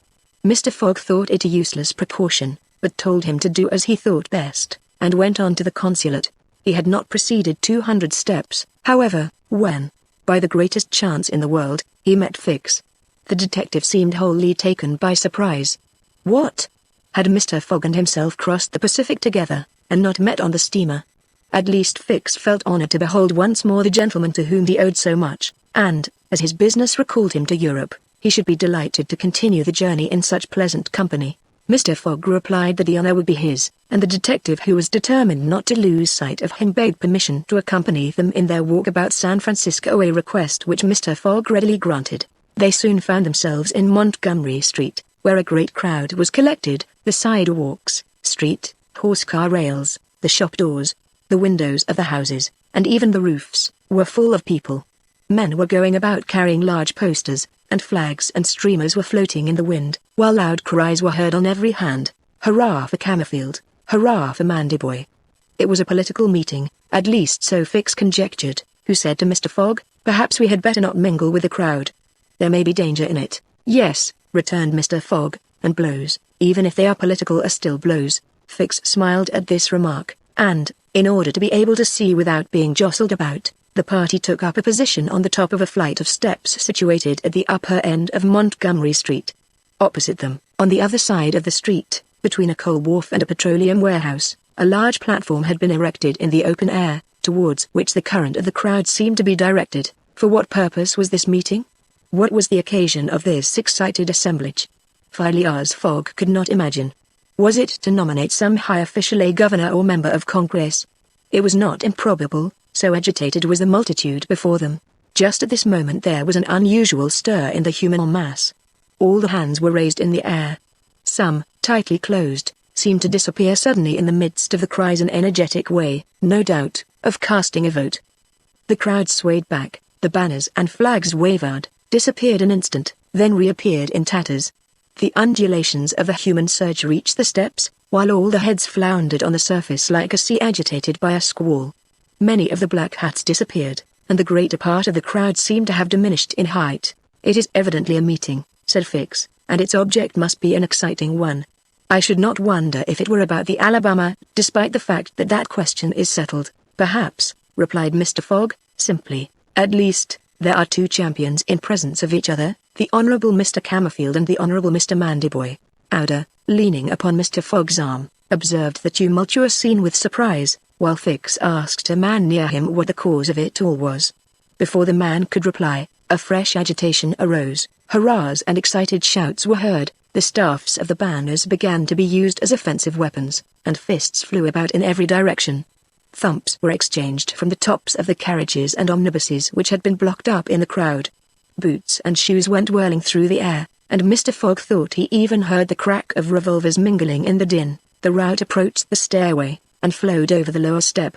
One of the parties had evidently been repulsed, but the mere lookers-on could not tell whether Mandyboy or Camerfield had gained the upper hand.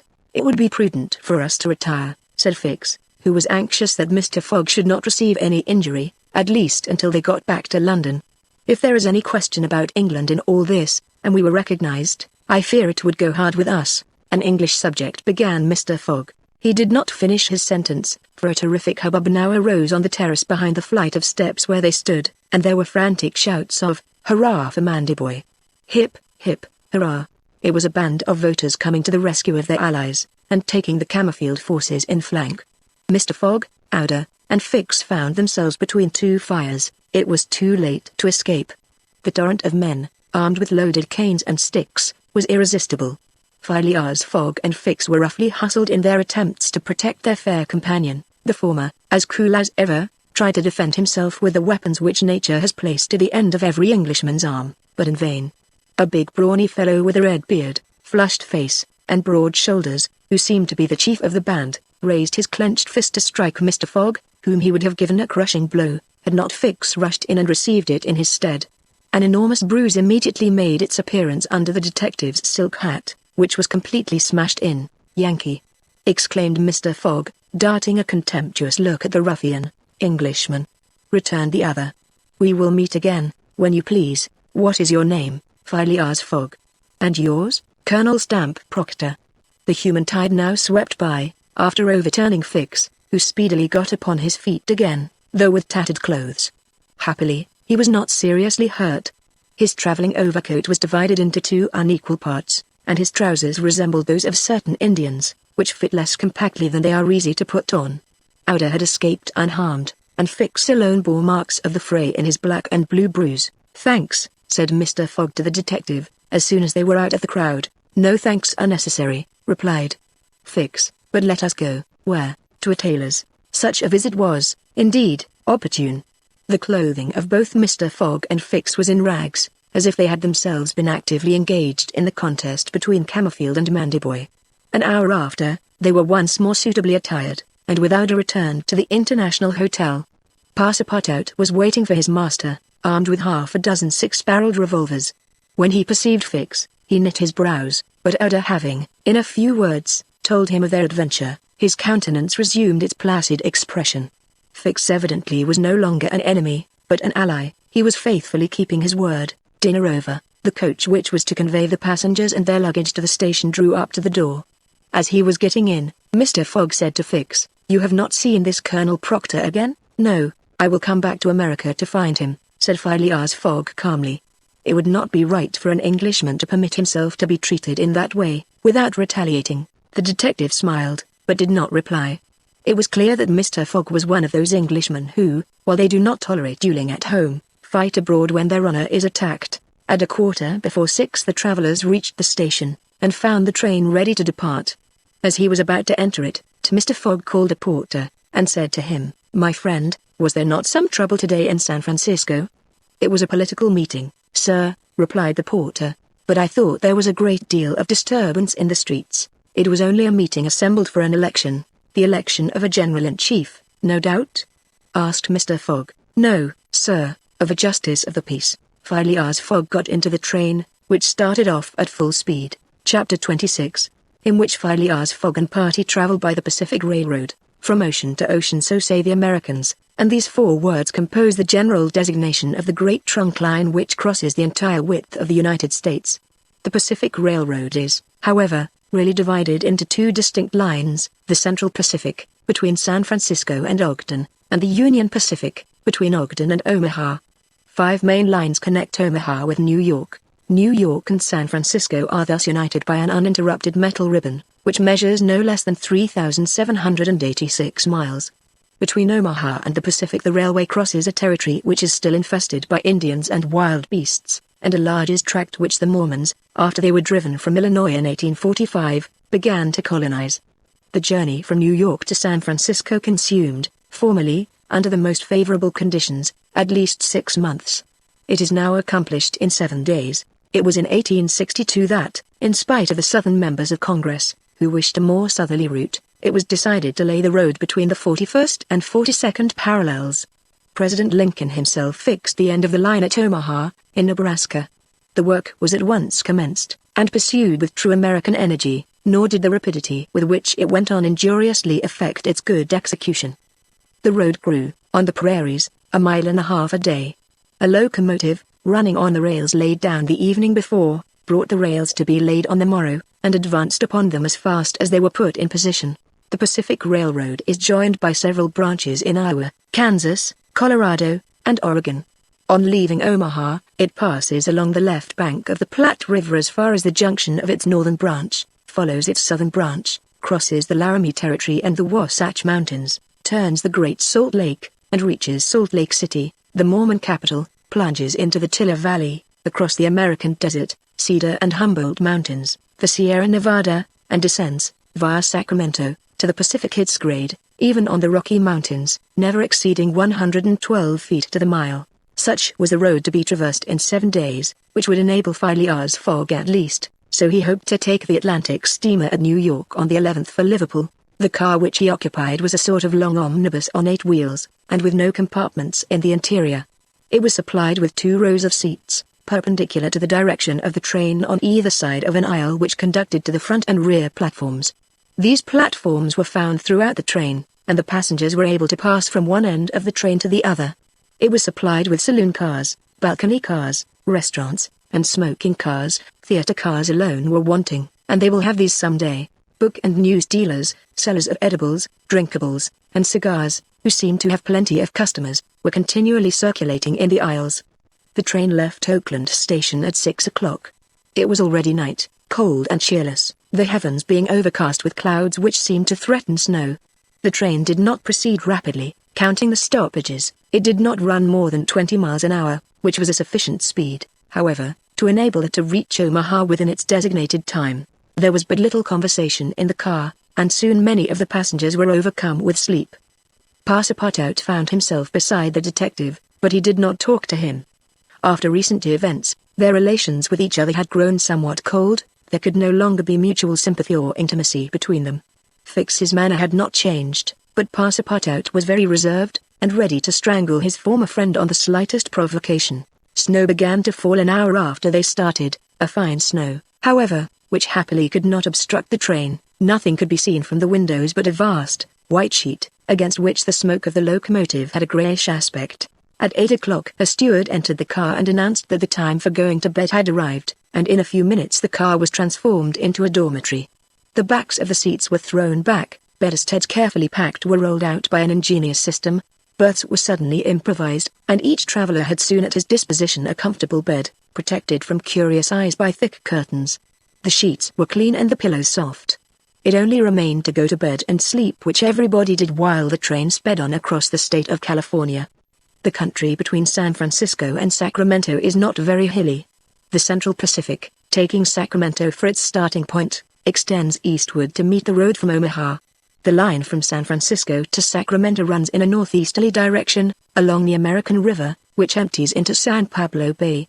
The 120 miles between these cities were accomplished in 6 hours, and towards midnight, while fast asleep, the travelers passed through Sacramento, so that they saw nothing of that important place, the seat of the state government, with its fine quays, its broad streets, its noble hotels, squares, and churches. The train, on leaving Sacramento, and passing the junction, Rocklin, Auburn, and Colfax, entered the range of the Sierra Nevada. Cisco was reached at 7 in the morning, and an hour later the dormitory was transformed into an ordinary car, and the travelers could observe the picturesque beauties of the mountain region through which they were steaming. The railway track wound in and out among the passes, now approaching the mountain sides, now suspended over precipices, avoiding abrupt angles by bold curves, plunging into narrow defiles, which seemed to have no outlet. The locomotive, its great funnel emitting a weird light, with its sharp bell, and its cow-catcher extended like a spur, mingled its shrieks and bellowings with the noise of torrents and cascades, and twined its smoke among the branches of the gigantic pines. There were few or no bridges or tunnels on the route.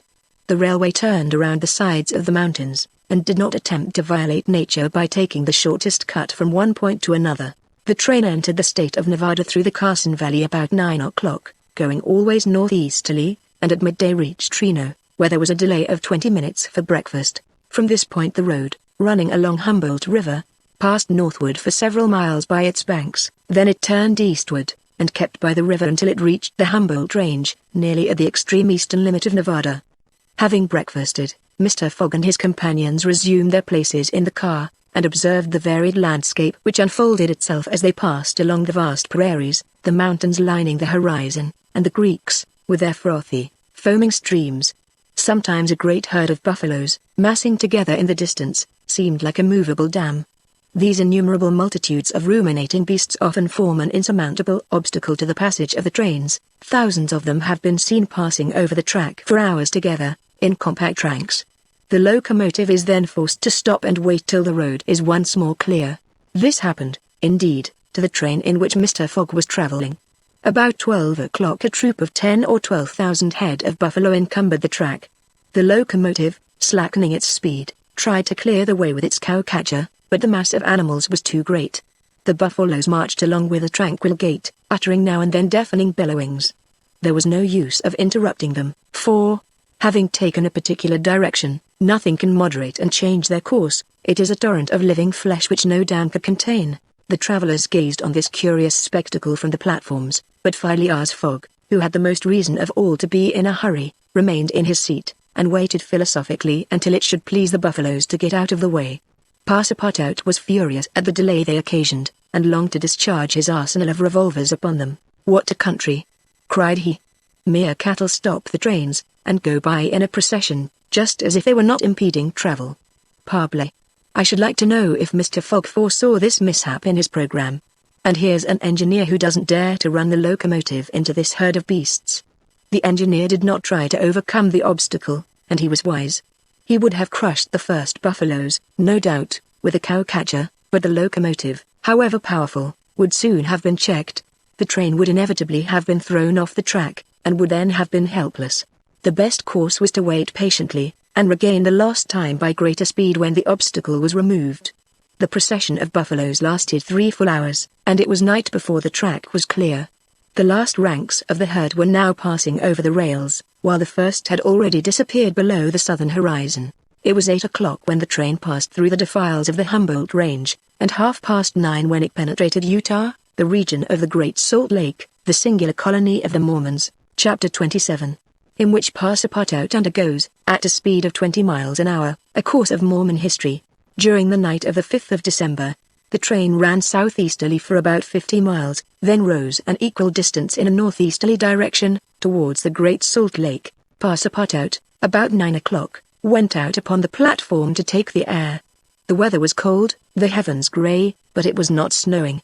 The sun's disk, enlarged by the mist, seemed an enormous ring of gold, and Passepartout was amusing himself by calculating its value in pounds sterling, when he was diverted from this interesting study by a strange-looking personage who made his appearance on the platform. This personage, who had taken the train at Elko, was tall and dark, with black moustache, black stockings, a black silk hat, a black waistcoat, black trousers, a white cravat, and dog-skin gloves.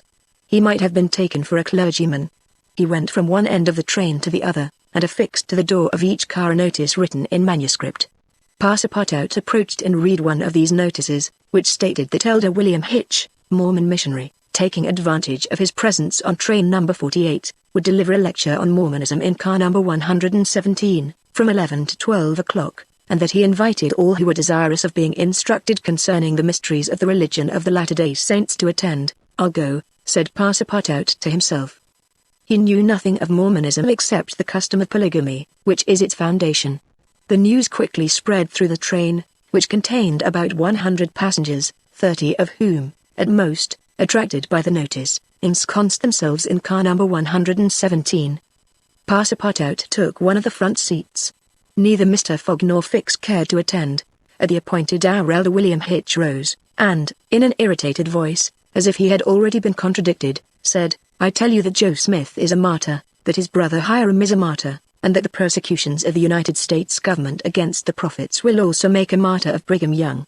Who dares to say the contrary?" No one ventured to gainsay the missionary, whose excited tone contrasted curiously with his naturally calm visage. No doubt his anger arose from the hardships to which the Mormons were actually subjected. The government had just succeeded, with some difficulty, in reducing these independent fanatics to its rule. It had made itself master of Utah, and subjected that territory to the laws of the Union, after imprisoning Brigham Young on a charge of rebellion and polygamy. The disciples of the prophet had since redoubled their efforts, and resisted, by words at least, the authority of Congress.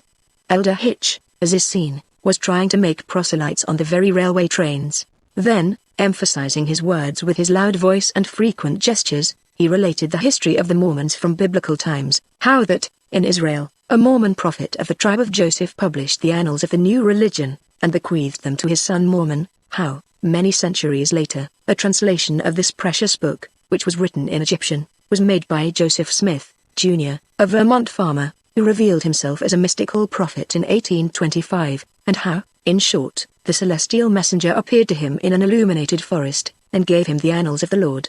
Several of the audience, not being much interested in the missionary's narrative, here left the car, but Elder Hitch, continuing his lecture, related how Smith, Jr., with his father, 2 brothers, and a few disciples, founded the Church of the Latter-day Saints, which, adopted not only in America, but in England, Norway and Sweden, and Germany, counts many artisans, as well as men engaged in the liberal professions, among its members. How a colony was established in Ohio, a temple erected there at a cost of $200,000, and a town built at Kirkland. How Smith became an enterprising banker, and received from a simple mummy showman a papyrus scroll written by Abraham and several famous Egyptians.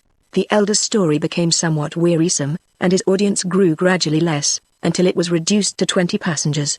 But this did not disconcert the enthusiast, who proceeded with the story of Joseph Smith's bankruptcy in 1837, and how his ruined creditors gave him a coat of tar and feathers. His reappearance some years afterwards, more honorable and honored than ever, at Independence, Missouri, the chief of a flourishing colony of 3,000 disciples, and his pursuit thence by outraged Gentiles, and retirement into the far west. 10 hearers only were now left, among them honest Passepartout, who was listening with all his ears. Thus he learned that, after long persecutions, Smith reappeared in Illinois, and in 1839 founded a community at Nauvoo, on the Mississippi, numbering 25,000 souls, of which he became mayor, chief justice, and a general-in-chief, that he announced himself, in 1843, as a candidate for the presidency of the United States, and that finally, being drawn into ambuscade at Carthage, he was thrown into prison, and assassinated by a band of men disguised in masks. Passepartout was now the only person left in the car, and the elder, looking him full in the face, reminded him that, 2 years after the assassination of Joseph Smith, the inspired prophet, Brigham Young, his successor, left Nauvoo for the banks of the Great Salt Lake, where, in the midst of that fertile region, directly on the route of the emigrants who crossed Utah on their way to California, the new colony, thanks to the polygamy practiced by the Mormons, had flourished beyond expectations. And this, added Elder William Hitch, this is why the jealousy of Congress has been aroused against us. Why have the soldiers of the Union invaded the soil of Utah? Why has Brigham Young, our chief, been imprisoned, in contempt of all justice? Shall we yield to force? Never. Driven from Vermont, driven from Illinois, driven from Ohio, driven from Missouri, driven from Utah, we shall yet find some independent territory on which to plant our tents. And you, my brother, continued the elder, fixing his angry eyes upon his single auditor, will you not plant yours there, too, under the shadow of our flag? No, replied Passepartout courageously, in his turn retiring from the car, and leaving the elder to preach to vacancy. During the lecture the train had been making good progress, and towards 12:30 it reached the northwest border of the Great Salt Lake. Thence the passengers could observe the vast extent of this interior sea, which is also called the Dead Sea, and into which flows an American Jordan. It is a picturesque expanse, framed in lofty crags in large strata, encrusted with white salt, a superb sheet of water, which was formerly of larger extent than now, its shores having encroached with the lapse of time, and thus at once reduced its breadth and increased its depth. The Salt Lake, 70 miles long and 35 wide, is situated 3 miles 800 feet above the sea. Quite different from Lake Asphaltite, whose depression is 1,200 feet below the sea, it contains considerable salt, and 1/4 of the weight of its water is solid matter, its specific weight being 1,170, and, after being distilled, 1,000. Fishes are, of course, unable to live in it, and those which descend through the Jordan, the Weber, and other streams soon perish. The country around the lake was well cultivated, for the Mormons are mostly farmers, while ranches and pens for domesticated animals, fields of wheat, corn, and other cereals, luxuriant prairies, hedges of wild rose, clumps of acacias and milkwort, would have been seen 6 months later. Now the ground was covered with a thin powdering of snow. The train reached Ogden at 2 o'clock, where it rested for 6 hours. Mr. Fogg and his party had time to pay a visit to Salt Lake City, connected with Ogden by a branch road, and they spent 2 hours in this strikingly American town, built on the pattern of other cities of the Union, like a checkerboard, with the somber sadness of right angles, as Victor Hugo expresses it. The founder of the City of the Saints could not escape from the taste for symmetry which distinguishes the Anglo-Saxons. In this strange country, where the people are certainly not up to the level of their institutions, everything is done squarely. Cities, houses, and follies. The travelers, then, were promenading, at 3 o'clock, about the streets of the town built between the banks of the Jordan and the spurs of the Wasatch Range. They saw few or no churches, but the prophet's mansion, the courthouse, and the arsenal, blue brick houses with verandas and porches, surrounded by gardens bordered with acacias, palms, and locusts. A clay and pebble wall, built in 1853, surrounded the town, and in the principal street were the market and several hotels adorned with pavilions. The place did not seem thickly populated. The streets were almost deserted, except in the vicinity of the temple, which they only reached after having traversed several quarters surrounded by palisades. There were many women, which was easily accounted for by the peculiar institution of the Mormons, but it must not be supposed that all the Mormons are polygamists. They are free to marry or not, as they please, but it is worth noting that it is mainly the female citizens of Utah who are anxious to marry, as, according to the Mormon religion, maiden ladies are not admitted to the possession of its highest joys. These poor creatures seem to be neither well off nor happy. Some, the more well-to-do, no doubt wore short, open, black silk dresses, under a hood or modest shawl. Others were habited in Indian fashion. Passepartout could not behold without a certain fright these women, charged, in groups, with conferring happiness on a single Mormon. His common sense pitied, above all, the husband.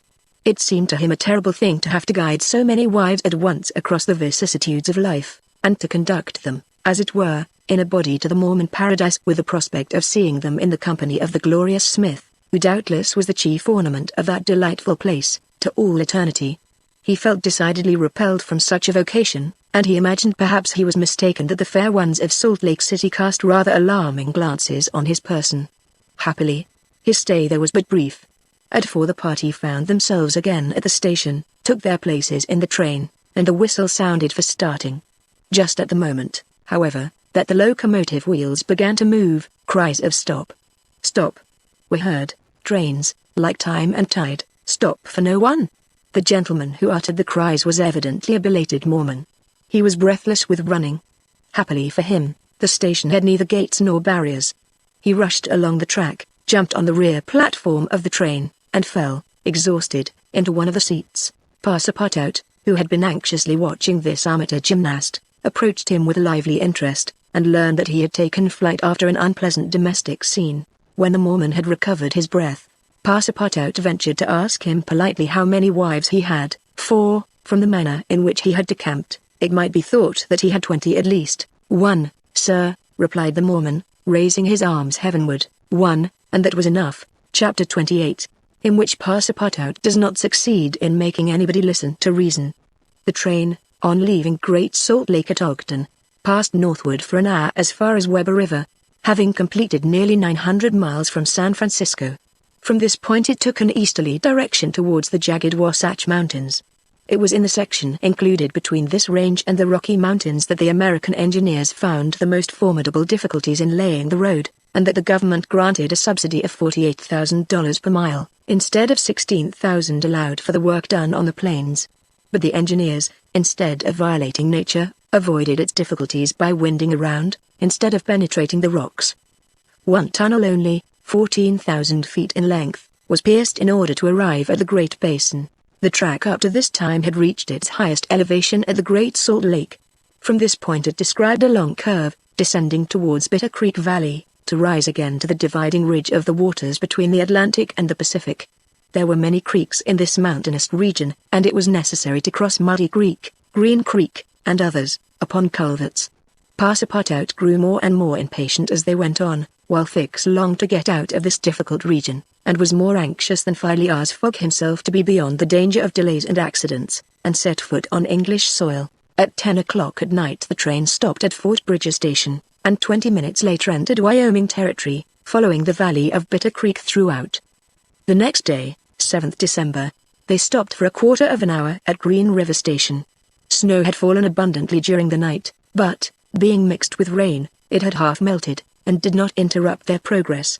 The bad weather, however, annoyed Passepartout, for the accumulation of snow, by blocking the wheels of the cars, would certainly have been fatal to Mr. Fogg's tour. "What an idea!" he said to himself. "Why did my master make this journey in winter?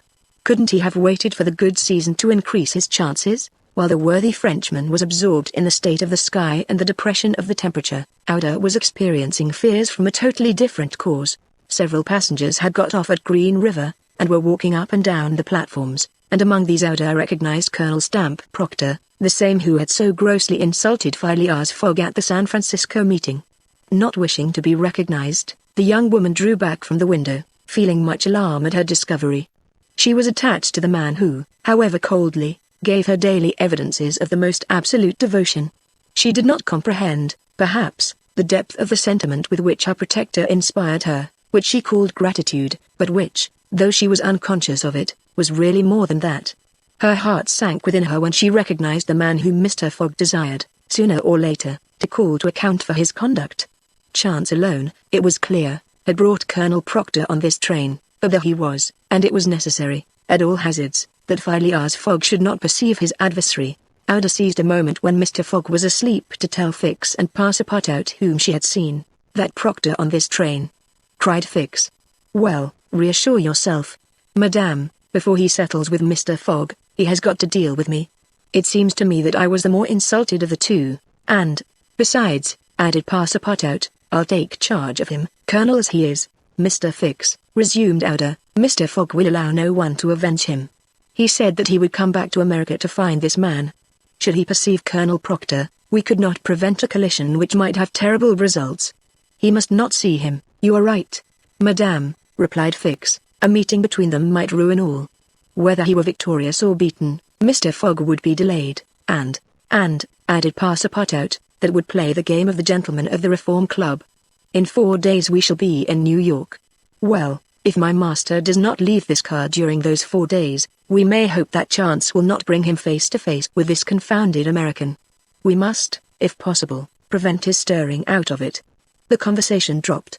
Mr. Fogg had just woke up, and was looking out of the window. Soon after Passepartout, without being heard by his master or Ouda, whispered to the detective, "Would you really fight for him?" "I would do anything," replied Fix, in a tone which betrayed determined will, "to get him back living to Europe."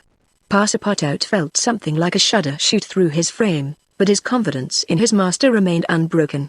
Was there any means of detaining Mr. Fogg in the car, to avoid a meeting between him and the colonel? It ought not to be a difficult task, since the gentleman was naturally sedentary and little curious. The detective, at least, seemed to have found a way, for, after a few moments, he said to Mr. Fogg, "These are long and slow hours, sir, that we are passing on the railway." "Yes," replied Mr. Fogg, "but they pass." "You are in the habit of playing whist," resumed Fix, "on the steamers." "Yes, but it would be difficult to do so here. I have neither cards nor partners." "Oh, but we can easily buy some cards, for they are sold on all the American trains. And as for partners, if Madame plays." "Certainly, sir," Ouda quickly replied, "I understand whist. It is part of an English education. I myself have some pretensions to playing a good game." "Well, here are 3 of us, and a dummy." "As you please, sir," replied Phileas Fogg, heartily glad to resume his favorite pastime even on the railway. Passepartout was dispatched in search of the steward, and soon returned with 2 packs of cards, some pins, counters, and a shelf covered with cloth. The game commenced. Ouda understood whist sufficiently well, and even received some compliments on her playing from Mr. Fogg. As for the detective, he was simply an adept, and worthy of being matched against his present opponent. "Now," thought Passepartout, "we've got him. He won't budge." At 11 in the morning the train had reached the dividing ridge of the waters at Bridger Pass, 7,524 feet above the level of the sea, one of the highest points attained by the track in crossing the Rocky Mountains. After going about 200 miles, the travelers at last found themselves on one of those vast plains which extend to the Atlantic, and which nature has made so propitious for laying the iron road. On the declivity of the Atlantic basin the first streams, branches of the North Platte River, already appeared. The whole northern and eastern horizon was bounded by the immense semicircular curtain which is formed by the southern portion of the Rocky Mountains, the highest being Laramie Peak. Between this and the railway extended vast plains, plentifully irrigated. On the right rose the lower spurs of the mountainous mass which extends southward to the sources of the Arkansas River, one of the great tributaries of the Missouri. At 12:30 the travelers caught sight for an instant of Fort Halleck, which commands that section, and in a few more hours the Rocky Mountains were crossed. There was reason to hope, then, that no accident would mark the journey through this difficult country. The snow had ceased falling, and the air became crisp and cold. Large birds, frightened by the locomotive, rose and flew off in the distance. No wild beast appeared on the plain. It was a desert in its vast nakedness. After a comfortable breakfast, served in the car, Mr. Fogg and his partners had just resumed whist, when a violent whistling was heard, and the train stopped. Passepartout put his head out of the door, but saw nothing to cause the delay. No station was in view. Outer and Fix feared that Mr. Fogg might take it into his head to get out, but that gentleman contented himself with saying to his servant, "See what is the matter." Passepartout rushed out of the car. 30 or 40 passengers had already descended, amongst them Colonel Stamp Proctor. The train had stopped before a red signal which blocked the way. The engineer and conductor were talking excitedly with a signalman, whom the station master at Medicine Bow, the next stopping place, had sent on before. The passengers drew around and took part in the discussion, in which Colonel Proctor, with his insolent manner, was conspicuous. Passepartout, joining the group, heard the signalman say, "No. You can't pass.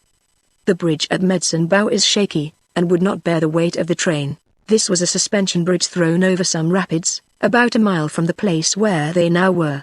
According to the signalman, it was in a ruinous condition, several of the iron wires being broken, and it was impossible to risk the passage. He did not in any way exaggerate the condition of the bridge. It may be taken for granted that, rash as the Americans usually are, when they are prudent there is good reason for it. Passepartout, not daring to apprise his master of what he heard, listened with set teeth, immovable as a statue.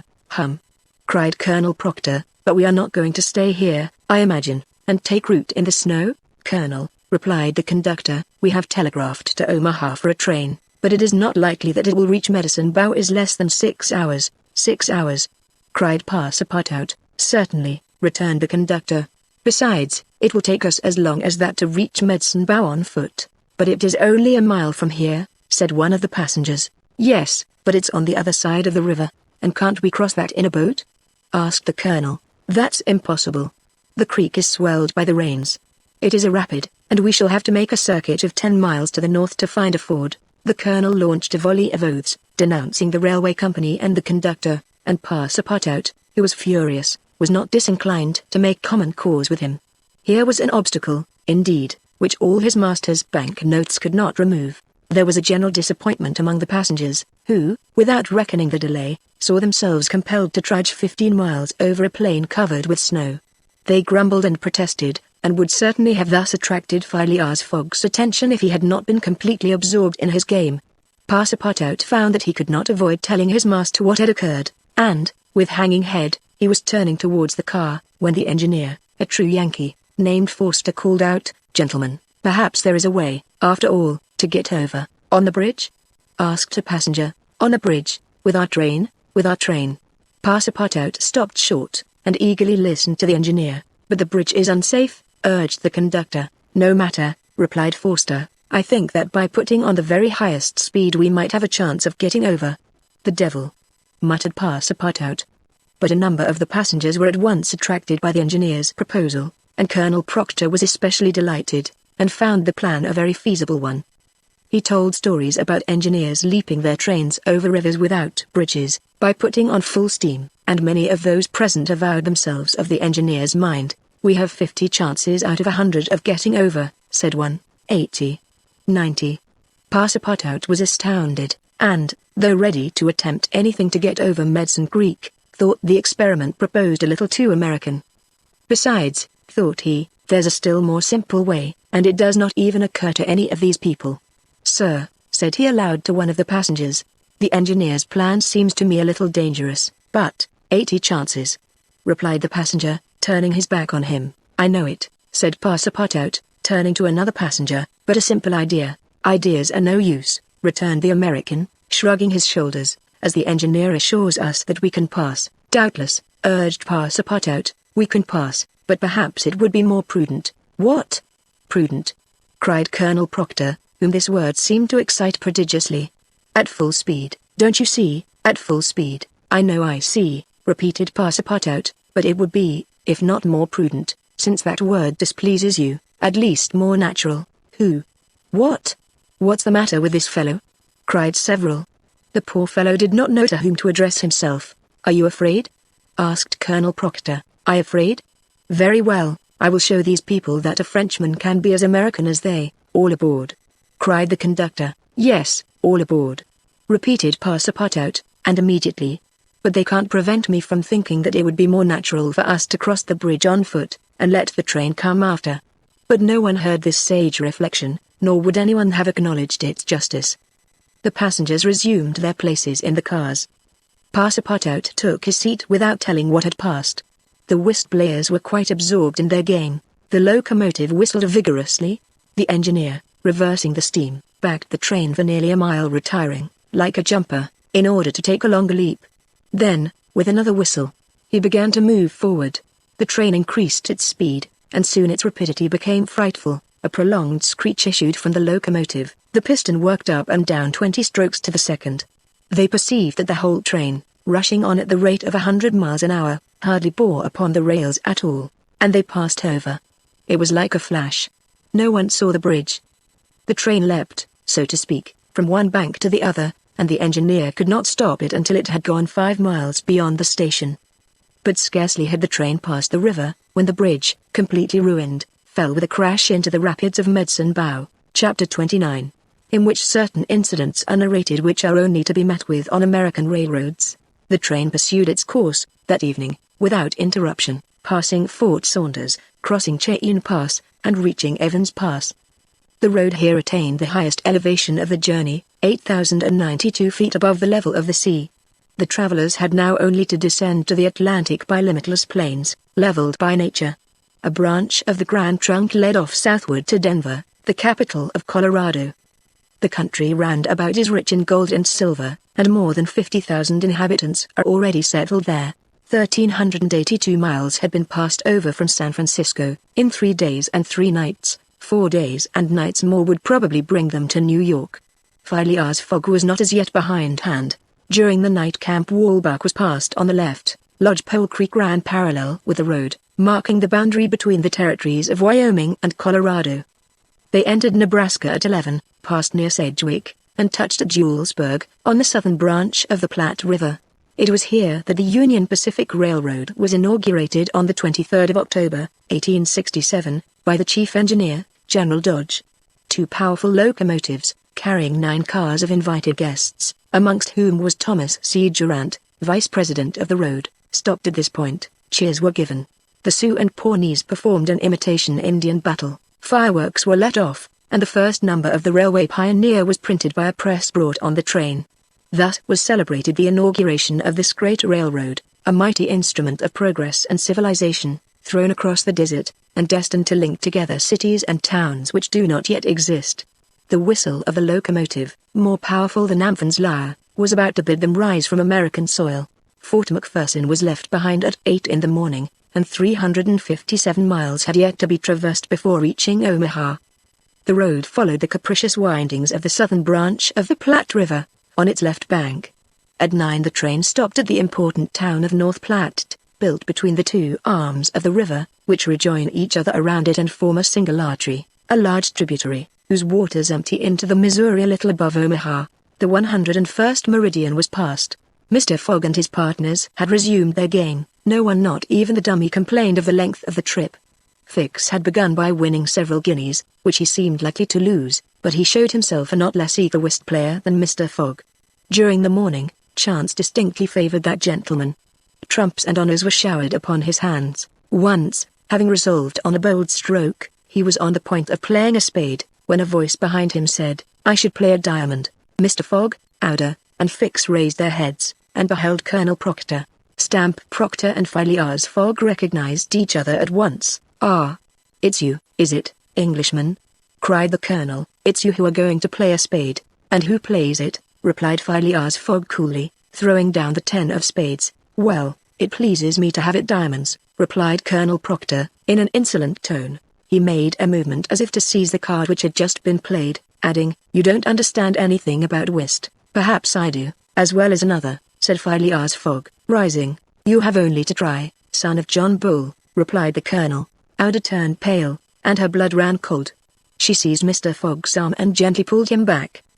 Passepartout was ready to pounce upon the American, who was staring insolently at his opponent. But Fix got up, and, going to Colonel Proctor, said, "You forget that it is I with whom you have to deal, sir, for it was I whom you not only insulted, but struck." "Mr. Fix," said Mr. Fogg, "pardon me, but this affair is mine, and mine only. The colonel has again insulted me, by insisting that I should not play a spade, and he shall give me satisfaction for it, when and where you will," replied the American, "and with whatever weapon you choose." Ouda in vain attempted to retain Mr. Fogg, as vainly did the detective endeavor to make the quarrel his.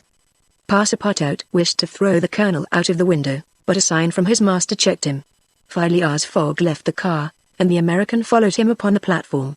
"Sir," said Mr. Fogg to his adversary, "I am in a great hurry to get back to Europe, and any delay whatever will be greatly to my disadvantage." "Well, what's that to me?" replied Colonel Proctor. "Sir," said Mr. Fogg, very politely, "after our meeting at San Francisco, I determined to return to America and find you as soon as I had completed the business which called me to England." "Really? Will you appoint a meeting for 6 months hence? Why not 10 years hence?" "I say 6 months," returned Phileas Fogg, "and I shall be at the place of meeting promptly." "All this is an evasion," cried Stamp Proctor. "Now or never." "Very good. You are going to New York?" "No." "To Chicago?" "No." "To Omaha?" "What difference is it to you?" "Do you know Plum Creek?" "No," replied Mr. Fogg. "It's the next station. The train will be there in an hour, and will stop for 10 minutes. In 10 minutes several revolver shots could be exchanged." "Very well," said Mr. Fogg. "I will stop at Plum Creek, and I guess you'll stay there too," added the American insolently. "Who knows?" replied Mr. Fogg, returning to the car as coolly as usual. He began to reassure Ouda, telling her that blusterers were never to be feared, and begged Fix to be his second at the approaching duel, a request which the detective could not refuse. Mr. Fogg resumed the interrupted game with perfect calmness. At 11 o'clock the locomotive's whistle announced that they were approaching Plum Creek Station. Mr. Fogg rose, and, followed by Fix, went out upon the platform. Passepartout accompanied him, carrying a pair of revolvers. Ouda remained in the car, as pale as death. The door of the next car opened, and Colonel Proctor appeared on the platform, attended by a Yankee of his own stamp as his second. But just as the combatants were about to step from the train, the conductor hurried up, and shouted, "You can't get off, gentlemen." "Why not?" asked the colonel. "We are 20 minutes late, and we shall not stop, but I am going to fight a duel with this gentleman." "I am sorry," said the conductor, "but we shall be off at once. There's the bell ringing now." The train started. "I'm really very sorry, gentlemen," said the conductor. "Under any other circumstances I should have been happy to oblige you. But, after all, as you have not had time to fight here, why not fight as we go along? That wouldn't be convenient, perhaps, for this gentleman," said the colonel, in a jeering tone. "It would be perfectly so," replied Phileas Fogg. "Well, we are really in America," thought Passepartout, "and the conductor is a gentleman of the first order." So muttering, he followed his master. The two combatants, their seconds, and the conductor passed through the cars to the rear of the train. The last car was only occupied by a dozen passengers, whom the conductor politely asked if they would not be so kind as to leave it vacant for a few moments, as two gentlemen had an affair of honor to settle. The passengers granted the request with alacrity, and straightway disappeared on the platform. The car, which was some 50 feet long, was very convenient for their purpose. The adversaries might march on each other in the aisle, and fire at their ease. Never was duel more easily arranged. Mr. Fogg and Colonel Proctor, each provided with 2 six-barreled revolvers, entered the car. The seconds, remaining outside, shut them in. They were to begin firing at the first whistle of the locomotive. After an interval of 2 minutes, what remained of the two gentlemen would be taken from the car. Nothing could be more simple. Indeed, it was all so simple that Fix and Passepartout felt their hearts beating as if they would crack. They were listening for the whistle agreed upon, when suddenly savage cries resounded in the air, accompanied by reports which certainly did not issue from the car where the duelists were. The reports continued in front and the whole length of the train. Cries of terror proceeded from the interior of the cars. Colonel Proctor and Mr. Fogg, revolvers in hand, hastily quitted their prison, and rushed forward where the noise was most clamorous. They then perceived that the train was attacked by a band of Sioux. This was not the first attempt of these daring Indians, for more than once they had waylaid trains on the road. 100 of them had, according to their habit, jumped upon the steps without stopping the train, with the ease of a clown mounting a horse at full gallop. The Sioux were armed with guns, from which came the reports, to which the passengers, who were almost all armed, responded by revolver shots. The Indians had first mounted the engine, and half-stunned the engineer and stoker with blows from their muskets. A Sioux chief, wishing to stop the train, but not knowing how to work the regulator, had opened wide instead of closing the steam valve, and the locomotive was plunging forward with terrific velocity. The Sioux had at the same time invaded the cars, skipping like enraged monkeys over the roofs, thrusting open the doors, and fighting hand-to-hand with the passengers. Penetrating the baggage car, they pillaged it, throwing the trunks out of the train. The cries and shots were constant. The travelers defended themselves bravely, some of the cars were barricaded, and sustained a siege, like moving forts, carried along at a speed of 100 miles an hour. Ada behaved courageously from the first. She defended herself like a true heroine with a revolver, which she shot through the broken windows whenever a savage made his appearance. 20 Sioux had fallen mortally wounded to the ground, and the wheels crushed those who fell upon the rails as if they had been worms. Several passengers, shot or stunned, lay on the seats. It was necessary to put an end to the struggle, which had lasted for 10 minutes, and which would result in the triumph of the Sioux if the train was not stopped. Fort Kearny Station, where there was a garrison, was only 2 miles distant, but, that once passed, the Sioux would be masters of the train between Fort Kearny and the station beyond. The conductor was fighting beside Mr. Fogg, when he was shot and fell. At the same moment he cried, "Unless the train is stopped in 5 minutes, we are lost." "It shall be stopped," said Phileas Fogg, preparing to rush from the car. "Stay, monsieur," cried Passepartout, "I will go." Mr. Fogg had not time to stop the brave fellow, who, opening a door unperceived by the Indians, succeeded in slipping under the car, and while the struggle continued and the balls whizzed across each other over his head, he made use of his old acrobatic experience, and with amazing agility worked his way under the cars, holding on to the chains, aiding himself by the brakes and edges of the sashes, creeping from one car to another with marvelous skill, and thus gaining the forward end of the train. There, suspended by one hand between the baggage car and the tender, with the other he loosened the safety chains, but, owing to the traction, he would never have succeeded in unscrewing the yoking bar, had not a violent concussion jolted this bar out. The train, now detached from the engine, remained a little behind, whilst the locomotive rushed forward with increased speed, carried on by the force already acquired. The train still moved for several minutes, but the brakes were worked and at last they stopped, less than 100 feet from Kearny Station. The soldiers of the fort, attracted by the shots, hurried up. The Sioux had not expected them, and decamped in a body before the train entirely stopped. But when the passengers counted each other on the station platform, several were found missing, among others the courageous Frenchman, whose devotion had just saved them. Chapter 30. In which Phileas Fogg simply does his duty. 3 passengers including Passepartout had disappeared. Had they been killed in the struggle? Were they taken prisoners by the Sioux? It was impossible to tell. There were many wounded, but none mortally. Colonel Proctor was one of the most seriously hurt. He had fought bravely, and a ball had entered his groin. He was carried into the station with the other wounded passengers, to receive such attention as could be of avail. Ada was safe, and Phileas Fogg, who had been in the thickest of the fight, had not received a scratch. Fix was slightly wounded in the arm. But Passepartout was not to be found, and tears coursed down Ada's cheeks. All the passengers had got out of the train, the wheels of which were stained with blood. From the tires and spokes hung ragged pieces of flesh. As far as the eye could reach on the white plain behind, red trails were visible. The last Sioux were disappearing in the south, along the banks of Republican River. Mr. Fogg, with folded arms, remained motionless. He had a serious decision to make.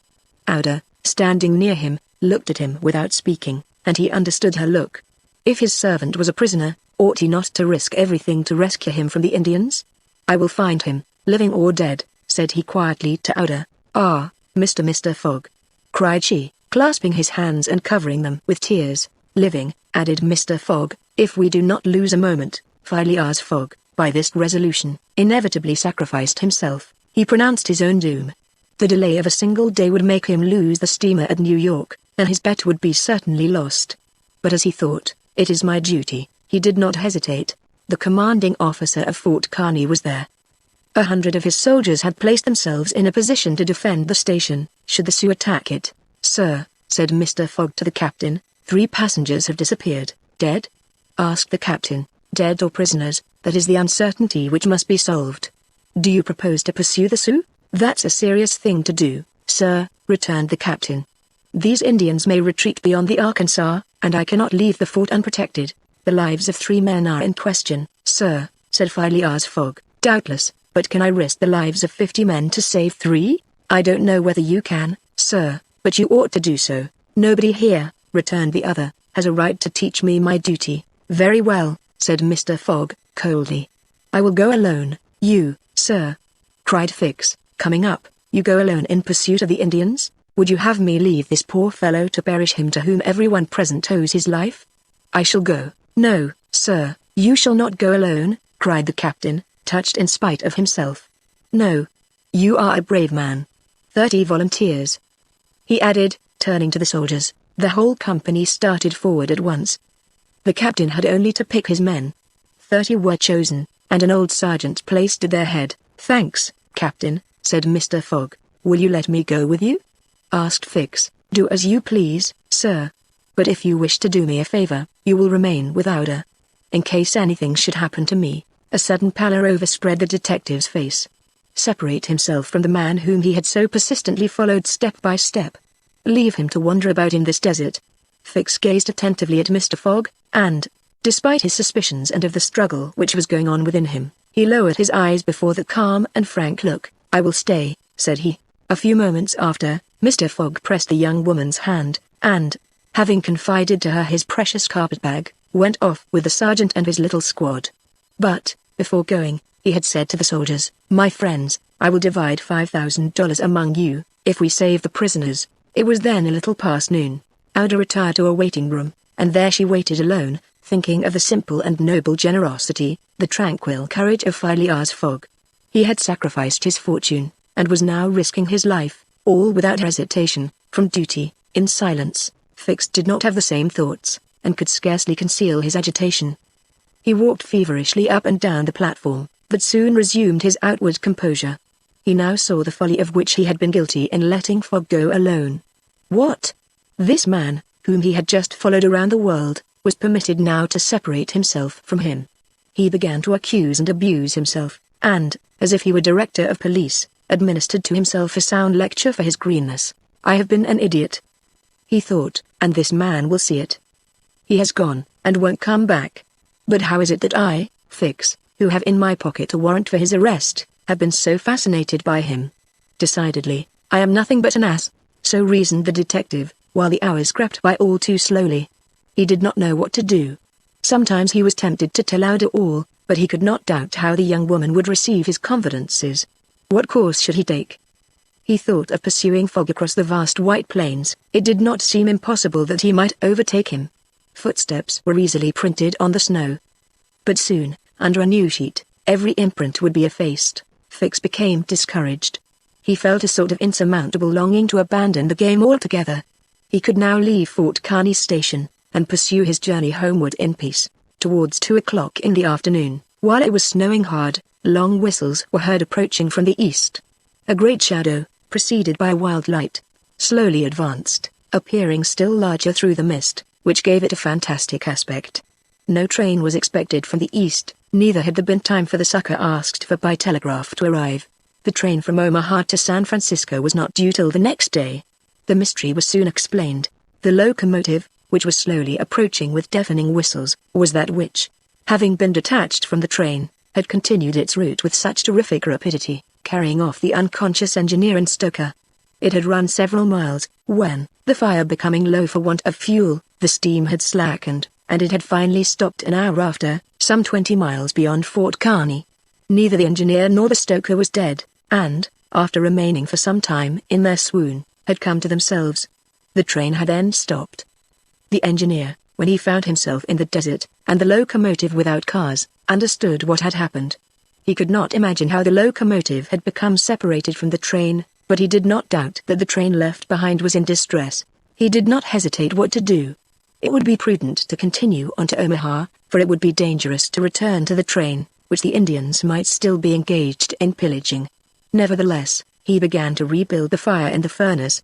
The pressure again mounted, and the locomotive returned, running backwards to Fort Kearny. This it was which was whistling in the mist. The travelers were glad to see the locomotive resume its place at the head of the train. They could now continue the journey so terribly interrupted. Ouda, on seeing the locomotive come up, hurried out of the station, and asked the conductor, "Are you going to start?" "At once, madame." "But the prisoners, our unfortunate fellow travelers, I cannot interrupt the trip," replied the conductor. We are already 3 hours behind time. And when will another train pass here from San Francisco? Tomorrow evening. Madame, tomorrow evening. But then it will be too late. We must wait. It is impossible, responded the conductor. If you wish to go, please get in. I will not go, said Oda. Fix had heard this conversation. A little while before, when there was no prospect of proceeding on the journey, he had made up his mind to leave Fort Kearny, but now that the train was there, ready to start, and he had only to take his seat in the car, an irresistible influence held him back. The station platform burned his feet, and he could not stir. The conflict in his mind again began, anger and failure stifled him. He wished to struggle on to the end. Meanwhile the passengers and some of the wounded, among them Colonel Proctor, whose injuries were serious, had taken their places in the train. The buzzing of the overheated boiler was heard, and the steam was escaping from the valves. The engineer whistled. The train started, and soon disappeared, mingling its white smoke with the eddies of the densely falling snow. The detective had remained behind. Several hours passed. The weather was dismal, and it was very cold. Fix sat motionless on a bench in the station. He might have been thought asleep. Oda, despite the storm, kept coming out of the waiting room, going to the end of the platform, and peering through the tempest of snow, as if to pierce the mist which narrowed the horizon around her, and to hear, if possible, some welcome sound. She heard and saw nothing. Then she would return, chilled through, to issue out again after the lapse of a few moments, but always in vain. Evening came, and the little band had not returned. Where could they be? Had they found the Indians, and were they having a conflict with them, or were they still wandering amid the mist? The commander of the fort was anxious, though he tried to conceal his apprehensions. As night approached, the snow fell less plentifully, but it became intensely cold. Absolute silence rested on the plains. Neither flight of bird nor passing of beast troubled the perfect calm. Throughout the night Oda, full of sad forebodings, her heart stifled with anguish, wandered about on the verge of the plains. Her imagination carried her far off, and showed her innumerable dangers. What she suffered through the long hours it would be impossible to describe. Fix remained stationary in the same place, but did not sleep. Once a man approached and spoke to him, and the detective merely replied by shaking his head. Thus the night passed. At dawn, the half-extinguished disk of the sun rose above a misty horizon, but it was now possible to recognize objects 2 miles off. Phileas Fogg and the squad had gone southward. In the south all was still vacancy. It was then 7 o'clock. The captain, who was really alarmed, did not know what course to take. Should he send another detachment to the rescue of the first? Should he sacrifice more men, with so few chances of saving those already sacrificed? His hesitation did not last long, however. Calling one of his lieutenants, he was on the point of ordering a reconnaissance, when gunshots were heard. Was it a signal? The soldiers rushed out of the fort, and half a mile off they perceived a little band returning in good order. Mr. Fogg was marching at their head, and just behind him were Passepartout and the other 2 travelers, rescued from the Sioux. They had met and fought the Indians 10 miles south of Fort Kearny. Shortly before the detachment arrived, Passepartout and his companions had begun to struggle with their captors, 3 of whom the Frenchman had felled with his fists. When his master and the soldiers hastened up to their relief, all were welcomed with joyful cries. Phileas Fogg distributed the reward he had promised to the soldiers, while Passepartout, not without reason, muttered to himself, "It must certainly be confessed that I cost my master dear." Fix, without saying a word, looked at Mr. Fogg, and it would have been difficult to analyze the thoughts which struggled within him. As for Oda, she took her protector's hand and pressed it in her own, too much moved to speak. Meanwhile, Passepartout was looking about for the train. He thought he should find it there, ready to start for Omaha, and he hoped that the time lost might be regained. The train! The train! Cried he. Gone, replied Fix. And when does the next train pass here?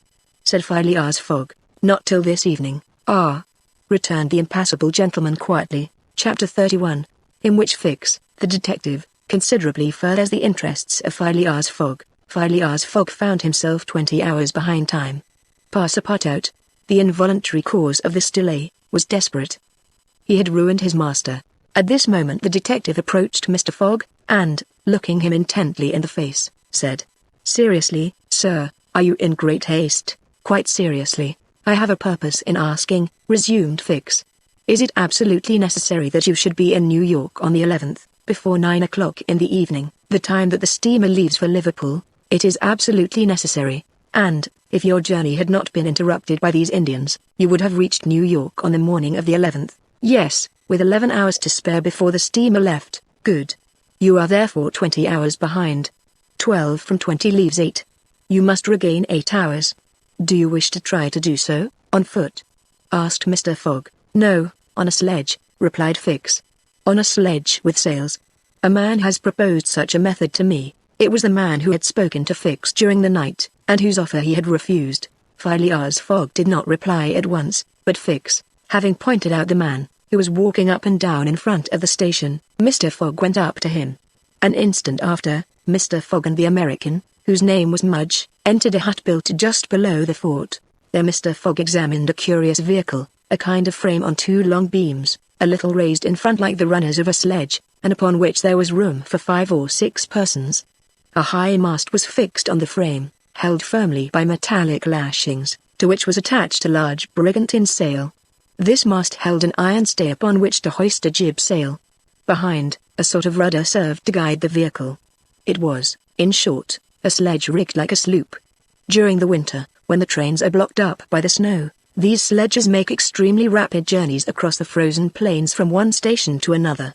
Provided with more sails than a cutter, and with the wind behind them, they slip over the surface of the prairies with a speed equal if not superior to that of the express trains. Mr. Fogg readily made a bargain with the owner of this land craft.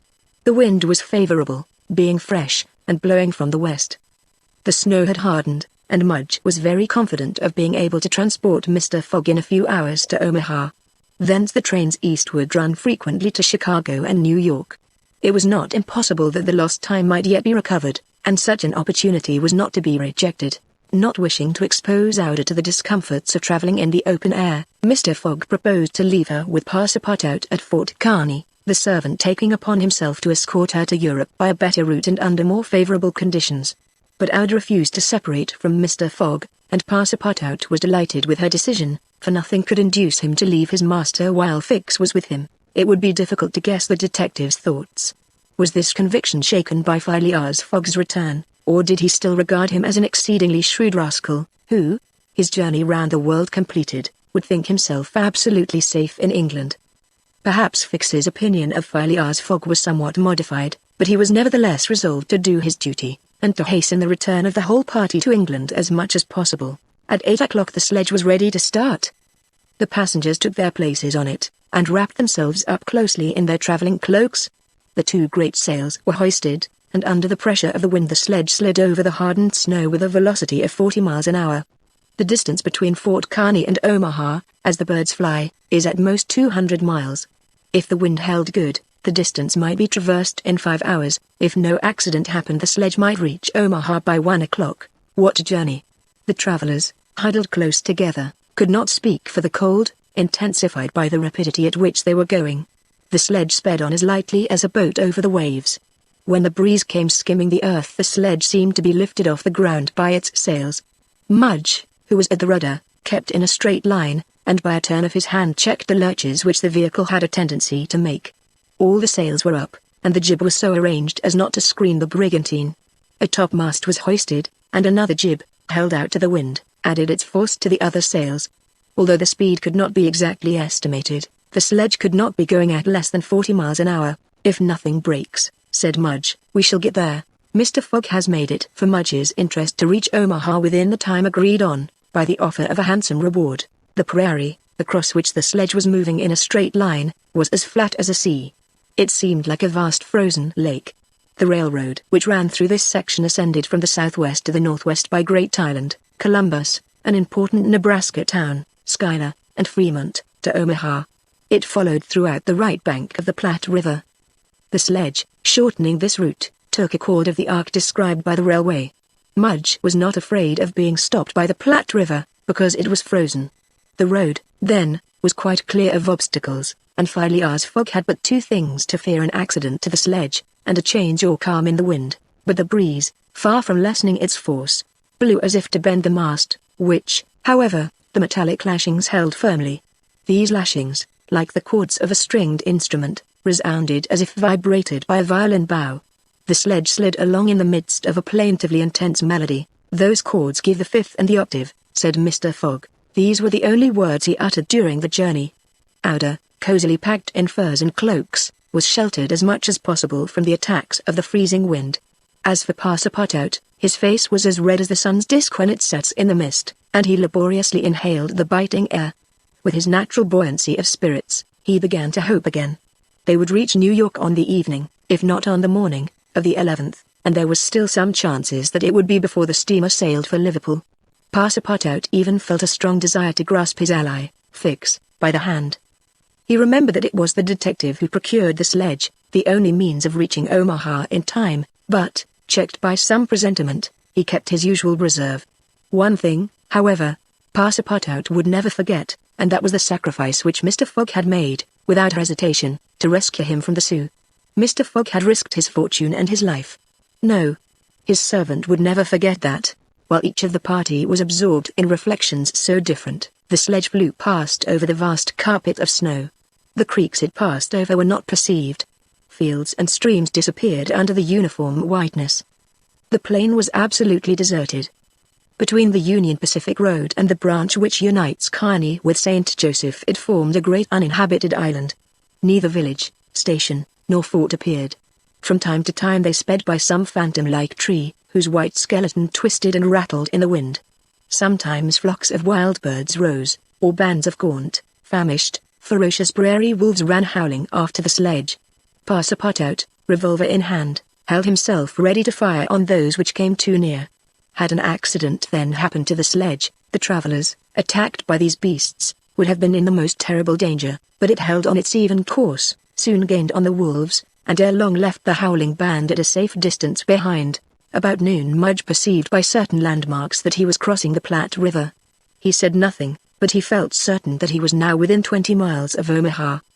In less than an hour he left the rudder and furled his sails, whilst the sledge, carried forward by the great impetus the wind had given it, went on half a mile further with its sails unspread. It stopped at last, and Mudge, pointing to a mass of roofs white with snow, said, "We have got there, arrived." Arrived at the station which is in daily communication, by numerous trains, with the Atlantic seaboard. Passepartout and Fix jumped off, stretched their stiffened limbs, and aided Mr. Fogg and the young woman to descend from the sledge. Phileas Fogg generously rewarded Mudge, whose hand Passepartout warmly grasped, and the party directed their steps to the Omaha railway station. The Pacific Railroad proper finds its terminus at this important Nebraska town. Omaha is connected with Chicago by the Chicago and Rock Island Railroad, which runs directly east, and passes 50 stations. A train was ready to start when Mr. Fogg and his party reached the station, and they only had time to get into the cars. They had seen nothing of Omaha, but Passepartout confessed to himself that this was not to be regretted, as they were not traveling to see the sights. The train passed rapidly across the state of Iowa, by Council Bluffs, Des Moines, and Iowa City. During the night it crossed the Mississippi at Davenport, and by Rock Island entered Illinois. The next day, which was the 10th, at 4 o'clock in the evening, it reached Chicago, already risen from its ruins, and more proudly seated than ever on the borders of its beautiful Lake Michigan. 900 miles separated Chicago from New York, but trains are not wanting at Chicago. Mr. Fogg passed at once from one to the other, and the locomotive of the Pittsburgh, Fort Wayne, and Chicago Railway left at full speed, as if it fully comprehended that that gentleman had no time to lose. It traversed Indiana, Ohio, Pennsylvania, and New Jersey like a flash, rushing through towns with antique names, some of which had streets and car tracks, but as yet no houses. At last the Hudson came into view, and, at 11:15 in the evening of the 11th, the train stopped in the station on the right bank of the river, before the very pier of the Cunard line. The China, for Liverpool, had started 3/4 of an hour before. Chapter 32, in which Phileas Fogg engages in a direct struggle with bad fortune. The China, in leaving, seemed to have carried off Phileas Fogg's last hope. None of the other steamers were able to serve his projects. The Pereira, of the French Transatlantic Company, whose admirable steamers are equal to any in speed and comfort, did not leave until the 14th. The Hamburg boats did not go directly to Liverpool or London, but to Havre, and the additional trip from Havre to Southampton would render Phileas Fogg's last efforts of no avail. The inland steamer did not depart till the next day, and could not cross the Atlantic in time to save the wager. Mr. Fogg learned all this in consulting his Bradshaw, which gave him the daily movements of the transatlantic steamers. Passepartout was crushed. It overwhelmed him to lose the boat by 3/4 of an hour. It was his fault, for, instead of helping his master, he had not ceased putting obstacles in his path. And when he recalled all the incidents of the tour, when he counted up the sums expended in pure loss and on his own account, when he thought that the immense stake, added to the heavy charges of this useless journey, would completely ruin Mr. Fogg, he overwhelmed himself with bitter self-accusations. Mr. Fogg, however, did not reproach him, and, on leaving the Cunard pier, only said, "We will consult about what is best tomorrow. Come." The party crossed the Hudson in the Jersey City ferryboat, and drove in a carriage to the St. Nicholas Hotel, on Broadway. Rooms were engaged, and the night passed briefly to Phileas Fogg, who slept profoundly, but very long to Aouda and the others, whose agitation did not permit them to rest. The next day was the 12th of December. From 7 in the morning of the 12th to 9:15 in the evening of the 21st there were 9 days, 13 hours, and 45 minutes. If Phileas Fogg had left in the China, one of the fastest steamers on the Atlantic, he would have reached Liverpool, and then London, within the period agreed upon. Mr. Fogg left the hotel alone, after giving Passepartout instructions to await his return, and inform Aouda to be ready at an instant's notice. He proceeded to the banks of the Hudson, and looked about among the vessels moored or anchored in the river, for any that were about to depart. Several had departure signals, and were preparing to put to sea at morning tide, for in this immense and admirable port there is not one day in 100 that vessels do not set out for every quarter of the globe. But they were mostly sailing vessels, of which, of course, Phileas Fogg could make no use. He seemed about to give up all hope, when he espied, anchored at the battery, a cable's length off at most, a trading vessel, with a screw, well-shaped, whose funnel, puffing a cloud of smoke, indicated that she was getting ready for departure. Phileas Fogg hailed a boat, got into it, and soon found himself on board the Henrietta, iron-hulled, wood-built above. He ascended to the deck, and asked for the captain, who forthwith presented himself. He was a man of 50, a sort of sea-wolf, with big eyes, a complexion of oxidized copper, red hair and thick neck, and a growling voice. "The captain?" asked Mr. Fogg. "I am the captain. I am Phileas Fogg, of London, and I am Andrew Speedy, of Cardiff. You are going to put to sea, in an hour. You are bound for Bordeaux, and your cargo, no freight. Going in ballast. Have you any passengers? No passengers. Never have passengers. Too much in the way. Is your vessel a swift one? Between 11 and 12 knots. The Henrietta, well known. Will you carry me and 3 other persons to Liverpool? To Liverpool? Why not to China? I said Liverpool. No, no, no. I am setting out for Bordeaux, and shall go to Bordeaux. Money is no object, none." The captain spoke in a tone which did not admit of reply, but the owners of the Henrietta resumed Phileas Fogg. "The owners are myself," replied the captain. "The vessel belongs to me. I will freight it for you." "No, I will buy it of you." "No." Phileas Fogg did not betray the least disappointment, but the situation was a grave one. It was not at New York as at Hong Kong, nor with the captain of the Henrietta as with the captain of the Tankadere. Up to this time money had smoothed away every obstacle. Now money failed. Still, some means must be found to cross the Atlantic on a boat, unless by balloon, which would have been venturesome, besides not being capable of being put in practice. It seemed that Phileas Fogg had an idea, for he said to the captain, "Well, will you carry me to Bordeaux?" "No, not if you paid me $200. I offer you 2,000, apiece, and there are 4 of you." "4." Captain Speedy began to scratch his head. There were $8,000 to gain, without changing his route, for which it was well worth conquering the repugnance he had for all kinds of passengers. Besides, passengers at $2,000 are no longer passengers, but valuable merchandise. "I start at 9 o'clock, said Captain Speedy, simply. "Are you and your party ready?" "We will be on board at 9 o'clock, replied, no less simply, Mr. Fogg. It was 8:30. To disembark from the Henrietta, jump into a hack, hurry to the St. Nicholas, and return with Aouda, Passepartout, and even the inseparable Fix was the work of a brief time, and was performed by Mr. Fogg with a coolness which never abandoned him.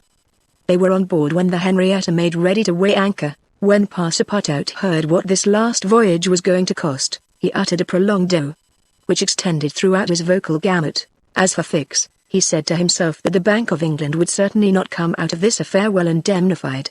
When they reached England, even if Mr. Fogg did not throw some handfuls of bank bills into the sea, more than £7,000 would have been spent. Chapter 33. in which Phileas Fogg shows himself equal to the occasion. An hour after, the Henrietta passed the lighthouse which marks the entrance of the Hudson, turned the point of Sandy Hook, and put to sea. During the day she skirted Long Island, passed Fire Island, and directed her course rapidly eastward. At noon the next day, a man mounted the bridge to ascertain the vessel's position. It might be thought that this was Captain Speedy. Not the least in the world. It was Phileas Fogg, Esquire. As for Captain Speedy, he was shut up in his cabin under lock and key, and was uttering loud cries, which signified an anger at once pardonable and excessive. What had happened was very simple. Phileas Fogg wished to go to Liverpool, but the captain would not carry him there. Then Phileas Fogg had taken passage for Bordeaux, and, during the 30 hours he had been on board, had so shrewdly managed with his bank notes that the sailors and stokers, who were only an occasional crew, and were not on the best terms with the captain, went over to him in a body. This was why Phileas Fogg was in command instead of Captain Speedy, why the captain was a prisoner in his cabin, and why, in short, the Henrietta was directing her course towards Liverpool. It was very clear, to see Mr. Fogg manage the craft, that he had been a sailor. How the adventure ended will be seen anon. Ada was anxious, though she said nothing. As for Passepartout, he thought Mr. Fogg's maneuver simply glorious. The captain had said between 11 and 12 knots, and the Henrietta confirmed his prediction. If, then for there were ifs still the sea did not become too boisterous, if the wind did not veer round to the east, if no accident happened to the boat or its machinery, the Henrietta might cross the 3,000 miles from New York to Liverpool in the 9 days, between the 12th and the 21st of December. It is true that, once arrived, the affair on board the Henrietta, added to that at the Bank of England, might create more difficulties for Mr. Fogg than he imagined or could desire. During the first days, they went along smoothly enough. The sea was not very unpropitious. The wind seemed stationary in the northeast, the sails were hoisted, and the Henrietta ploughed across the waves like a real transatlantic steamer. Passepartout was delighted. His master's last exploit, the consequences of which he ignored, enchanted him. Never had the crew seen so jolly and dexterous a fellow. He formed warm friendships with the sailors, and amazed them with his acrobatic feats. He thought they managed the vessel like gentlemen, and that the stokers fired up like heroes. His loquacious good humor infected everyone. He had forgotten the past, its vexations and delays. He only thought of the end, so nearly accomplished, and sometimes he boiled over with impatience, as if heated by the furnaces of the Henrietta. Often, also, the worthy fellow revolved around Fix, looking at him with a keen, distrustful eye, but he did not speak to him, for their old intimacy no longer existed. Fix, it must be confessed, understood nothing of what was going on. The conquest of the Henrietta, the bribery of the crew, Fogg managing the boat like a skilled seaman, amazed and confused him. He did not know what to think. For, after all, a man who began by stealing £55,000 might end by stealing a vessel, and Fix was not unnaturally inclined to conclude that the Henrietta under Fogg's command was not going to Liverpool at all, but to some part of the world where the robber, turned into a pirate, would quietly put himself in safety. The conjecture was at least a plausible one, and the detective began to seriously regret that he had embarked on the affair. As for Captain Speedy, he continued to howl and growl in his cabin, and Passepartout, whose duty it was to carry him his meals, courageous as he was, took the greatest precautions. Mr. Fogg did not seem even to know that there was a captain on board. On the 13th they passed the edge of the banks of Newfoundland, a dangerous locality. During the winter, especially, there are frequent fogs and heavy gales of wind. Ever since the evening before the barometer, suddenly falling, had indicated an approaching change in the atmosphere, and during the night the temperature varied, the cold became sharper, and the wind veered to the southeast. This was a misfortune.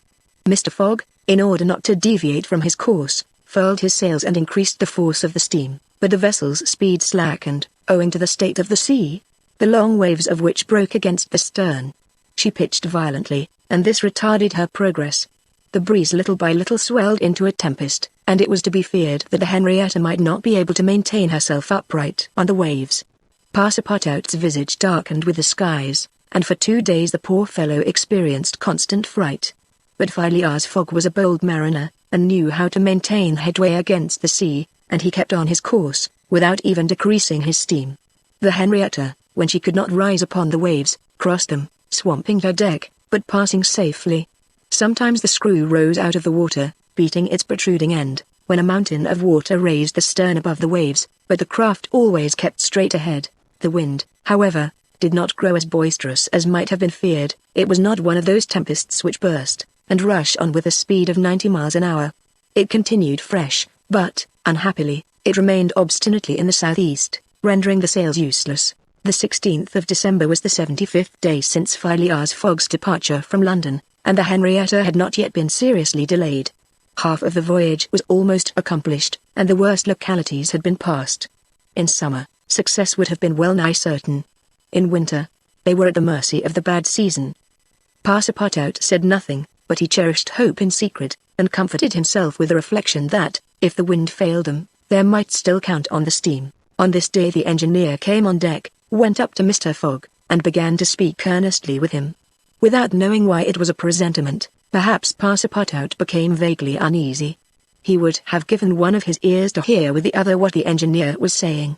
He finally managed to catch a few words, and was sure he heard his master say, "You are certain of what you tell me?" "Certain, sir," replied the engineer. "You must remember that, since we started, we have kept up hot fires in all our furnaces, and, though we had coal enough to go on short steam from New York to Bordeaux, we haven't enough to go with all steam from New York to Liverpool." "I will consider," replied Mr. Fogg. Passepartout understood it all. He was seized with mortal anxiety. The coal was giving out. "Ah, if my master can get over that," muttered he, "he'll be a famous man." He could not help imparting to Fix what he had overheard. "Then you believe that we really are going to Liverpool?" "Of course, ass," replied the detective, shrugging his shoulders and turning on his heel.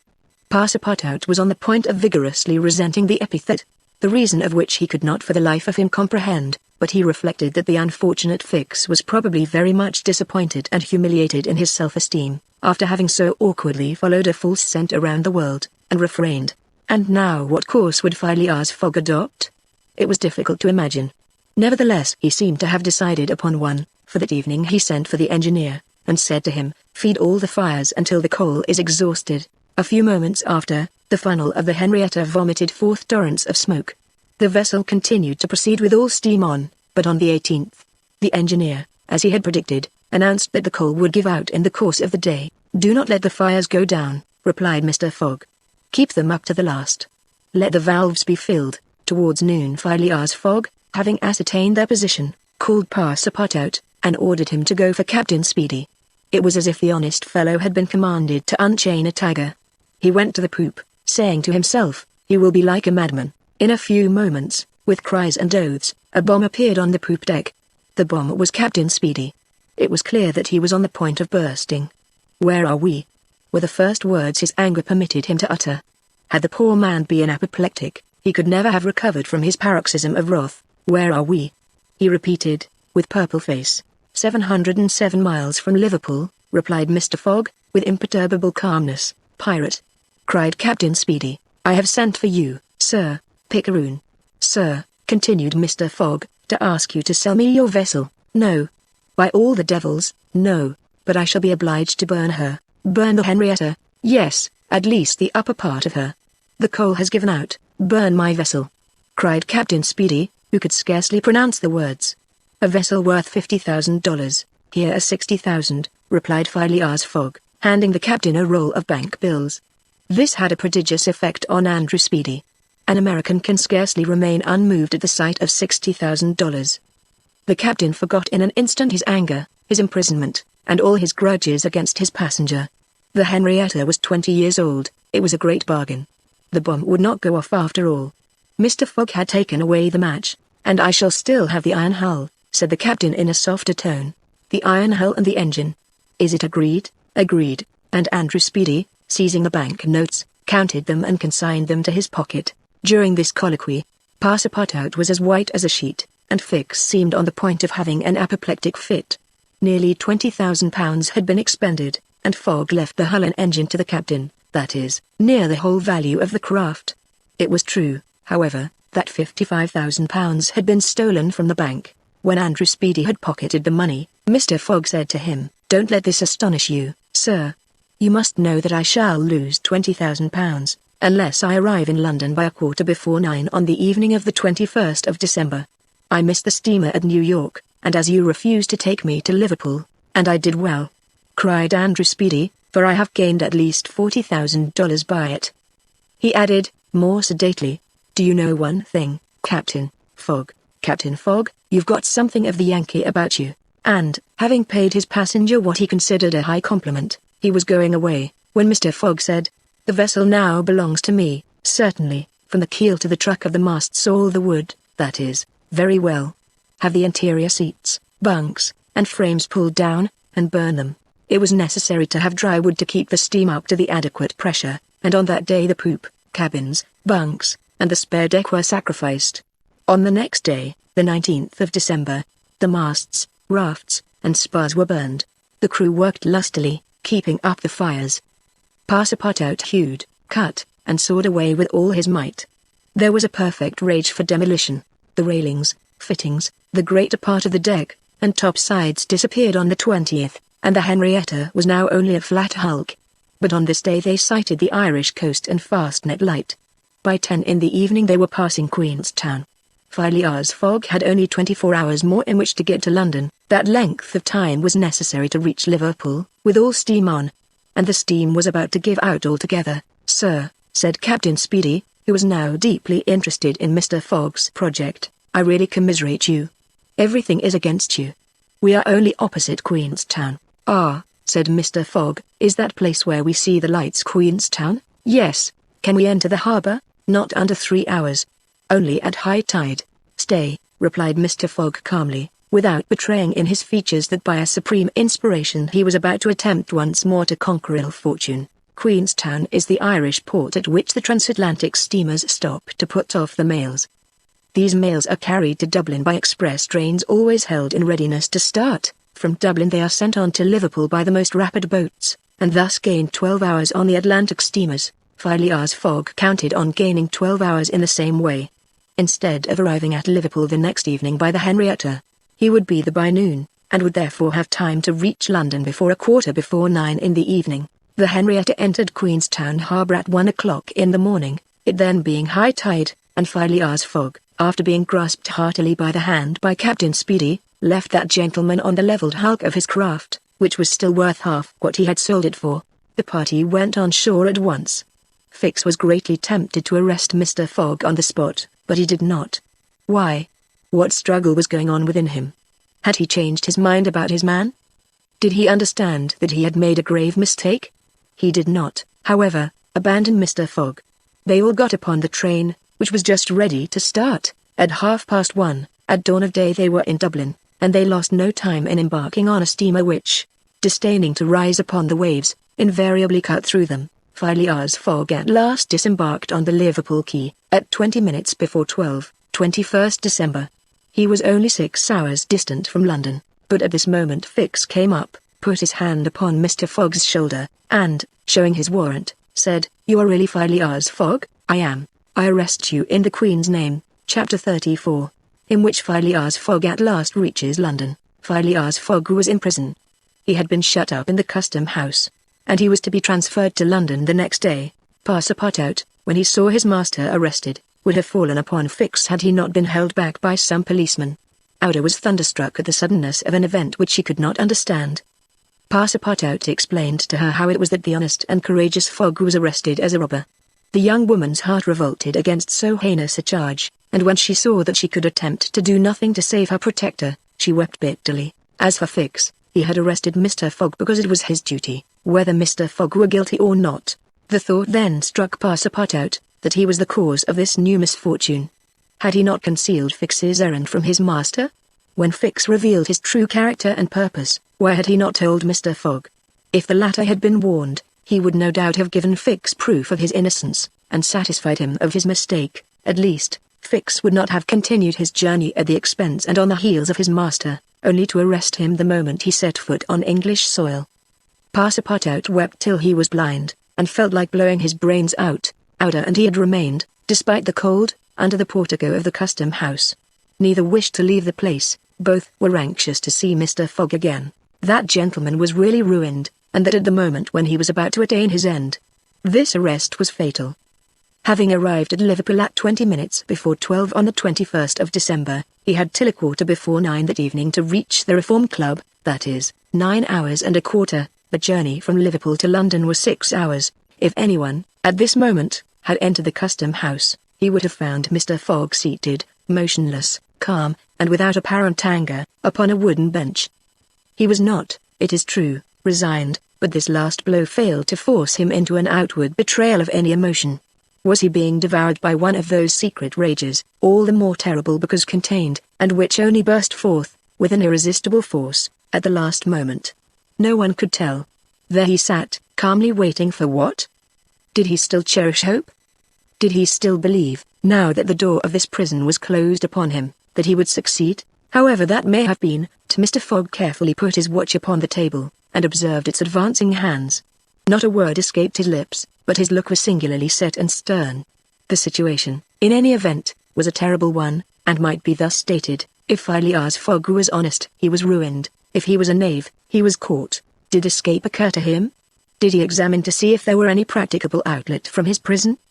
Did he think of escaping from it? Possibly, for once he walked slowly around the room. But the door was locked, and the window heavily barred with iron rods.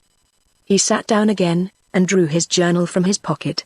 On the line where these words were written, 21st December, Saturday, Liverpool, he added, 80th day, 11:40 a.m., and waited. The custom house clock struck 1. Mr. Fogg observed that his watch was 2 hours too fast. 2 hours. Admitting that he was at this moment taking an express train, he could reach London in the Reform Club by 9:15 p.m. His forehead slightly wrinkled. At 33 minutes past 2 he heard a singular noise outside, then a hasty opening of doors. Passepartout's voice was audible, and immediately after that of Fix. Phileas Fogg's eyes brightened for an instant. The door swung open, and he saw Passepartout, Ouda, and Fix, who hurried towards him. Fix was out of breath, and his hair was in disorder. He could not speak. "Sir," he stammered, "sir, forgive me, most unfortunate resemblance. Robber arrested 3 days ago. You are free." Phileas Fogg was free. He walked to the detective, looked him steadily in the face, and with the only rapid motion he had ever made in his life, or which he ever would make, drew back his arms, and with the precision of a machine knocked Fix down. "Well hit!" cried Passepartout, "parbleu! That's what you might call a good application of English fists." Fix, who found himself on the floor, did not utter a word. He had only received his deserts. Mr. Fogg, Ouda, and Passepartout left the custom house without delay, got into a cab, and in a few moments descended at the station. Phileas Fogg asked if there was an express train about to leave for London. It was 40 minutes past 2. The express train had left 35 minutes before. Phileas Fogg then ordered a special train. There were several rapid locomotives on hand, but the railway arrangements did not permit the special train to leave until 3 o'clock. At that hour Phileas Fogg, having stimulated the engineer by the offer of a generous reward, at last set out towards London with Ouda and his faithful servant. It was necessary to make the journey in 5 hours and a half, and this would have been easy on a clear road throughout. But there were forced delays, and when Mr. Fogg stepped from the train at the terminus, all the clocks in London were striking 10 minutes before 9. Having made the tour of the world, he was behindhand 5 minutes. He had lost the wager. Chapter 35, in which Phileas Fogg does not have to repeat his orders to Passepartout twice. The dwellers in Savile Row would have been surprised the next day, if they had been told that Phileas Fogg had returned home. His doors and windows were still closed, no appearance of change was visible. After leaving the station, Mr. Fogg gave Passepartout instructions to purchase some provisions, and quietly went to his domicile. He bore his misfortune with his habitual tranquillity. Ruined, and by the blundering of the detective. After having steadily traversed that long journey, overcome 100 obstacles, braved many dangers, and still found time to do some good on his way, to fail near the goal by a sudden event which he could not have foreseen, and against which he was unarmed, it was terrible. But a few pounds were left of the large sum he had carried with him. There only remained of his fortune the £20,000 deposited at Baring's, and this amount he owed to his friends of the Reform Club. So great had been the expense of his that, even had he won, it would not have enriched him, and it is probable that he had not sought to enrich himself, being a man who rather laid wagers for honour's sake than for the stake proposed. But this wager totally ruined him. Mr. Fogg's course, however, was fully decided upon. He knew what remained for him to do. A room in the house in Savile Row was set apart for Ouda, who was overwhelmed with grief at her protector's misfortune. From the words which Mr. Fogg dropped, She saw that he was meditating some serious project, knowing that Englishmen governed by a fixed idea sometimes resort to the desperate expedient of suicide. Passepartout kept a narrow watch upon his master, though he carefully concealed the appearance of so doing. First of all, the worthy fellow had gone up to his room, and had extinguished the gas burner, which had been burning for 80 days. He had found in the letterbox a bill from the gas company, and he thought it more than time to put a stop to this expense, which he had been doomed to bear. The night passed. Mr. Fogg went to bed, but did he sleep? Ouda did not once close her eyes. Passepartout watched all night, like a faithful dog, at his master's door. Mr. Fogg called him in the morning, and told him to get Ouda's breakfast, and a cup of tea and a chop for himself. He desired Ouda to excuse him from breakfast and dinner, as his time would be absorbed all day in putting his affairs to rights. In the evening he would ask permission to have a few moments' conversation with the young lady. Passepartout, having received his orders, had nothing to do but obey them. He looked at his imperturbable master, and could scarcely bring his mind to leave him. His heart was full, and his conscience tortured by remorse, for he accused himself more bitterly than ever of being the cause of the irretrievable disaster. Yes, if he had warned Mr. Fogg, and had betrayed Fix's projects to him, his master would certainly not have given the detective passage to Liverpool, and then, Passepartout could hold in no longer. "My master, Mr. Fogg," he cried, "why do you not curse me? It was my fault that—" "I blame no one," returned Phileas Fogg, with perfect calmness. "Go." Passepartout left the room, and went to find Ouda, to whom he delivered his master's message. "Madame," he added, "I can do nothing myself, nothing. I have no influence over my master, but you, perhaps." "What influence could I have?" replied Ouda. "Mr. Fogg is influenced by no one. Has he ever understood that my gratitude to him is overflowing? Has he ever read my heart? My friend, he must not be left alone an instant. You say he is going to speak with me this evening?" "Yes, madame. Probably to arrange for your protection and comfort in England." "We shall see," replied Ouda, becoming suddenly pensive. Throughout this day, Sunday, the house in Savile Row was as if uninhabited, and Phileas Fogg, for the first time since he had lived in that house, did not set out for his club when Westminster clock struck 11:30. Why should he present himself at the Reform? His friends no longer expected him there. As Phileas Fogg had not appeared in the saloon on the evening before, Saturday, the 21st of December, at 9:15, he had lost his wager. It was not even necessary that he should go to his bankers for the £20,000, for his antagonists already had his cheque in their hands, and they had only to fill it out and send it to the Barings to have the amount transferred to their credit. Mr. Fogg, therefore, had no reason for going out, and so he remained at home. He shut himself up in his room, and busied himself putting his affairs in order. Passepartout continually ascended and descended the stairs. The hours were long for him. He listened at his master's door, and looked through the keyhole, as if he had a perfect right so to do, and as if he feared that something terrible might happen at any moment. Sometimes he thought of Fix, but no longer in anger. Fix, like all the world, had been mistaken in Phileas Fogg, and had only done his duty in tracking and arresting him, while he, Passepartout.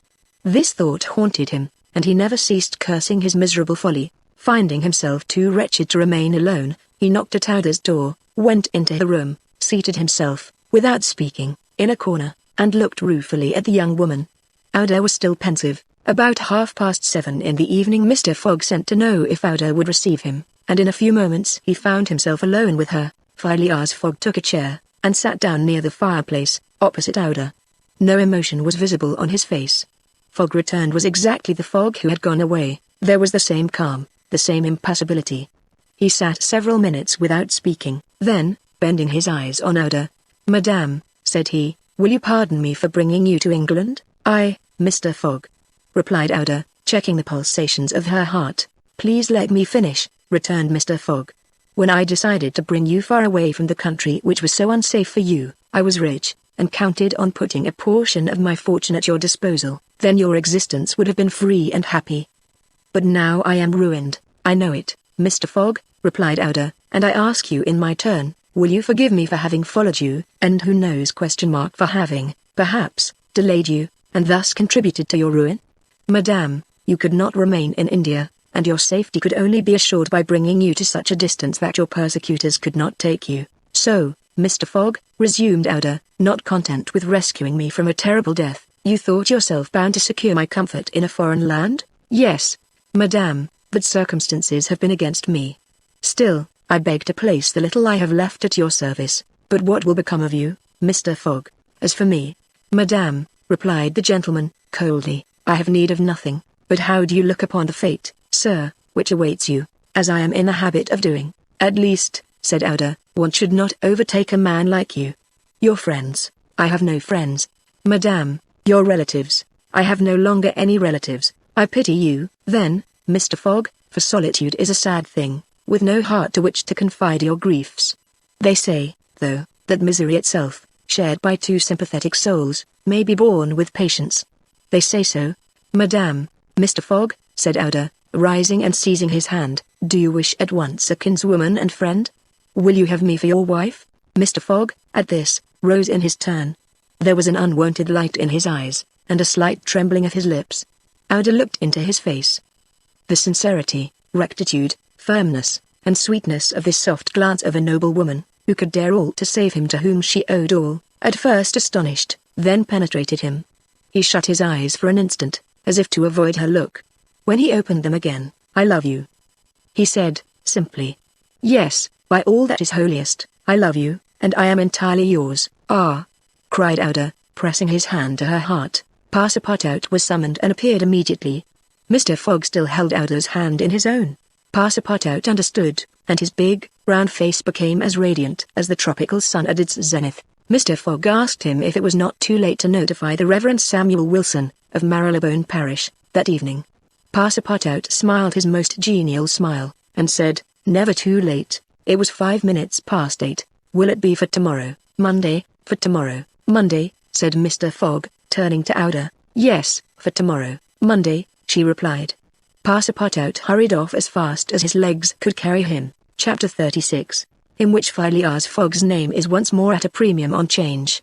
It is time to relate what a change took place in English public opinion when it transpired that the real bank robber, a certain James Strand, had been arrested, on the 17th day of December, at Edinburgh. 3 days before, Phileas Fogg had been a criminal, who was being desperately followed up by the police. Now he was an honourable gentleman, mathematically pursuing his eccentric journey round the world. The papers resumed their discussion about the wager. All those who had laid bets, for or against him, revived their interest. As if by magic, the Phileas Fogg bonds again became negotiable, and many new wagers were made. Phileas Fogg's name was once more at a premium on 'Change. His 5 friends of the Reform Club passed these 3 days in a state of feverish suspense. Would Phileas Fogg, whom they had forgotten, reappear before their eyes? Where was he at this moment? The 17th of December, the day of James Strand's arrest, was the 76th since Phileas Fogg's departure, and no news of him had been received. Was he dead? Had he abandoned the effort, or was he continuing his journey along the route agreed upon? And would he appear on Saturday, the 21st of December, at 9:15 in the evening, on the threshold of the Reform Club saloon? The anxiety in which, for 3 days, London society existed, cannot be described. Telegrams were sent to America and Asia for news of Phileas Fogg. Messengers were dispatched to the house in Savile Row morning and evening. No news. The police were ignorant what had become of the detective, Fix, who had so unfortunately followed up a false scent. Bets increased, nevertheless, in number and value. Phileas Fogg, like a racehorse, was drawing near his last turning point. The bonds were quoted, no longer at 100 below par, but at 20, at 10, and at 5, and paralytic old Lord Albemarle bet even in his favour. A great crowd was collected in Pall Mall and the neighbouring streets on Saturday evening. It seemed like a multitude of brokers permanently established around the Reform Club. Circulation was impeded, and everywhere disputes, discussions, and financial transactions were going on.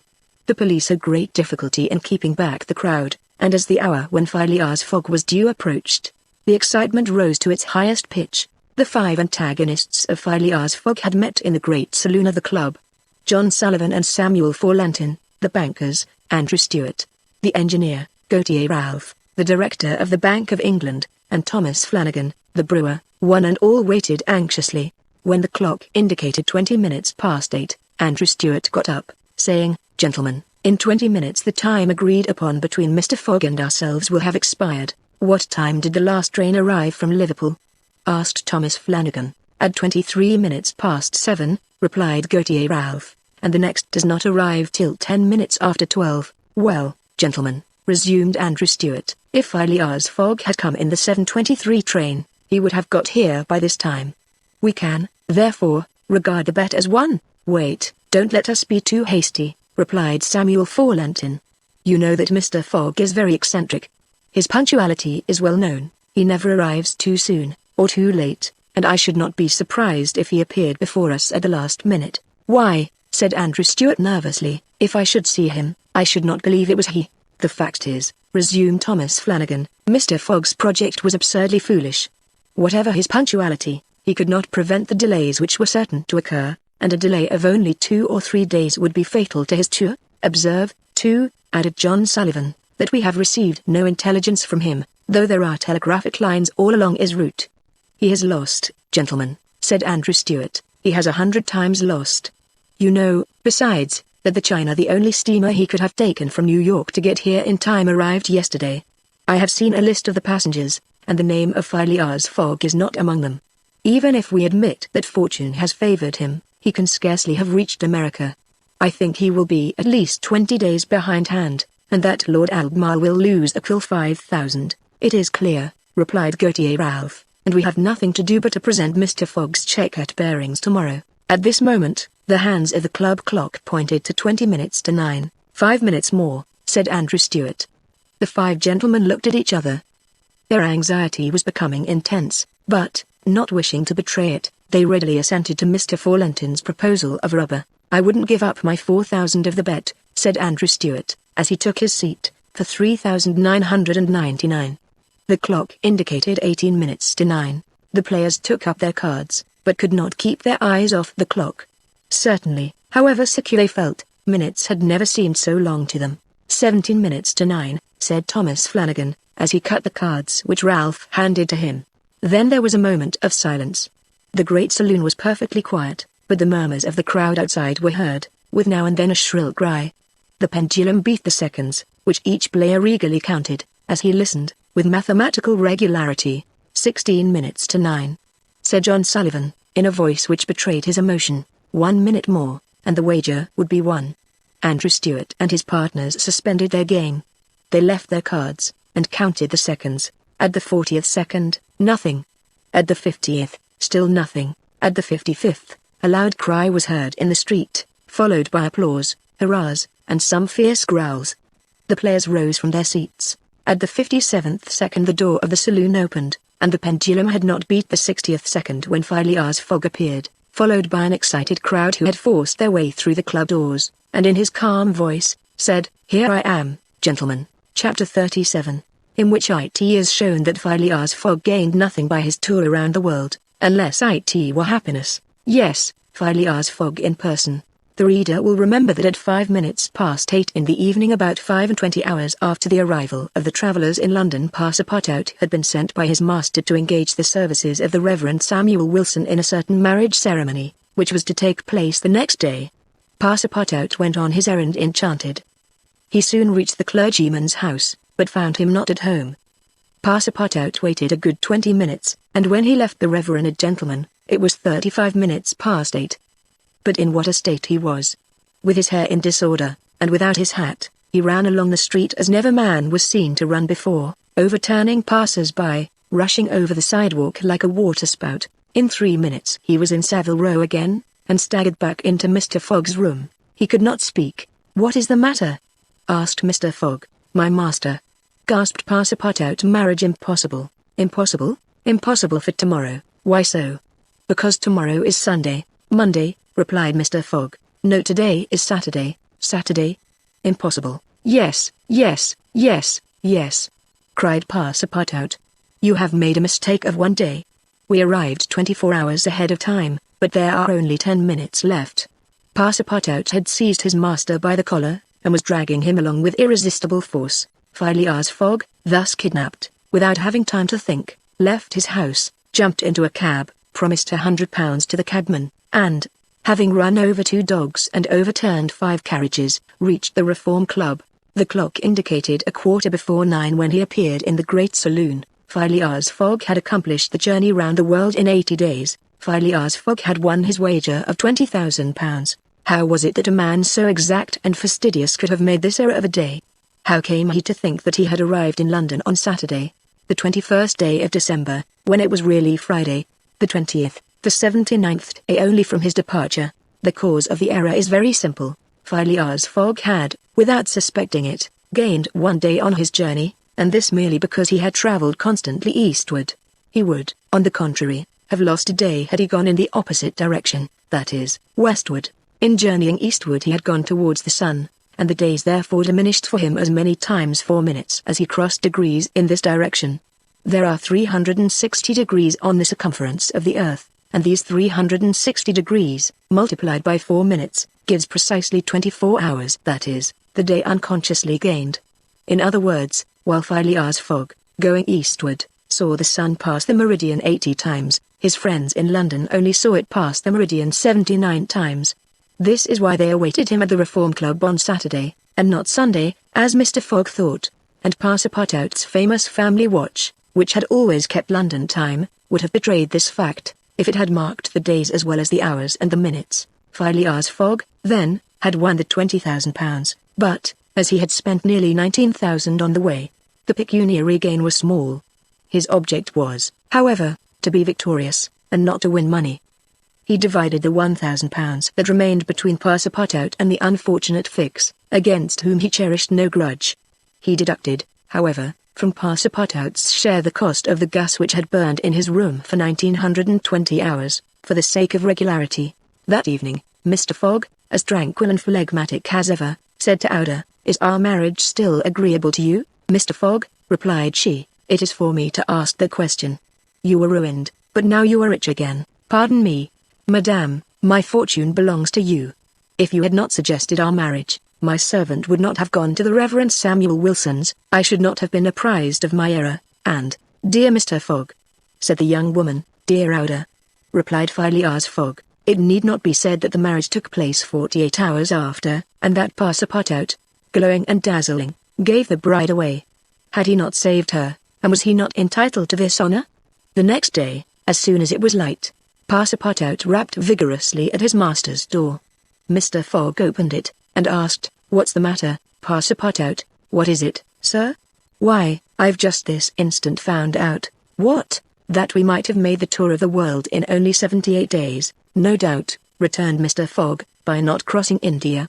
But if I had not crossed India, I should not have saved Ada, she would not have been my wife, and—" Mr. Fogg quietly shut the door. Phileas Fogg had won his wager, and had made his journey around the world in 80 days. To do this he had employed every means of conveyance: steamers, railways, carriages, yachts, trading vessels, sledges, elephants. The eccentric gentleman had throughout displayed all his marvellous qualities of coolness and exactitude. But what then? What had he really gained by all this trouble? What had he brought back from this long and weary journey? Nothing, say you? Perhaps so, nothing but a charming woman, who, strange as it may appear, made him the happiest of men. Truly, would you not for less than that make the tour around the world?